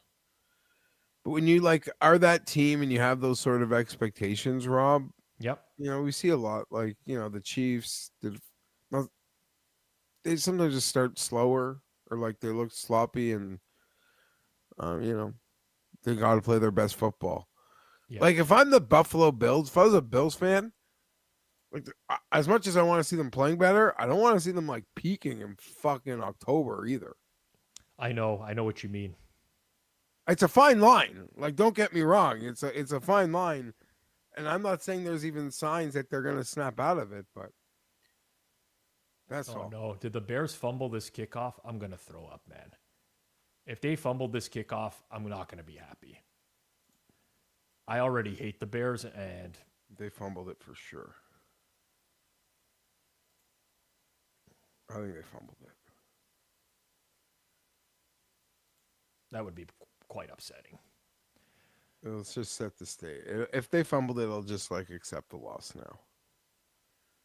Okay, they're saying Chicago ball. Oh yeah, man. Did anyone tell us who's calling that game? I know like Buck and Aikman, like the 8:15 start is like the normal Monday night crew. I'm just curious if it was Fowler and Riddick and Orlovsky. For which game? For the Falcons Bills game? Yeah. He was down, by the way. Anyways, I think he was very clearly down. It was Fowler, Orlovsky, and Riddick, with Pete Schrager and Katie George sideline reporters. And there's another one next week, eh, Rob? But next week is staggered game times. It's a 7 o'clock and a 10 o'clock next week. Which I guess they're just experimenting with a bunch of stuff right now. But those are good games next week. Like Tampa, Detroit, Houston, Seattle. I mean, I'm kind of I'm interested in that game at least. I'm intrigued by like if Houston looks any different off of the bye week. Mainly, I think that might be the last one of the year, the last double. I'm looking at the schedule. Was that DJ Moore in the backfield there? Yeah. Anthony Glenn's asking if we want to do Bears live. I personally have very little faith in the Bears at this point. As they just break off a big run. But once we're out of like scripted drive territory for Caleb, the Bears are not like a team I want to bet live all that often. I feel like the majority of their value comes early in games on offense. Who's on bye next week, Rob? Who's on bye? Like Bills and Ravens. Interesting. Bills and Ravens. Yeah, see, like these are the Caleb plays I like. Give him an easy screen. Screen. Go, buddy. Easy screen. Let's go. Okay. Yeah. Feel good about that. Like a Monange guy? I don't know how to pronounce his name. Monange, yeah. Monange? Yeah. Kyle Monange. Where, I'm going to put you on the spot. Where did he go to school? Kyle Monange? Yeah, he's a rookie. Rutgers. Yeah, good call. I wasn't like quizzing you. I didn't know, but I remember. This guy was one of the last picks of the draft this year. No? Oh, Moore is down on the sidelines. Okay, who's the beneficiary of DJ Moore being hurt? I mean, it's probably our guy Burden. Zacharias? Zacchaeus, possibly. I feel like snap count goes pretty heavily. He's coming back in. He's just really limping coming back in. Really limping.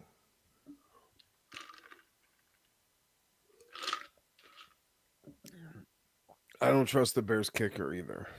Yeah.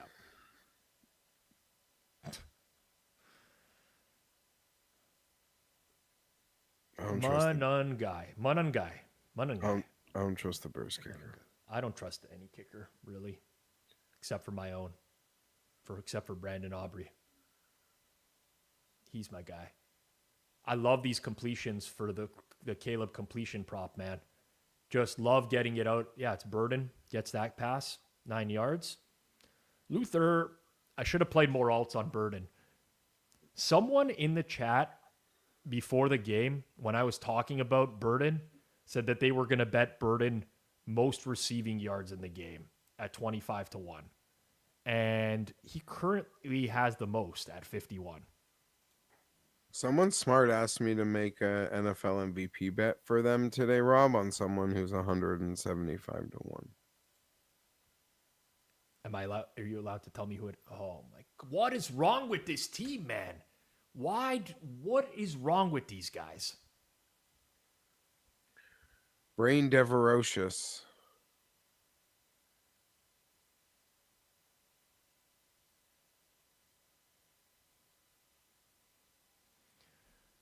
Well, Jeff, it's time for you to go lay down on the couch, hydrate a little bit more, some You want me to tell you the electrolytes. player? Tell me the player. Aaron Rodgers. To win MVP? Yeah. I wouldn't have even placed that bet on his behalf. I would I have just didn't told him I want to. did. I didn't want to eat it. I don't think the MVP of the league can have an average depth of target of like 4 yards.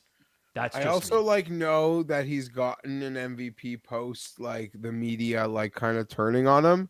They're not gonna give him another one. Like even if he got to the level of it, like they're just not. What number did he want you to play? 175? Yeah. Oh, that's an awful bet. Horrendous bet. Smarter than me. 0.6% chance that Aaron Rodgers wins MVP. Horrendous bet. Smart guy. I can tell. I'll give you the name. You know him. I'll give you the name offline. Okay. This isn't Fezzik, is it? No. I'll tell you one thing. I'm getting out of here. About Fezzik's never asked me to place a bet. Okay. He just sends you the bets. Yeah, and he sends you the winners.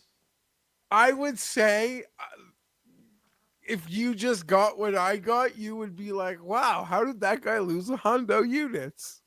I love the comments here.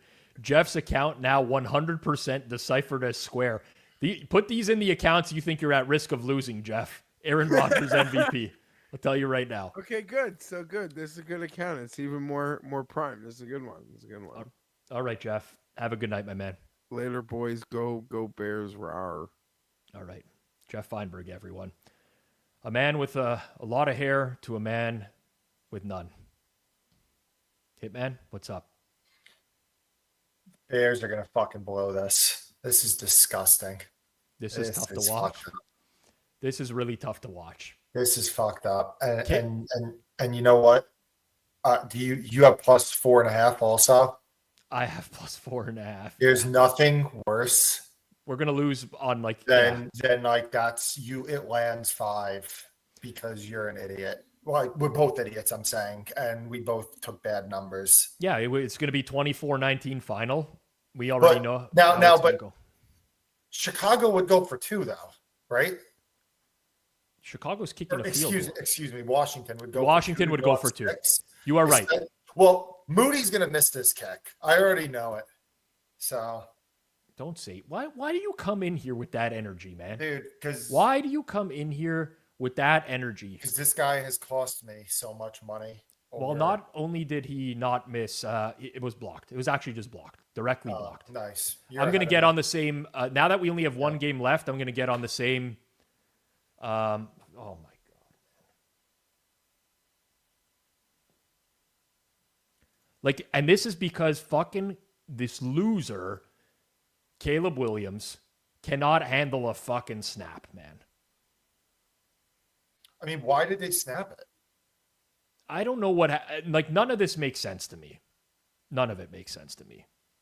Why did they just not let the go to the fourth quarter? And I mean, I will take a 20-16 Washington final. Can we get a 20-16 final?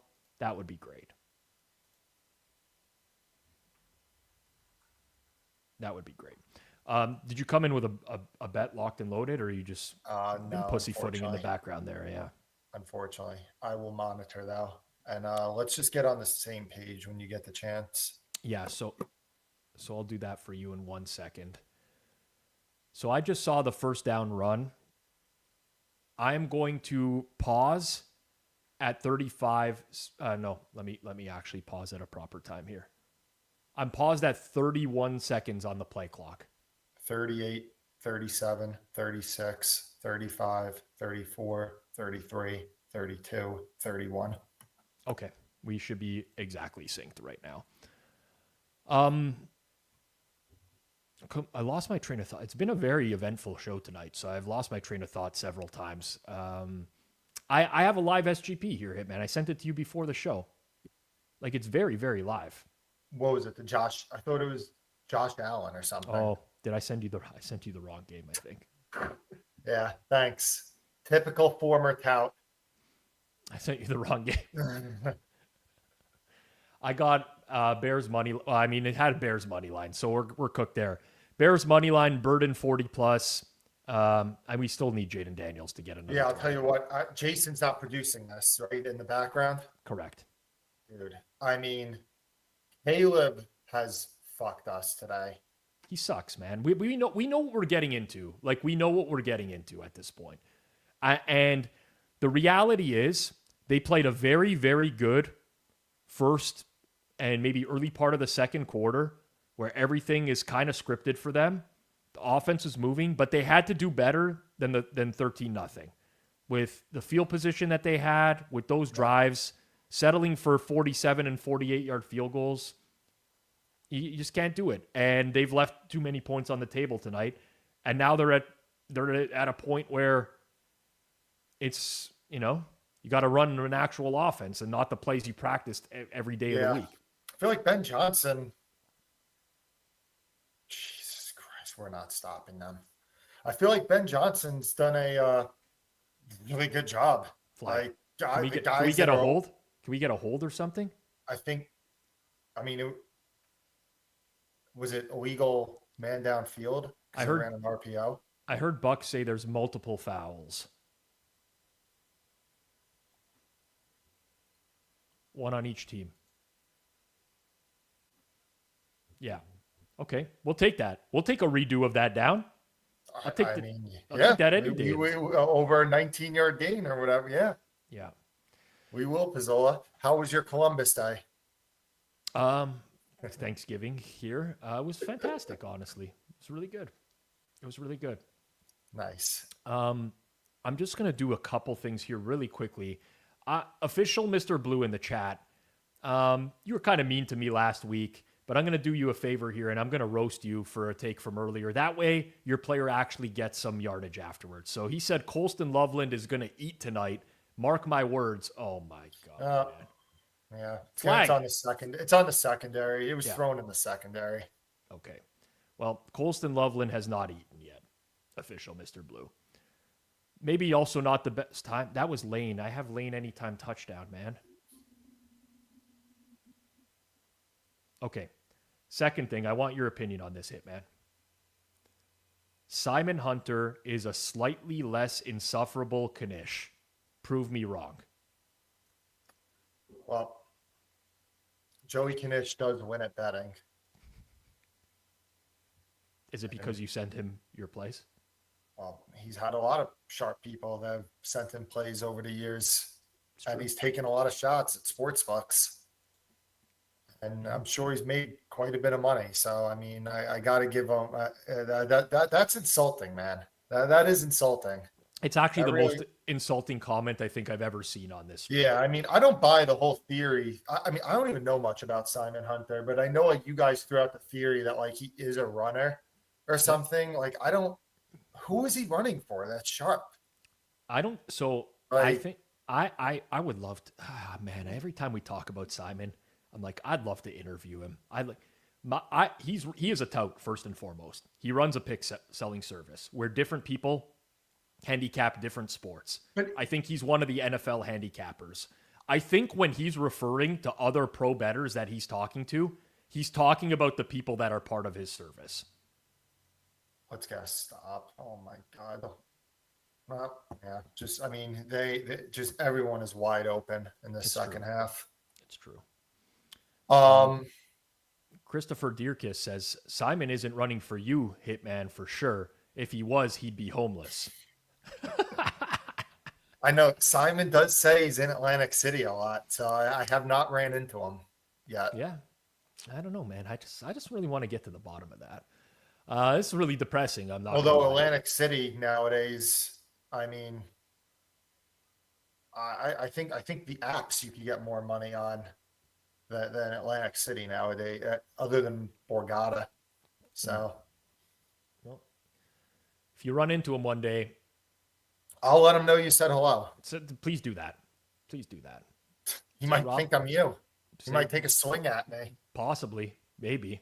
If you get clocked because he thinks it's me. I mean, Simon looks like he could beat the fuck out of me. I'm not going to lie. He looks like a hefty dude, you know? I've never seen him in person, and sometimes things are like really misleading, but he looks like he would mess me up. And, yeah, I mean, the amount of rage that he would have as well. You know, Yeah. like I don't know if you'd be able to match his intensity. Okay. Well, I'm going to ask Eric Churn. This is a long cousin of Adam Churn. Not trolling, but curious Hitman's thought process on more unders. Thought I had no info, obviously, but just thought with 6 receivers active, and he's been absolutely terrible the last few weeks. Thought that he could potentially lose some snaps. He's been out there a lot with no production, and just thought there was a possibility he'd lose snaps. You could pretty much tell, like the first drive or two, he was playing the same snaps as usual. So just a bad play. Well, you could have tailed me on Debo unders, man, for this. I do have Debo unders. Okay. Very happy.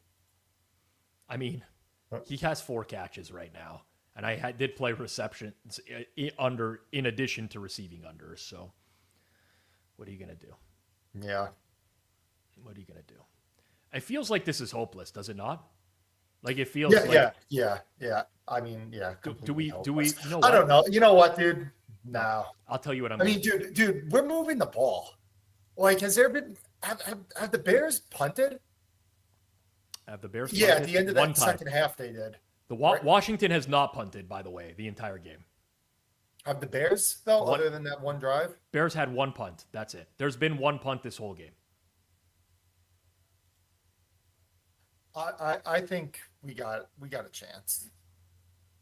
Okay. I'm going to do us all a favor. And I've just logged into my own personal record keeping. I've marked the Bears as a loss. I've done that. I suggest you all do this too. Not because they're guaranteed to lose, but the sooner we can convince ourselves that they're not going to cover this spread, the better it's going to be. If and when they do. And you know what? If they don't, they're cooked. I've already convinced myself they're cooked. That's it. The Bears are not covering in this game. The Bears are not covering in this game. John says Bears were marked a loss in the first quarter. No, we marked something else a loss in the first quarter. It didn't work. We marked Kyle Pitts overs as a loss in the first quarter. It did not work. Yeah. I don't think anybody else got the ball other than Drake London and Bijan. Drake London had 16 targets tonight on 32 pass attempts for Michael Penix. I also have Caleb Williams, by the way, over 19.5 completions. So this scoreline is not the worst for me. But Where's he at? 14. Yeah, you're going to win that. Stop doing this. Stop. Again, No. Pizzola, I don't believe in this shit. No, stop. So, Did I not? I know your whole rant. I remember your rant last week. I want you to back to me. Do you remember what I was referring to? Yeah, about the mush, and you said the whole thing, the whole example about religion and all that shit. Pascal's wager is what it is. They may not be real. Jinxes, mushes, they may not be real. But they could be. They could be. Chosen says you came in and Moody's kick was instantly blocked.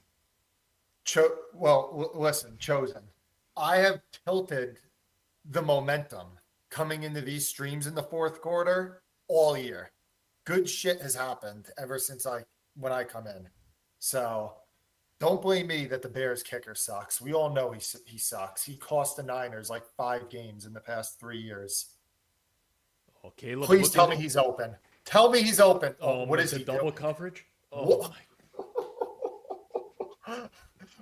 when he threw that with the confidence that he was throwing that, I was like, oh, that's money right there. Holy fuck. When the feeling I had inside when I saw the double coverage was a feeling of death. Oh my God. But when he let it go, I was like, he's going across the field. I was like, it has to be open.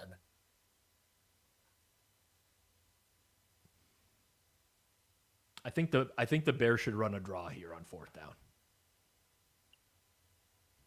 No, we're gonna hit Colston Loveland because I have his live overs. Oh, wow! You're jumping on that Buffalo guy. Yes, That might have been OPI. Go! Go! Go! How's it? How's it? How's it? How's it? Pizzola!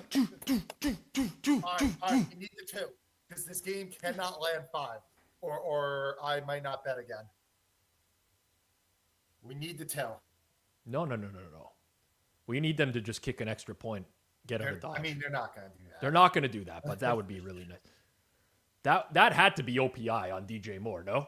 Like, it looked so blatantly obvious in real time. No. Well, no. You know what? Yeah. Not even close. He's allowed to do that. Yeah, He's no, like exactly. allowed to fake like he's running a route. Yeah, that's fine. Wow. Man, if it's going to suck if I have to change that in the record keeping after the game. There we go. It's up on screen. It's All marked right. as a loss. All right. What do you like here, Pizzola? I like read option and then run the receivers. Whatever. Just do something. Oh, why? You had 2 throws, Caleb. Like, what are you Get rid of doing? it. Fuck. 2 guys wide open off the line, man. Make a fucking throw. Make a throw. You know, here's the thing I will say. I know Irish Shock says Washington by exactly 5 is going to hurt for some. At least Washington tends to go for it on 4th down. And they might, as long as it's not like a 4th and long, they might go. They are a steady go for it team. We're just not even entertaining the possibility that That there's going to be a stop. A that we're gonna turnover. stop. Yeah. Turnover would be amazing. Turnover would be amazing. Oh, man. While we have this break in action, just a reminder for everyone out there, we are 1 person short of 1,000 members in our Hammer Discord. If you haven't signed up yet, I don't want to know you. Hammer.gg. Sorry, wrong. Don't type that in. Discord.gg/hammer. Discord.gg/hammer. Link is in the chat. Join the Discord. Don't be a loser like Hitman. Actually, Hitman's in the Discord. He's just arguing with people all the time. People are like, oh, Hitman service, this It and was that. one Hitman's, time. It was one nah, time. Hitman's always arguing with people. Hitman, 100% of the posts Hitman has made has been him arguing with other people. No, I posted a live play. What was the week that we won on who was it? Where you said I was happier than when my future child's gonna be born. What was the live play we won on? Harvey. Yes. Archie. Oh man, Yes, that was I so posted good. Harvey in the Discord. You posted Harvey in the Discord. All right. I retract. 75% of Hitman's posts have been arguments with other people. 75%. But he's in there. He gives out plays. We all try to a little bit. So it's one of the ways that we're not on air 24/7. If we see something, news, whatever, we try to post it in there, try to keep the conversation going. Let's see how open. I mean, I don't know, Pizzola. Who did you want him to throw it to? 25 on the out. That corner, I think. No. The corner cheats hard.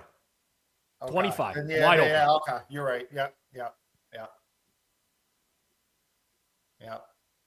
He has it. But Mahomes made that throw to someone yesterday.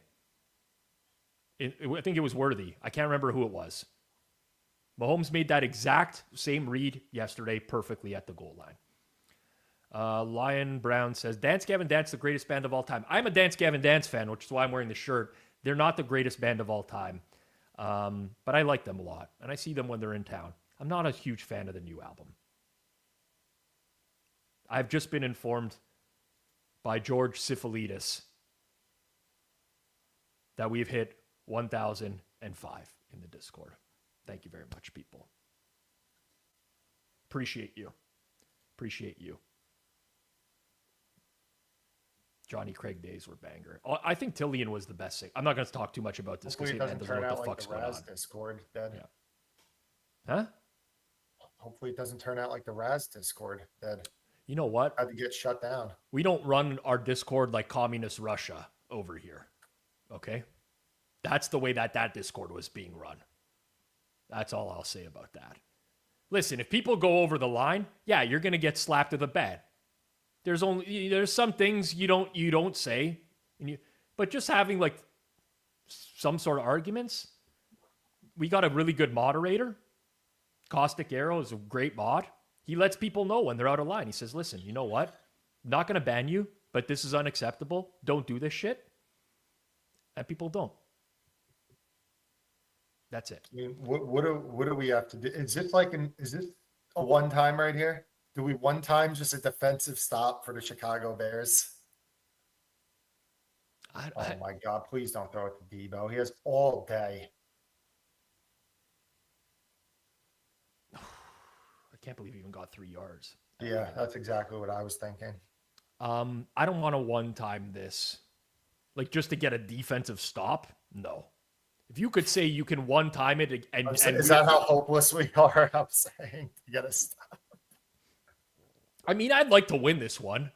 TA's on the opposite side of us, and they're our competitors. He's got the good number. So. I know he did his job. I mean, I'm the idiot here that had bet 4.5. The fucking game. I wasn't gonna bet it. I was not gonna bet it until the Debo stuff, and that pushed me over the edge. Take him down. Don't let him. Dude, this guy's unbelievable as a runner. Jesus. Very slippery. Very slippery in the open field.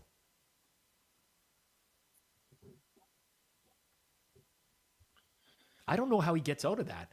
Like, this guy is smaller than I am. No, I mean, how many yards does Washington need to make this 4-down territory? Looks like the weather is getting bad. Yeah. Is there any way they go for it from here? They get no yards? No, I don't think they will. Come on, get him. Yes. Did they low hit the quarterback? No roughing. No. No, it's a low hit. Dude, on the I've seen it happen. I know, man. Oh my God. I know.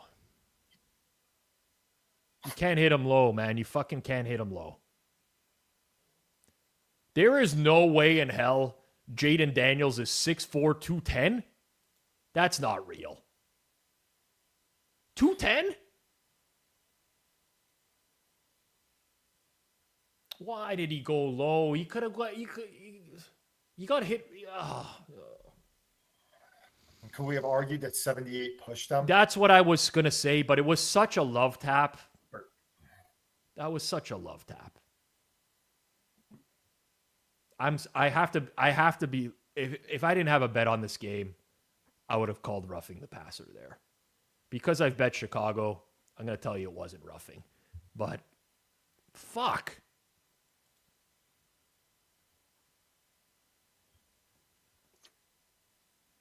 You know, what do you think of the new kickoff rule? Like, do you like it or not?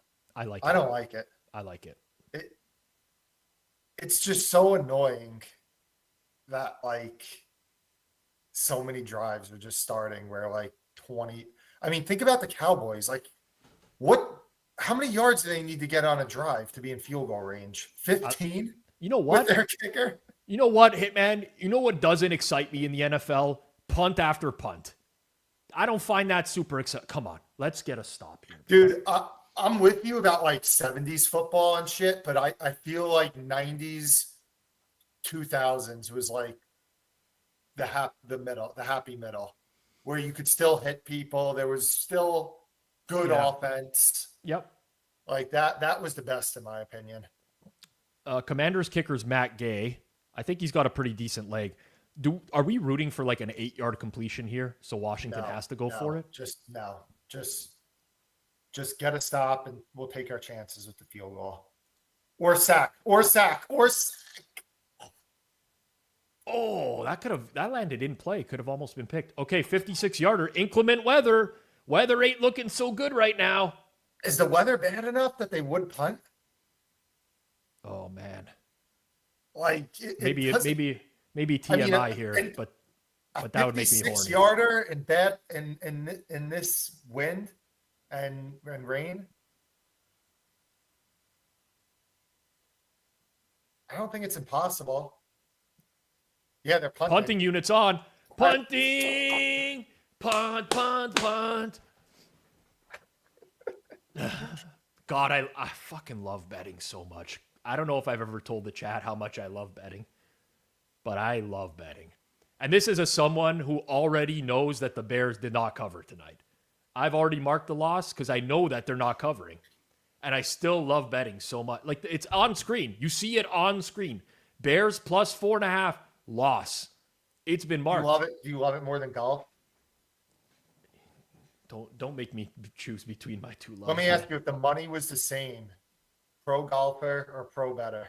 God, pro golfer. What? That's not even a question, my man. Like, that's not. If I could make half the money being a pro golfer, I would take that. I would take that. Yeah, I mean, it's the two loves of my life. I mean, no one send this to my wife, but it's football and golf, right?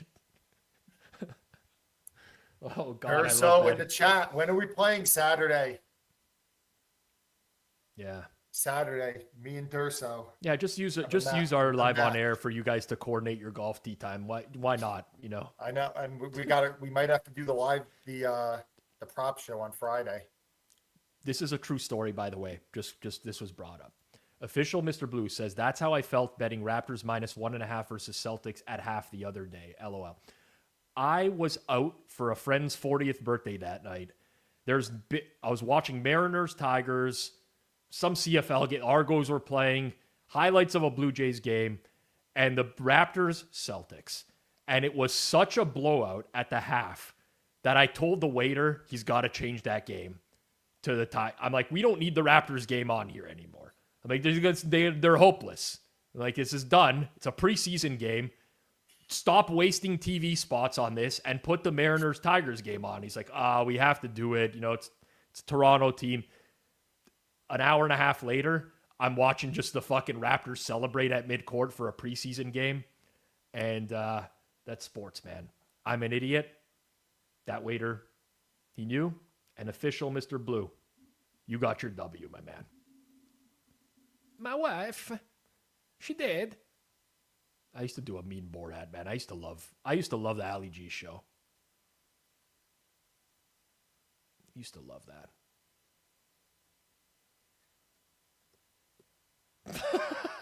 I'm just reading the chat. The chat is not nice. I was just thinking, is Fezzik's account the most primed account known to man after minus 111 units? I don't know, man. I don't know. Oh, he's already dead, man. Yeah, exactly. Once we produce the Wilt Chamberlain 100 graphic, like we have officially ended him at this point. I'm waiting to hear from his legal team, I guess, at this point. Fuck. Wrong tight end? Picked the wrong tight end? Fuck. Got the wrong tight end. I have Komet unders and leveling over live. Is there a reason? Were you tailing official Mr. Blue in the chat? It was not. It was just my origination, Rob. Yeah, there you go. Is it time to cash out your Blue Jays futures or what? That sucks, we don't. The cash out button doesn't exist at this household. Mm-hmm. We let it ride. Yep. That's why Hitman had to take out a second mortgage, just so people are. My house was purchased in straight cash, homie. Same with me. That's how I roll. Mortgage doesn't exist in my world, my man. Exactly. Oh, it didn't count. Oh, wow. Oh, when they called off sides, I thought that was defensive. It was offensive. How do you line up DJ Moore? What are you doing, my man? I mean, we the whole reason we're not going to cover this game is because we did it. No, don't run up the. Oh my God, man. Oh God. You know what? I can't be upset. I've already accepted the loss. Are the Jays done? I don't follow baseball. Are they done? What's the odds for the series now? There's a better chance of you waking up tomorrow and having a full head of hair than the Jays coming back to win the series. You want to hear something fucked up too? Is the same guy, I swear to God, the same guy that sent me the Jays. That's the only future, by the way, I have for like a World Series or any of that. He sent me one other play.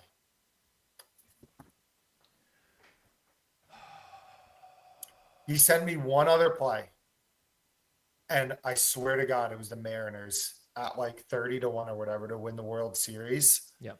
And but mushes don't exist. Mushes don't exist, Hitman. You got the sent limit two on plays. it. The limit on it was low enough, like a few hundred, where I didn't want to just tell him like you got 200 and $250 or something. I was like, here, you got 500. Just keep it. Oh, so you So I have $0 on it, but he has it. And you have to pay him out if he wins. Exactly. Well, That's that's tough. not an issue. That's tough. Fuck. I mean, Just launch one downfield. Just launch a ball downfield. Go.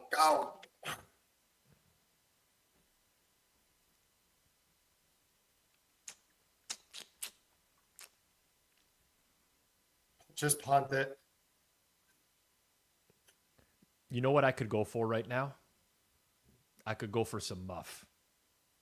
A muffed punt.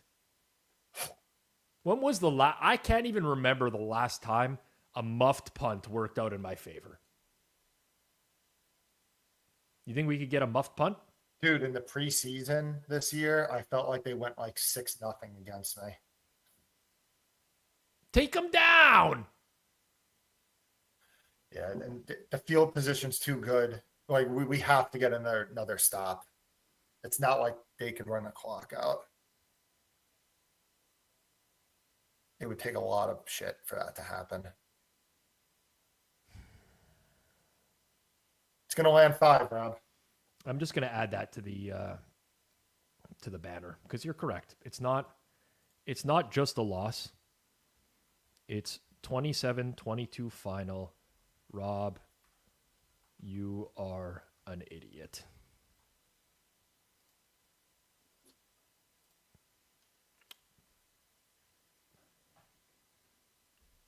That's where we're at. Hopefully they keep running this loser Bill right up the middle. Yep, there we go. You don't like that nickname? You know what? I kind of don't mind it. I don't get the whole fascination with it. So he wants to be called Bill. Who the fuck? Yeah, he's got a long name, so he wanted to simplify it for people. And he wanted to be, I don't care. I just like, people like, they really think this guy is good. Yeah. You know? It's not hard to be a good running back. I'm not saying he's good or not good, but it's not hard to be. I mean, this is one of the best offenses for a running back to be in. Sack Take him down to on. get the sack. Yes. Yes. Come on. One more play. What is this going to be? 3rd and like 14? Yep. Oh, One shoe more came play. off. That can't be good. Come on. I don't want to use my my OT. I almost said it there.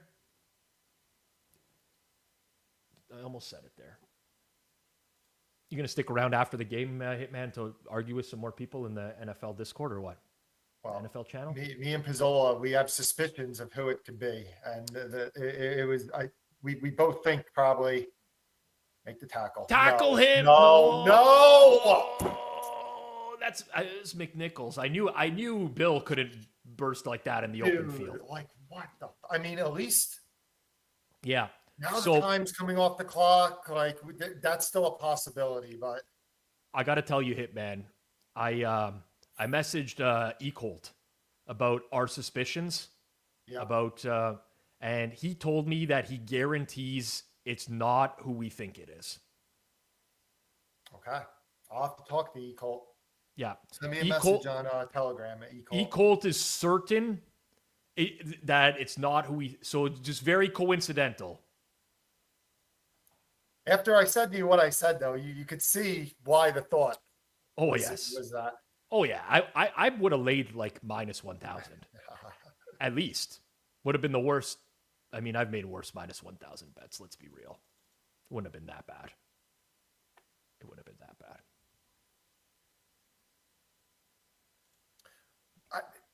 Pizzola, enough times coming up. I know I said that. They could run it out here. Like this could end with. I know. I mean, Washington's going to throw here. Like we got to get a stop here when they throw. Just got to keep Daniels contained is all. Oh my God. All right. That's big that he's short. It's also big that they're in a spot where they would go for it on. Chicago's got to start using timeouts. Yeah. Chicago should be using timeouts here.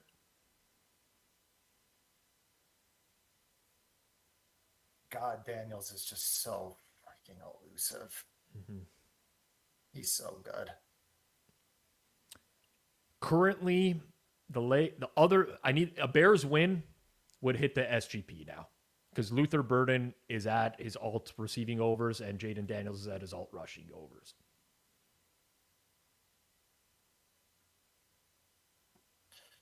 Damn. If we lose this game, that McNichols dump off, that's gonna hurt. Yeah.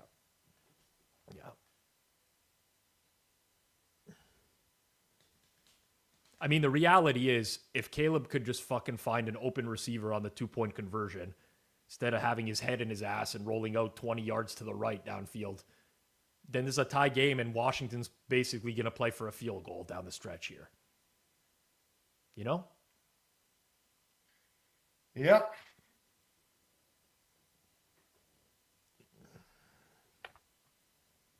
I guess the real best case scenario for us right now would be lost yardage and them going for it on 4th and short. Because Bears will use another timeout. We really want to get a stop. Well, I mean, if they lose? Yeah, never mind. I was thinking about how many yards, if they lost, would they decide to punt, but it would have to be like 5 yards. They punted from this territory last time. Yeah. Come on. We want 4th and inches. Oh, yes! Yes! Let's go! Boom! Let's go! Holy shit.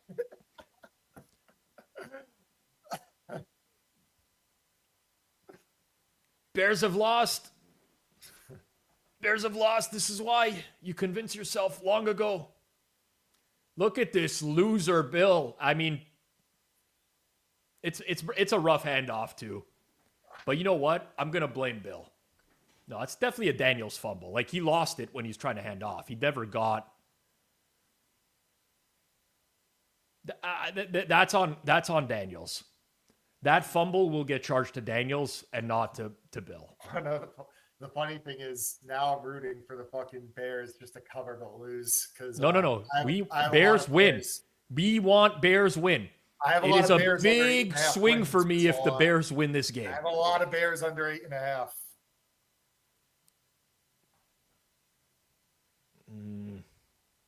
You say you have a lot of Bears under 8.5. It's probably close to the amount I would win on the Bears. I think it's like a even. I would just roughly guess that's in the same range. How much I have on the Bears compared to what you have on the money line? The money, it's not. It's just I played an SGP in this game. Oh, okay. And the last leg it will hit if Bears money line hits. So you're saying it's worth more to you? It's close because I mean it's not like I put a ton on it. I like at least that they're bleeding clock for the potentials of covering. Yeah, exactly. I mean, they are acting a little conservative right now.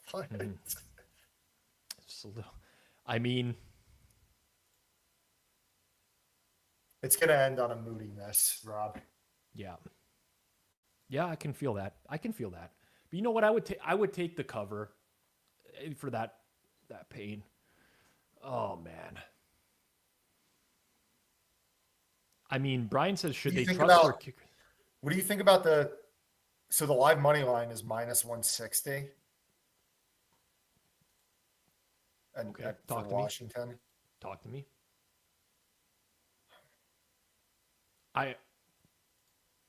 Okay.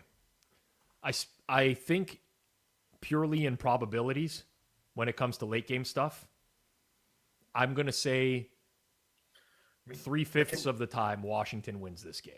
The conditions right now for the kick, Yeah. I'm not going to bet it, but it's not a normal game. I feel like where like this, like it's not a normal kicker. It's a kicker that has struggled in these spots before, and the weather's fucking shit right now. Yeah, and the quarterback is shit for the team that's trailing. No, I mean that. I didn't mean that as a joke. I think that's like another point we got to take into account. Right? Like this has to be I don't know, some sort like they should run some sort of design screen, some trick play here, something stupid.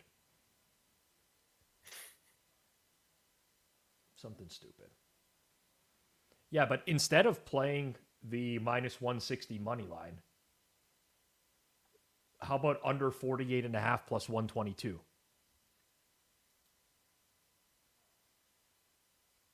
That would be a better bet. Yeah. Because Chicago has 2 timeouts. Yeah. Yeah. That would yeah, that's a lot better than the money line. Right? Oh, we're coming back from break now. It's been is it worth the 82 cents to have Washington after the field goal, basically? Like, obviously, if Chicago makes the field goal, you lose the under. But if you bet Washington money line, you still have a chance. Mm-hmm. I mean, they do have 3 timeouts. So, like, whatever. Good talk. I know. I understand what you're saying. Some time. Yeah.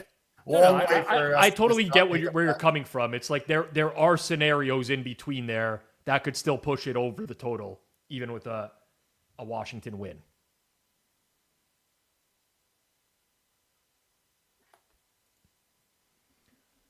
Oh man. Wouldn't you love a Colston Loveland catch right now?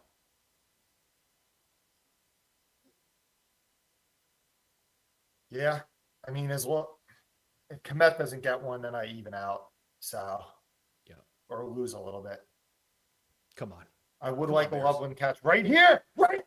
Oh, Pizzola, I love you, man. I love you. Way to speak it into existence. Right there. I can't even believe that happened. Oh, I mean, the Washington, like, you got to play some man coverage there, in my opinion. This is some pussy football, especially with the possibility of all the sorts of screens that they run. Okay, Swift got something out of that. Something out of that.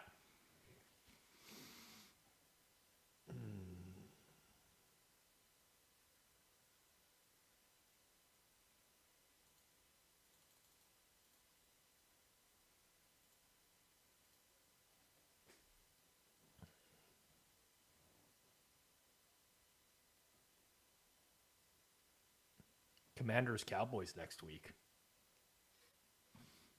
I don't know if we should make any line predictions on it because the last time that we predicted a line would be 2.75, we got chastised and it closed 2.75. You know what? Me and you, Hitman, we can't be topped. When we are seeing things together, it's a lethal combo. Very lethal. It's why we look the same. That's why we look the same.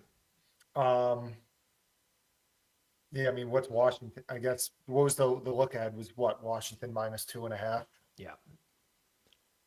I was really hoping for a total that wasn't 53.5. I'll be honest with you. I don't think. Does Dallas have a bye after next week? I don't know when their bye is. Come on. I mean, Washington's defense fucking sucks. Oh yeah, they're terrible. Like the Chicago. If there was a better quarterback for Chicago, like they would have won this game easily. Yeah, I'm with you. I mean, Chicago has 6.6 yards per play tonight. Chicago has not been able to run the ball on literally anybody I know. all year. And DeAndre Swift has 7.2 yards per carry. You know. Oh, man. Come on. Come on, Bears. We want to cash. We want to cash the SGP. It's as simple as that. Fez has Chicago team total under. Ooh. He needs a hold here. Yeah. Please don't give us a hold. Please, don't push them back. I want to see it. Okay, what's this? No, got to go down in bounds. Go down. Okay, yeah. yes, yep. Okay. What was that? I guess I don't I like it. Ben Johnson knows he can't just put this on a fucking 47-yard field goal or whatever it is now. You know what? I have zero problems with that play as long as your quarterback knows. You tell your quarterback if you got nothing, you got to. Well, remember, this is the same guy that had that ending against the Lions on the real Thanksgiving. Yeah. The American Thanksgiving. Mm-hmm. But Mm-hmm. All right. I guess here, I don't know. Could you throw the ball here, Rob, and risk even a screen and risk the possibility of a drop, or do you just run it twice? This play you run, in my opinion. I mean, but then you have to run. I mean, No. really want more yards. You run the ball on this down, you let the time go, and then you play action on third down. The chat's asking, did I beat the pro in my match? I can't even tell you how embarrassed I was.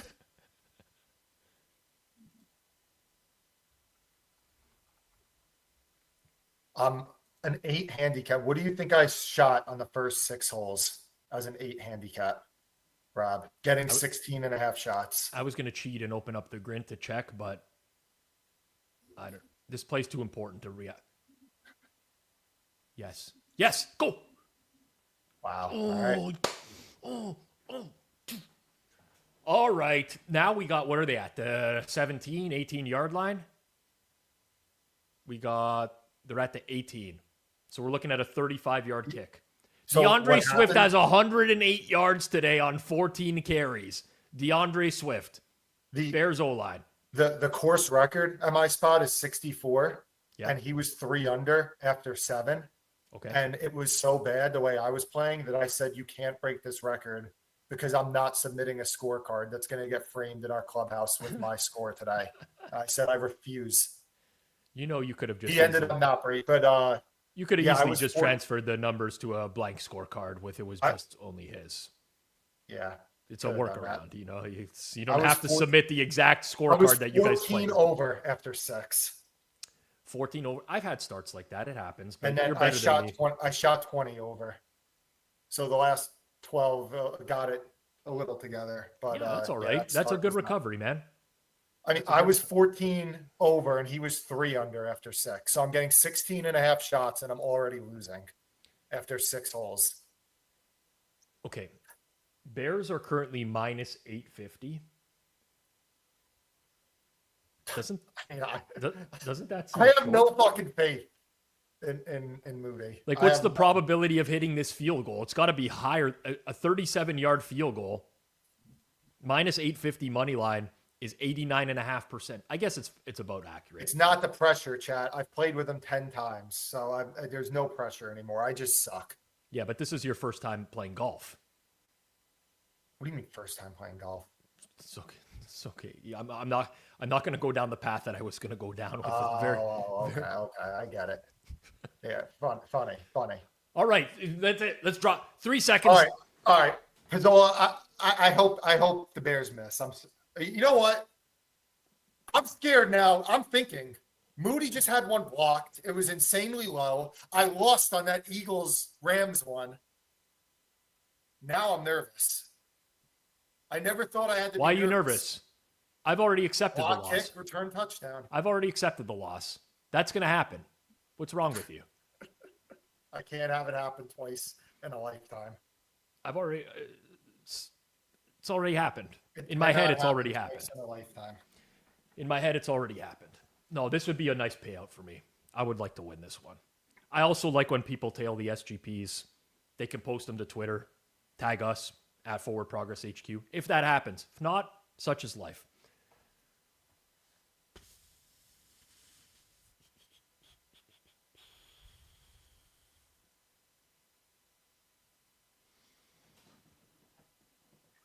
Here we go. Come on, Moody. 30 Come on, Moody. yards. Come on, Moody.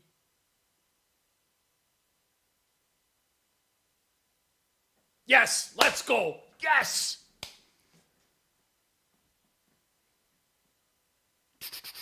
Shooter. Looked like a high snap a little bit. No, a little bit. I was like, wow. My heart's pumping after that one. All right. Wow. It's so much. I think we've had a good run, Hitman, of our games ending well for us recently. Every time I come in this fourth quarter, good shit happens. So It's going well. All right. Hitman will be back on Thursday night, fourth quarter. Thursday night football this week. It's a beauty. Steelers, Bengals. You can catch Hitman then. And, I mean, with Alex and George, I don't know that they have the same juju as a team, you know? Because none of those guys are really balding. And, like, the balding guys here connect. I think it works. But that's when you get them. Hitman, thank you. Hope you cashed big tonight. And talk to you soon, man. nice win. Talk to you later. Hitman, everyone. Make sure you follow him on Twitter at Hitman428 if you don't already. All right, quick recap of the night.